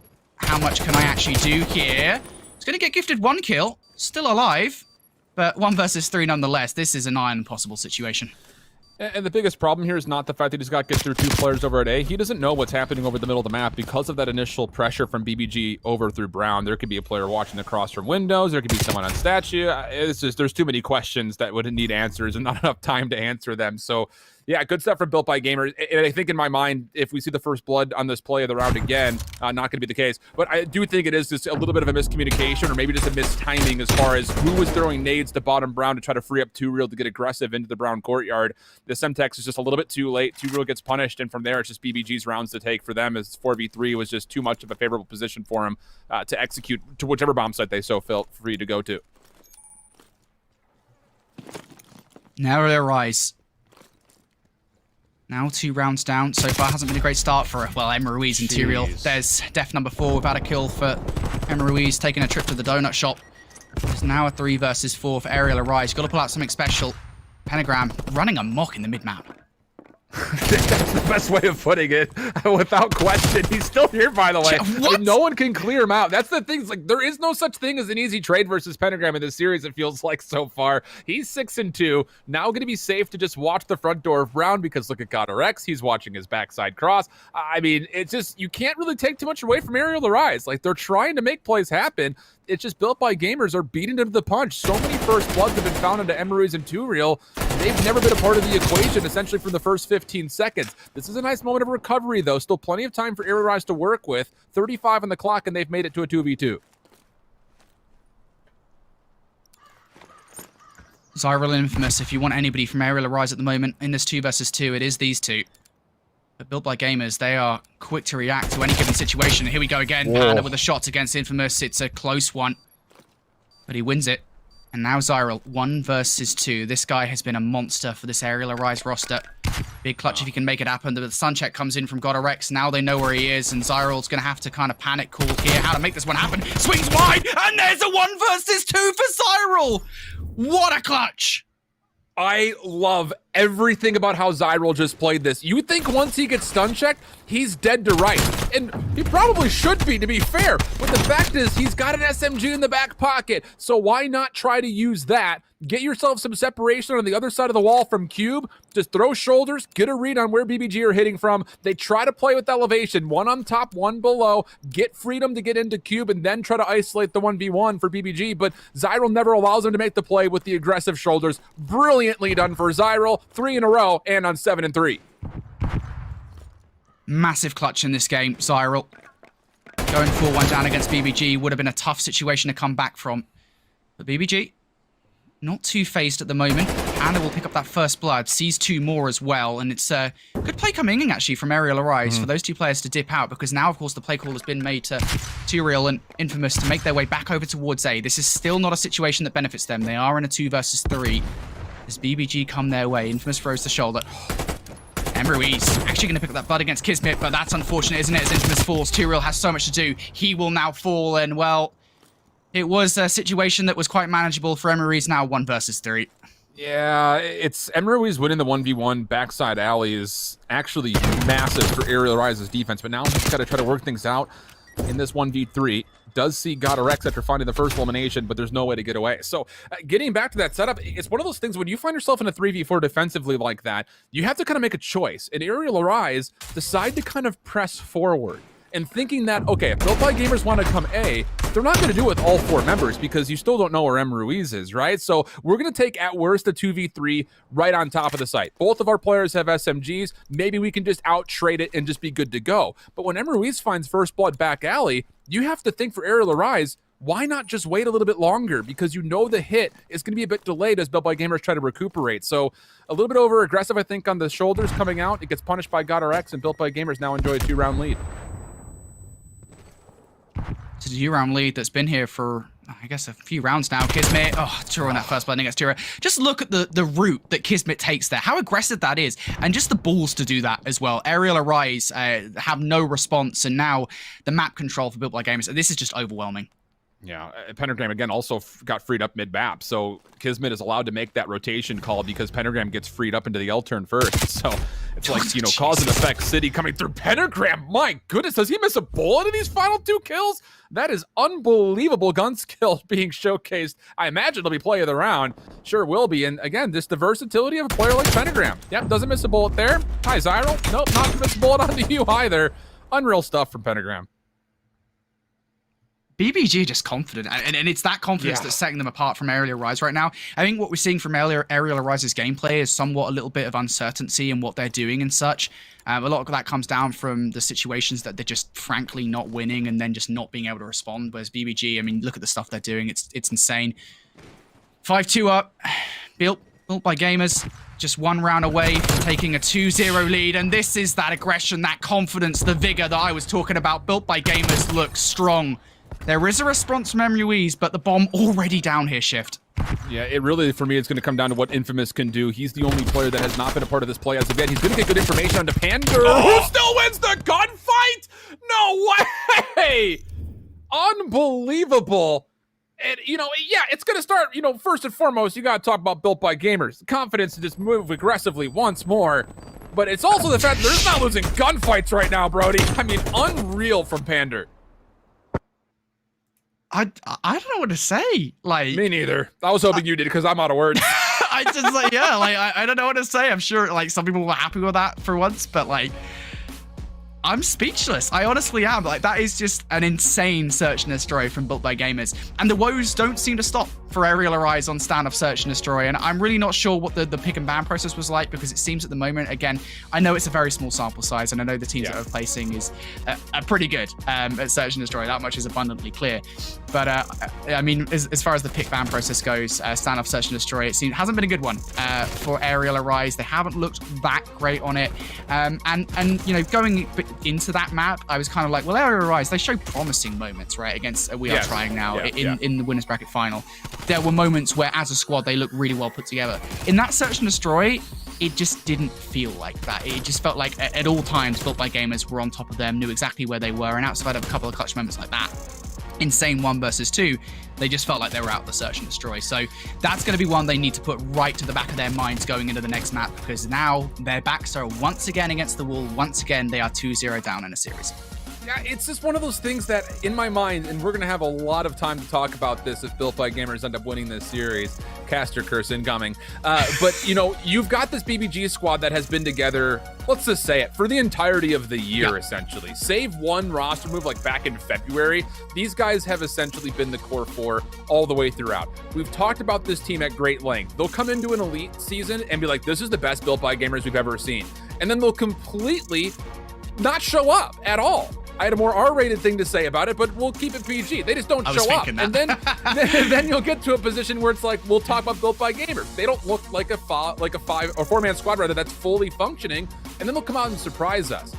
Those trials and tribulations that we've seen have allowed Built by Gamers to develop a playbook that is just so much deeper than what we see from Aerial Rise. Because again, the setups from Aerial Rise are fine.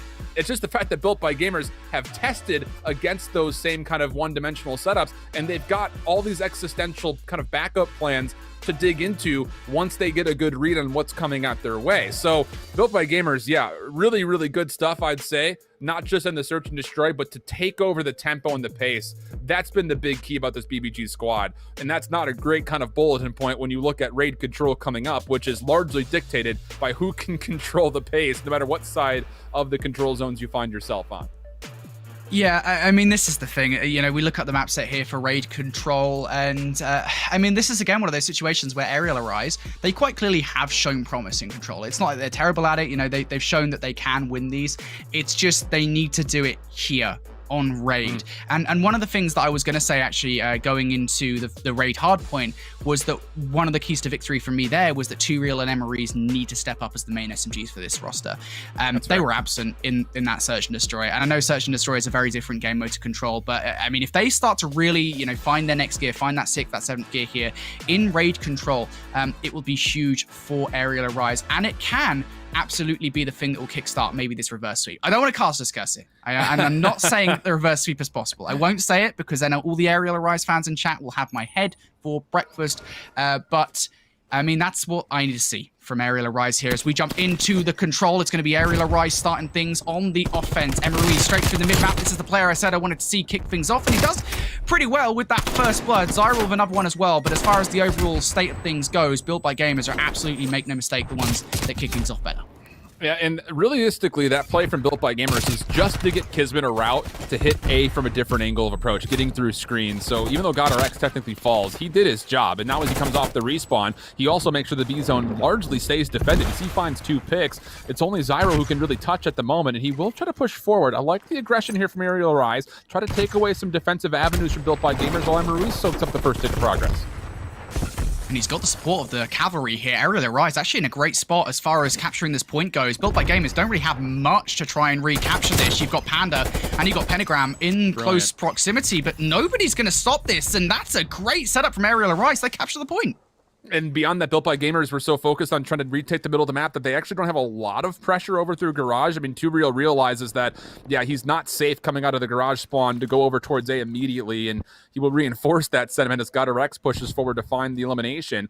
But for the rest of Aerial Rise, in the back here, it really is going to come down to who finds the next elimination first. And that pick from Panda is massive. It frees up some space for Kismet to make a play, and wouldn't you know it, he does. 4 kills in the feed, and now Built by Gamers all over Art. The entry to Garage, and for Aerial Rise, it's going to take you a while to see that A zone again. Well, luckily for Aerial Rise, they do have quite a while to make this one work, right? So every cloud has a silver lining. For Aerial Rise, that silver lining dark cloud, though. It's a pretty dark cloud, and it's a pretty thin silver lining, but Aerial Rise do have 60 seconds or so on the clock to make this one work. Problem is, Built by Gamers, their map control right now is impeccable, just where they are in terms of the map control. Now, that's a good kill coming in from Infamous, does take out GodRx in this situation, and now maybe an opportunity for Aerial Rise to open up the floodgates and actually start making moves towards, but every time I say it, there is kills coming in from Built by Gamers, but that's pressure alleviated. Now Aerial Rise have an opportunity to at least get out of this. I mean, kind of. Kind 40 of, yeah. seconds on the clock, and they only have 9 lives. It's just one of those things. It's like if you were just to kind of watch back the last 30 seconds just by looking at the minimap, it's like as soon as one Built by Gamers member finds a kill and then gets damaged, he backs away, and there's somebody else to take the exact same fight from a different angle. I have to imagine for Aerial Arise, the comms are like, wait, there's one backside basketball. Wait, there's also the same one over by open stairs. They're all through art. It's just they're everywhere. They're everywhere right now. And yeah, there really never was an opportunity for Aerial Rise to work their way out of spawn. Yeah, they gain a little bit of space, but I mean, look what it costs. It's an 11v5. Last hope with 9 seconds on the clock exists right here for Aerial Rise's offense. 4 versus 10, backs against the wall. We've seen crazier things happen today, but can this one be pulled off by the Aerial Arise roster? Infamous trying to play his life. We'll get one, actually gets the second as well. And this becomes all the more possible because Built by Gamers relying on Pentagram. Way. There's no way. There is no way. There is a way. Aerial Arise seems to have found it. The Pathfinders. What on earth? What are we watching? Are we even watching COD anymore? Hold the phone for a second, because I'm pretty sure GodRx lagged out. He spawned up backside laundry. Yeah, there it is. Yeah, I was going to say, sad. it was right as that hit was coming. I was trying to see who was going to get back up the top window, and GodRx just wasn't moving. And you have to wonder if that AR is in position. There very likely is a situation that he can lock down at least one of those extra lanes. So there is some consideration there when it comes down to how that round finished. But don't take anything away from Aerial Rise, because there's an argument here for Aerial Rise. Like, hey, we did break through that zone, and they did start to force spawns for the defense to be up by basketball. So those 2 kills from Infamous kind of finessing around Ring very well, I think, could still be considered like a round-winning play, because that's unbelievable for him. Oh, 100%. Infamous getting that 2-piece, absolutely huge, because as you say, you spawn those players over towards basketball, and it's not like these players didn't know what they were doing. It's not like Infamous just got the kills, and then it's like, oh, well, these players are going to spawn somewhere. We'll just jump on the point. Why not? They knew where they would be spawning. Obviously, these players have played the game over the last 8 to 9 months, and will have studied those spawns pretty closely. So, really well played from Aerial Arise. We'll keep an eye on what happens in that game, in that round. Obviously, we don't know whether this will be a full replay or whatever. We'll find out very, very soon. But I think it's actually important to note, let's go back to sort of that round as a whole, because it was such a weird round in terms of the oppression that Built by Gamers were bringing on the defense, as well as what was happening for Aerial Rise right off the offense, because they actually managed to capture B pretty quickly. Yeah, no, I really do like the way that Aerial Rise were able to kind of respond to the opening aggression coming out of Built by Gamers. Again, that route from Kismet through the middle of the map was really just allowed because GodRx is a part of getting really far forward in towards that middle kind of rock courtyard area.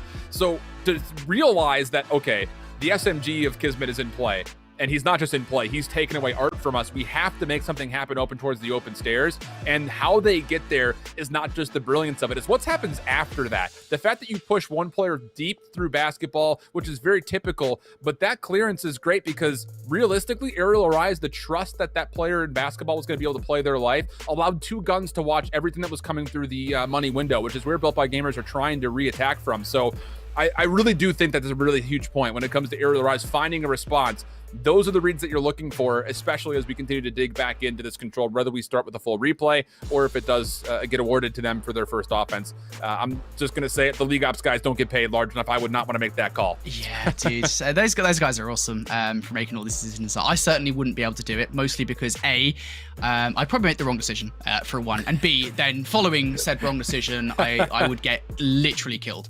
So not touching that with a 10-foot pole.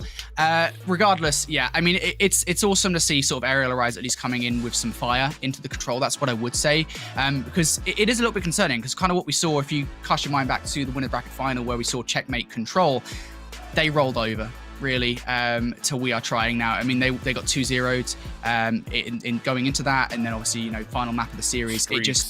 It wasn't a fight effectively, and I don't know whether a lot of that was them just feeling the pressure, because again, you have to remember that this Aerial Arise roster coming into this event as a team, their top placing was top 8, and that was in a cup 18. I want to say it was like it was. This roster was just not expected to get into this position, and I will say this: I will, you know, be behind them, at least from this perspective, all day long. They have done extremely well in this tournament to even get to this point. To pull off the upsets they have done, they should be very, very proud of themselves for even getting to the top 3. To get any further as well, every further step you make, I mean, it's just a crazy achievement for this team, and just showcasing what talent they have on the roster.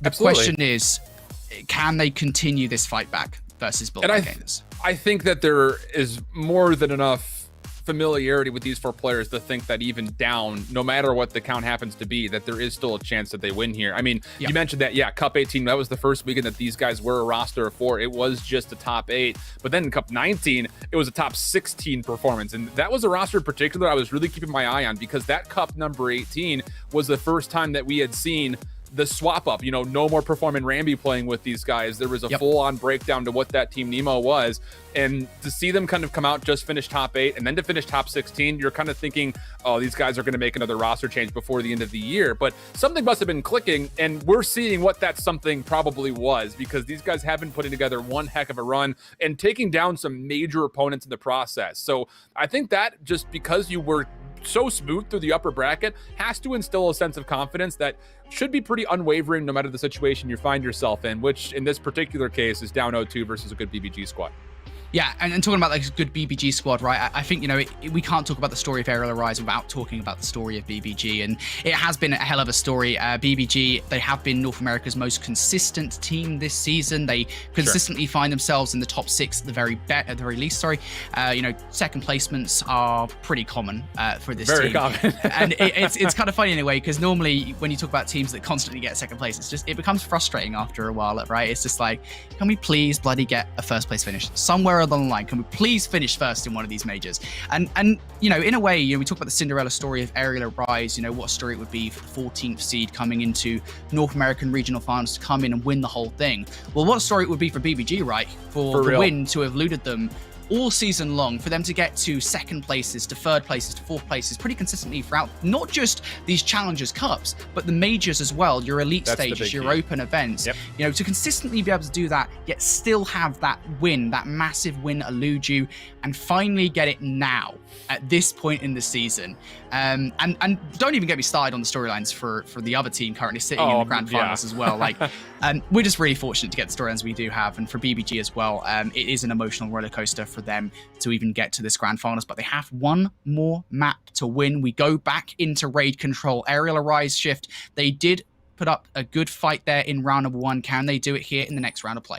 Yeah, this is Aerial Rise. They will be up 1-0 after the restart. So the decision has been made that Built by Gamers will lose that defense, even without GodRx being a part of that final defensive hold. So huge credit where credit is due. Aerial Rise fighting back from what was like a 5v17 situation to win the round. And now Built by Gamers trying to find a response for the offense of their own. They're going to immediately get over towards B. First tick of progress is looking good, and they are at least able to grab that. Pentagram would like to get more, and with this kill versus Zyral, he will to the pistol, not going to find Infamous, and the progress made in the second tick of progress will be depleted. Well, Infamous living up to his name at the start of this round. We'll pick up 3 in a row, but Kismet quickly deals with him. And now, Built by Gamers looking to capture this B zone. You got to make sure you get rid of 2 real inside money window. Zyral now making his way over from basketball as well. And what a challenge from Zyral. Takes the head off Kismet.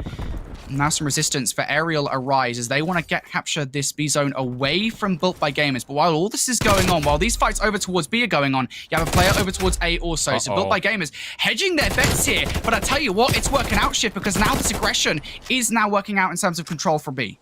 M. Ruiz bails on the 1v1 over towards A. He was looking to potentially be the sole defender to go challenge Kismet, but the decision is made for Aerial Rise to try to recover the B zone, and wouldn't you know it, they will. That is a very difficult decision to make, though, for Aerial Rise, so credit where credit is due, because if M. Ruiz falls back over to B and his teammates fall around him, he can't do anything at B either, and that's progress on both zones at the same time for Built by Gamers. But they do capture the A zone with a couple of the players spawning up by driveway, able to stack it, so an extra 60 seconds on the clock. But they do find themselves down 2 lives as they try to re-aggress towards B.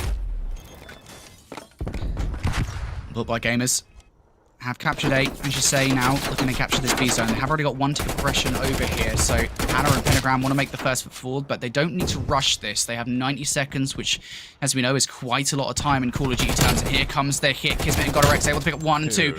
Zyral 2, Infamous 2 as well for the mid-map, and Built by Gamers wiped.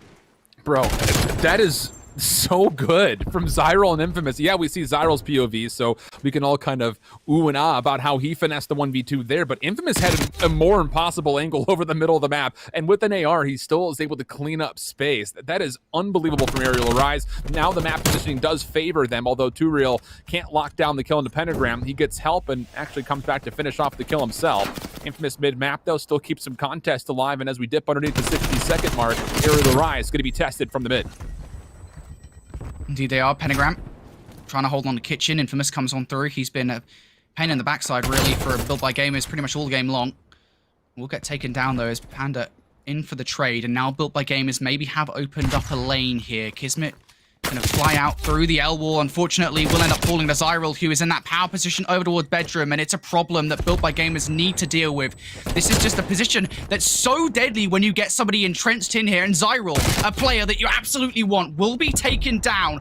Elsewhere, Pentagram falls, so now one-dimensional attack here in the last 15 seconds of time. Nice kill coming in from Emruiz.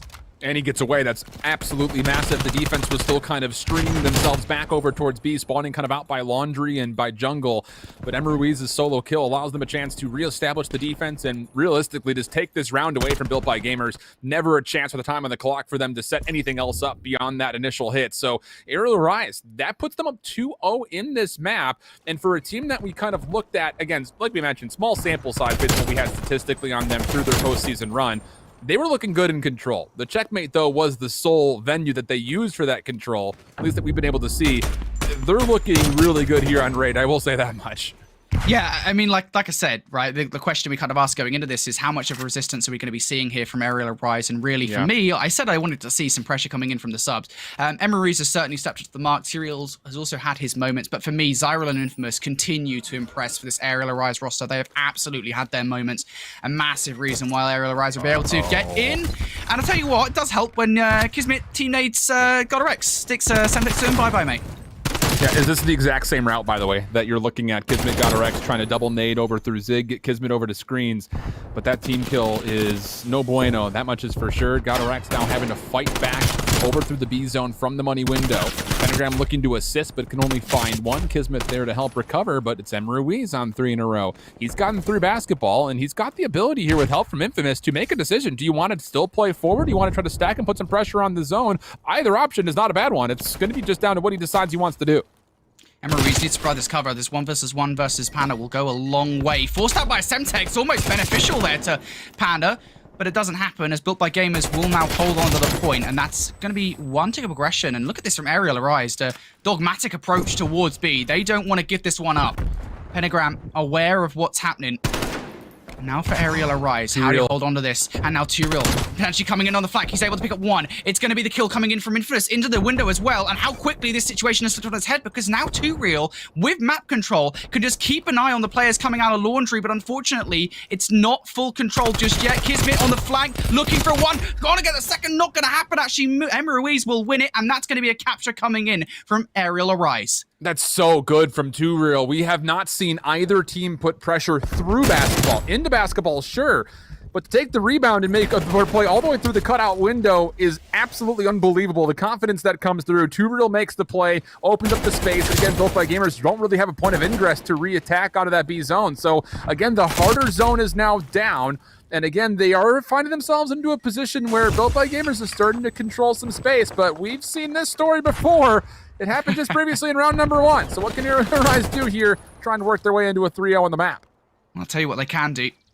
Try and get in from behind towards Laundry. Have they accounted for the spawn over towards basketball? I believe they did, but unfortunately, miscommunication means that Emruiz isn't going to get there in time to take out Panda before he can do damage. So it is just Infamous and Emruiz. Now just the latter on the flank. This push towards behind has fallen apart. GodRx part of that on a 5 spree now. This man can string together 2 more kills. It might spell a problem for Aerial Rise. That is so good from GodRx. Those were 2 kills that aren't just great for the streaks. They were required to hold on to the defensive zone because the pinch was on the way. And now all of a sudden, GodRx has some toys to play with. Artillery strike has been earned. Cruise missile potentially on the way if you can just find one more elimination. And an 8v3 with 30 seconds. We saw some dire things in the first offensive attempt from Aerial Rise, but there is no way they put this one together, especially knowing that GodRx is close to streaks. Just don't feed them the last one. If GodRx gets this cruise missile, I am concerned for Aerial Rise. I mean, this is done now. Infamous is going to jump off the map, yeah. Right decision. I mean, he doesn't exactly know that GodRx is on the streak, but he certainly knows that given the fact that Built by Gamers have just strung together kill after kill after kill in the last 30 seconds or so, it might be a good idea to just send yourself as far away from Raid as possible. And that's exactly what he's going to do. So, situation not great for Aerial Rise, but they are 2-1 up. If they let GodRx get one more kill, though, they might find themselves in a situation not dissimilar to what we saw on Checkmate Control versus We Are Trying now. It really just, for me, comes down to not only can you stop GodRx from getting the cruise missile, but defensively, can you establish control on this round first? Because then the decision has to be made by BBG. When would you want to use the artillery strike? Because this very well could be the last round in their eyes. So you need to force that decision-making into play, I think, for Aerial Rise. And they're going to play pretty passively, allow Built by Gamers to get the middle of the map. It's a 3-1 defensive split, but you are getting aggression from 2Real. GodRx reads it, but not quite in time, and the cruise missile will be denied. That's done some good news, isn't it, for Aerial Rise, really? And they do actually stop Built by Gamers on the whole. So Built by Gamers is going to need to kind of recover here. Panda tries to make his way through Basketball, and, well, Zyril takes him down. And, I mean, effectively, all the important gunfights are going in favor of Aerial Rise. So as far as a good start is concerned, they've had a pretty good one.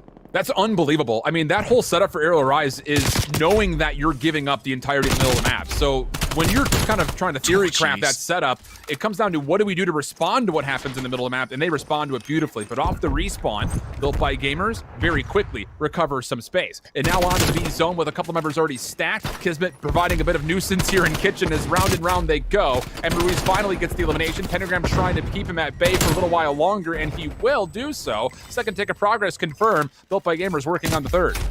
Well, some heroics maybe coming out from 2Real here. GodRx, of course, trying to play his life on B, maybe waste some time so Kismet can come on through in from behind, but Kismet's efforts will be effectively neutered there. But 2 ticks of aggression for BBG over towards B, but not a lot of time to make this one work. They need to capture a point and they need to do it pretty quickly, and Aerial Rise just continue to ramp up the pressure here. Every single kill going their way, and now 35 seconds on the clock. Kismet does pick up Infamous. 2Real tries to push on through for the trade. Zyril now goes at it as well, and BBG have an opening. This is the exact situation that you want for your Built by Gamers. You don't have to use the streak. You're likely going to be able to just get the free 60 seconds here. Nobody from Aerial Rise is going to wisely go in for a recontest. So a minute 30 on the clock, just underneath that. 14 playing 13. And now the real thing that you have to watch out for is when will this streak come into play? Again, you don't want to have to use it if you don't need to. But if you do find yourself down, you need to make sure you at least see a 5th round. But looks like the situation is kind of unfolding in front of our eyes as the kills come through and the third tick of progress is on the way. GodRx needs to try and play something here. He will end up falling. Now 11 versus 8. 1 minute 10 on the clock. Infamous able to pick up 2. And Built by Gamers, they have some time to put together, but do not just go one by one because Infamous is on fire at the moment. And you will quickly get punished. And here's a play call coming in from GodRx. Wants to use the streak to apply the pressure so Built by Gamers can get to the point. Yeah, it's going to get them on. They've cleared up all the space they need to. They were watching the flank through open stairs. Nobody can touch. They also got guns watching the window. So now the third tick of progress is coming through. 3-player stat free. GodRx trying to hold on. There it is. Built by Gamers capture the point. Nobody from Aerial Rise can even get a touch. And now 2-2. Remember that Aerial Rise, their victory before the restart still stands. So this is going to be a round number 5. And I'd imagine that unless they have the tick progression correctly, we should see an ending of the game here. That's the real question, right? Because all the offenses were pretty evenly found as far as how they were won and how they were lost. So I wouldn't be surprised if the mental count does favor Aerial Rise, and okay, that will indeed be the case. So it looks like we're going to get one more lobby restart here. Aerial Rise will start on defense. The question will be, and what will likely happen is they'll start the round with Aerial Rise on the offense, let the round come to a conclusion so everyone's got their trophy systems, and then we'll eventually see Aerial Rise on that defending spot. But, you know, for Built by Gamers, you do everything you need to get that round number 5, but there's going to be a little bit of salt, I think, in the wound of the fact that you did have to use the artillery strike there. Yeah. So, you know, it's going to be all level going into the 5th round, and Built by Gamers are going to have to get an offense the hard way without those extra resources in play. Yeah, actually thinking about it in a way, I'm kind of glad that GodRx did use that streak then, because it would have created a really awkward situation where GodRx... Oh yeah, I've got a streak, by the way, so now we're going in around 5. What are we going to be doing about that? I imagine that actually probably was a little bit of the thinking in a way, right? It's like, well, I mean, we're not going to get this streak in round number 5, so let's just use it right now to try and get on the point and force this round 5 as quickly as possible. And they did it pretty well also. So really well played by BBG. Although, as I've said, Aerial Rise, they just continue to ramp up the pressure. They have really stepped up to the plate here in raid control. For me, overall, right now, it really is just about sort of Aerial Rise continuing to apply this pressure here. Infamous continuing to do what he's doing. Zyril continuing to do what he's been able to do, because that AR pressure has been paramount to this Aerial Arise team. And again, I've kind of alluded to this all series long, but I still don't feel like we've seen TuReal and Emery's reach the heights of their ability just yet in this series. Like, and my concern is for BBG is when they do that, what are Aerial Arise actually going to be like? Like, firing all cylinders. I don't think we've seen that yet. That's the big key, and I'm really glad that you brought that point up, because when we were watching Aerial Arise make the run to the upper bracket, a lot of the conversation did rest on those two shoulders. Like, they were popping off, they were finding so much dominance up front and up close that there really wasn't a chance for teams like UYU and LIG Academy to kind of respond to them as we would normally anticipate. So yeah, are they kind of the pivotal players that are the linchpins to get things going? I think that's probably the case, but we are jumping on in, and it does look like Aerial Arise is going to be on the offense here, and no trophy systems will be kind of waited for the charge to come in. So they're going to have to do this the hard way, and I'm just kind of curious why we restarted in the first place. Yeah, Aerial Arise going to be in the offense. I suppose you got to make sure, really, haven't you? Just make sure everything's fine and dandy. For Aerial Arise, everything is far from fine and dandy because offensive round so far hasn't gone very well. They lose all the initial gunfights. And look at this repositioning coming in from BBG. They have to make a 50-50 call. Where are Aerial Arise going to go off the respawn? Well, it seems like they're going to be going towards A. And now Aerial Arise got to get out of Art. And all this pressure from the ARs of BBG, how overwhelming is it going to be? Emery's is able to get one, but for the most part, BBG have them locked in. And just quickly, the reason why we did the restart, they had to tally the total kills because the progression was even between both teams. So that's why BBG has the defense here. Well, there you go. Pushing towards B now. Our Aerial Arise able to get a couple of kills in favor. Kismet tries to make his way through open steps. He's able to pick up one before regrouping the team. I really love that reposition coming out from Kismet. Recognizes he can make a better play from Money Window, and make a better play is exactly what he does. For Aerial Arise now, 20 seconds on the clock here, Shift. Godorex able to pick up one. Built by Gamers. They are locking Aerial Arise in. Kismet now really putting the screws in here. Aerial Arise will spawn out towards Garage. Built by Gamers. Ensure that much. Now Godorex on the point. Can he put a stop to Aerial Arise? Last call here for Aerial Arise. Godorex will find one. Pentagram, you have to feel like he's going to have the confidence to try to chow this, but the problem is Aerial Arise's spawns will allow them a chance. And Brody, it was 9.9 seconds when Aerial Arise found the extra 60 in round one. Look at the clock. We've got 9.9 again. They're looking to do the same, and Built by Gamers, they're going to try to contest this, but are they going to be able to get there in time? No, they're not. But the exit kills are decent enough, and well, they're more than decent enough. It's a 22 playing up against 8. Yeah. Things are looking pretty dominating here for Built by Gamers trying to close out this defense. Yeah, I was going to say, that's the big problem here. 8 versus 21, so Aerial Arise just need to full send towards the point and hope they get a capture in, and that just isn't going to happen because you can't get a point capture off hopes and dreams.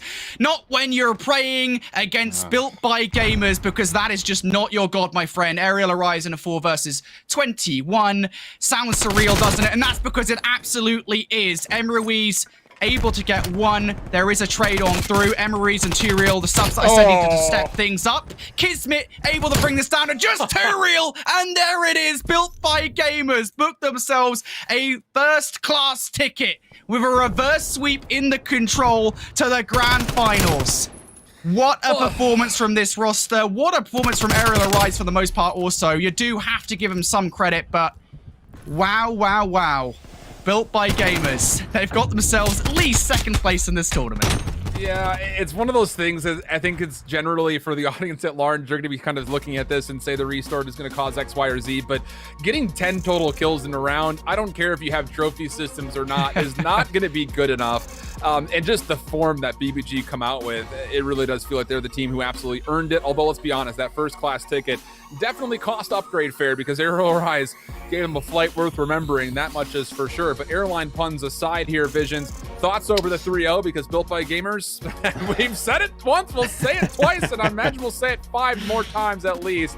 Another immaculate lower bracket run for them. Another one. I mean, it's quite literally looking like the 100 Thieves run, you know, from Blackout Sport God Champs. They're just running through this lower bracket, getting through every single team, and they're looking fantastic while they do it. I mean, that 3-0 was exceptional. We go back to just, you know, everything that was happening in the hard point, and they were able to regain on that one, make sure they didn't throw it away. They locked that one up. The S&D, I felt like they just picked them apart, and they must have been watching over what happened previously because they were just playing off First Bloods, which was the the problem when we were looking at Aerial Arise before in the series previous in the winners final there. So I think they just did a really good job of picking up that map set, and it was just, you know, too much to deal with, I think, for Aerial Arise, and they never really got anything going. And I don't think we got all 4 same players kind of going off like we did from BBG when they had multiple moments where they were just taking over.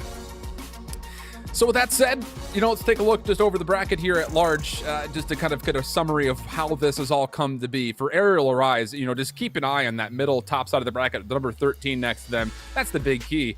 I don't think a lot of expectations were really kind of following this squad at large, not just because historically throughout the Elite season, they didn't see the Elite, but even when they did, the results were not all that great for them. But to go through Trash Bros, UYU, LAG Academy, that is an unbelievable first bracket day for them, but not quite able to match up versus We Are Trying now, and then a 3rd place finish. I mean, Brody, you just have to, it's going to feel a little bit bad that you don't have a chance to get back to that grand finals, obviously, but yeah, I think, you know, a couple of weeks from now, all 4 of those guys can look back and say, oh my goodness, like, what did we do here? Because that's unbelievable.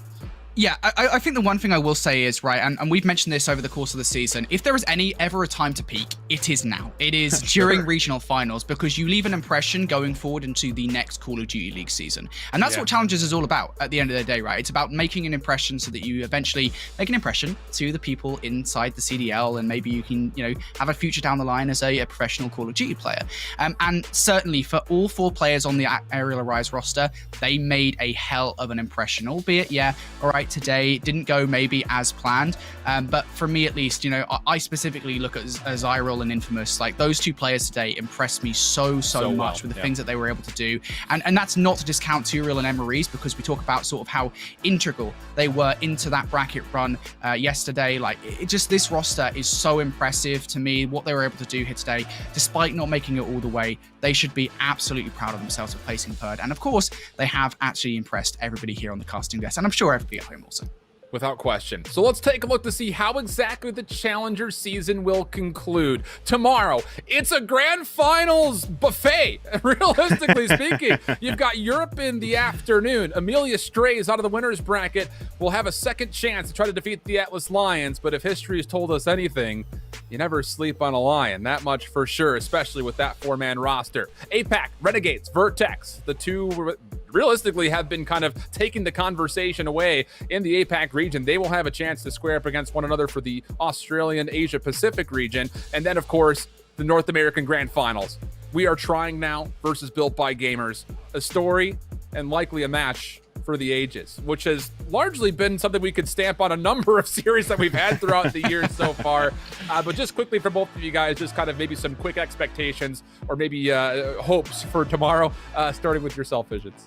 I mean, it's going to be hard to come in here and make a prediction, because Built by Gamers, they have made one of the most insane runs, but the storyline is they make these runs and then they fall short in the grand finals. So we got to see if BBG is going to be able to kind of come out here, kick off that first best of 5 series with that fire and carry it into the next one. On the other hand, We Are Trying now, those guys have been the team to beat. They have looked so good on every single game mode. All 4 players stepped up for us today. So, I mean, going into tomorrow, guys, I just don't know what to expect at this point in time. I just know it's going to be a good time, and I'm here for it. Brody, final thoughts from yourself. Yeah, I mean, I'm with Austin on that. Honestly, tomorrow's grand final is going to be absolutely insane. You know, I've already alluded to the storylines that we have here on display. Built by Gamers, they want their first ever first place victory. And again, what a time to get it done. 100 grand on the line for North America. That's a lot of cash. And of course, for We Are Trying now, it's the redemption arc, right? It's starting off the season with first place in stage 1 finals, you know, kind of a lull period from there, a downhill slide, as it were, to coming back to winning grand finals over here in regional finals for North America. What an insane storyline would that be, right? I mean, we have so many alternate timelines. Who knows what is going to happen? But I'm so glad, guys, that I'm doing with you tomorrow. I cannot wait. It's going to be a fun one, but that will do it for here tonight from all the winners finals and lower finals. All 3 regions have provided us storylines, narratives, and, well, just incredible electricity. But We Are Trying now. As mentioned from before, they may just need to change their name to We're Dominated now, because they looked clean through the upper finals. But coming back from the depths of possible elimination for what? 6, 7, 18 million different rounds, Built by Gamers will try to test them as they will look to win 2 best-of-5. Do not miss it. Set those alarms, get those calendar notifications. We'll see you for EU in the afternoon.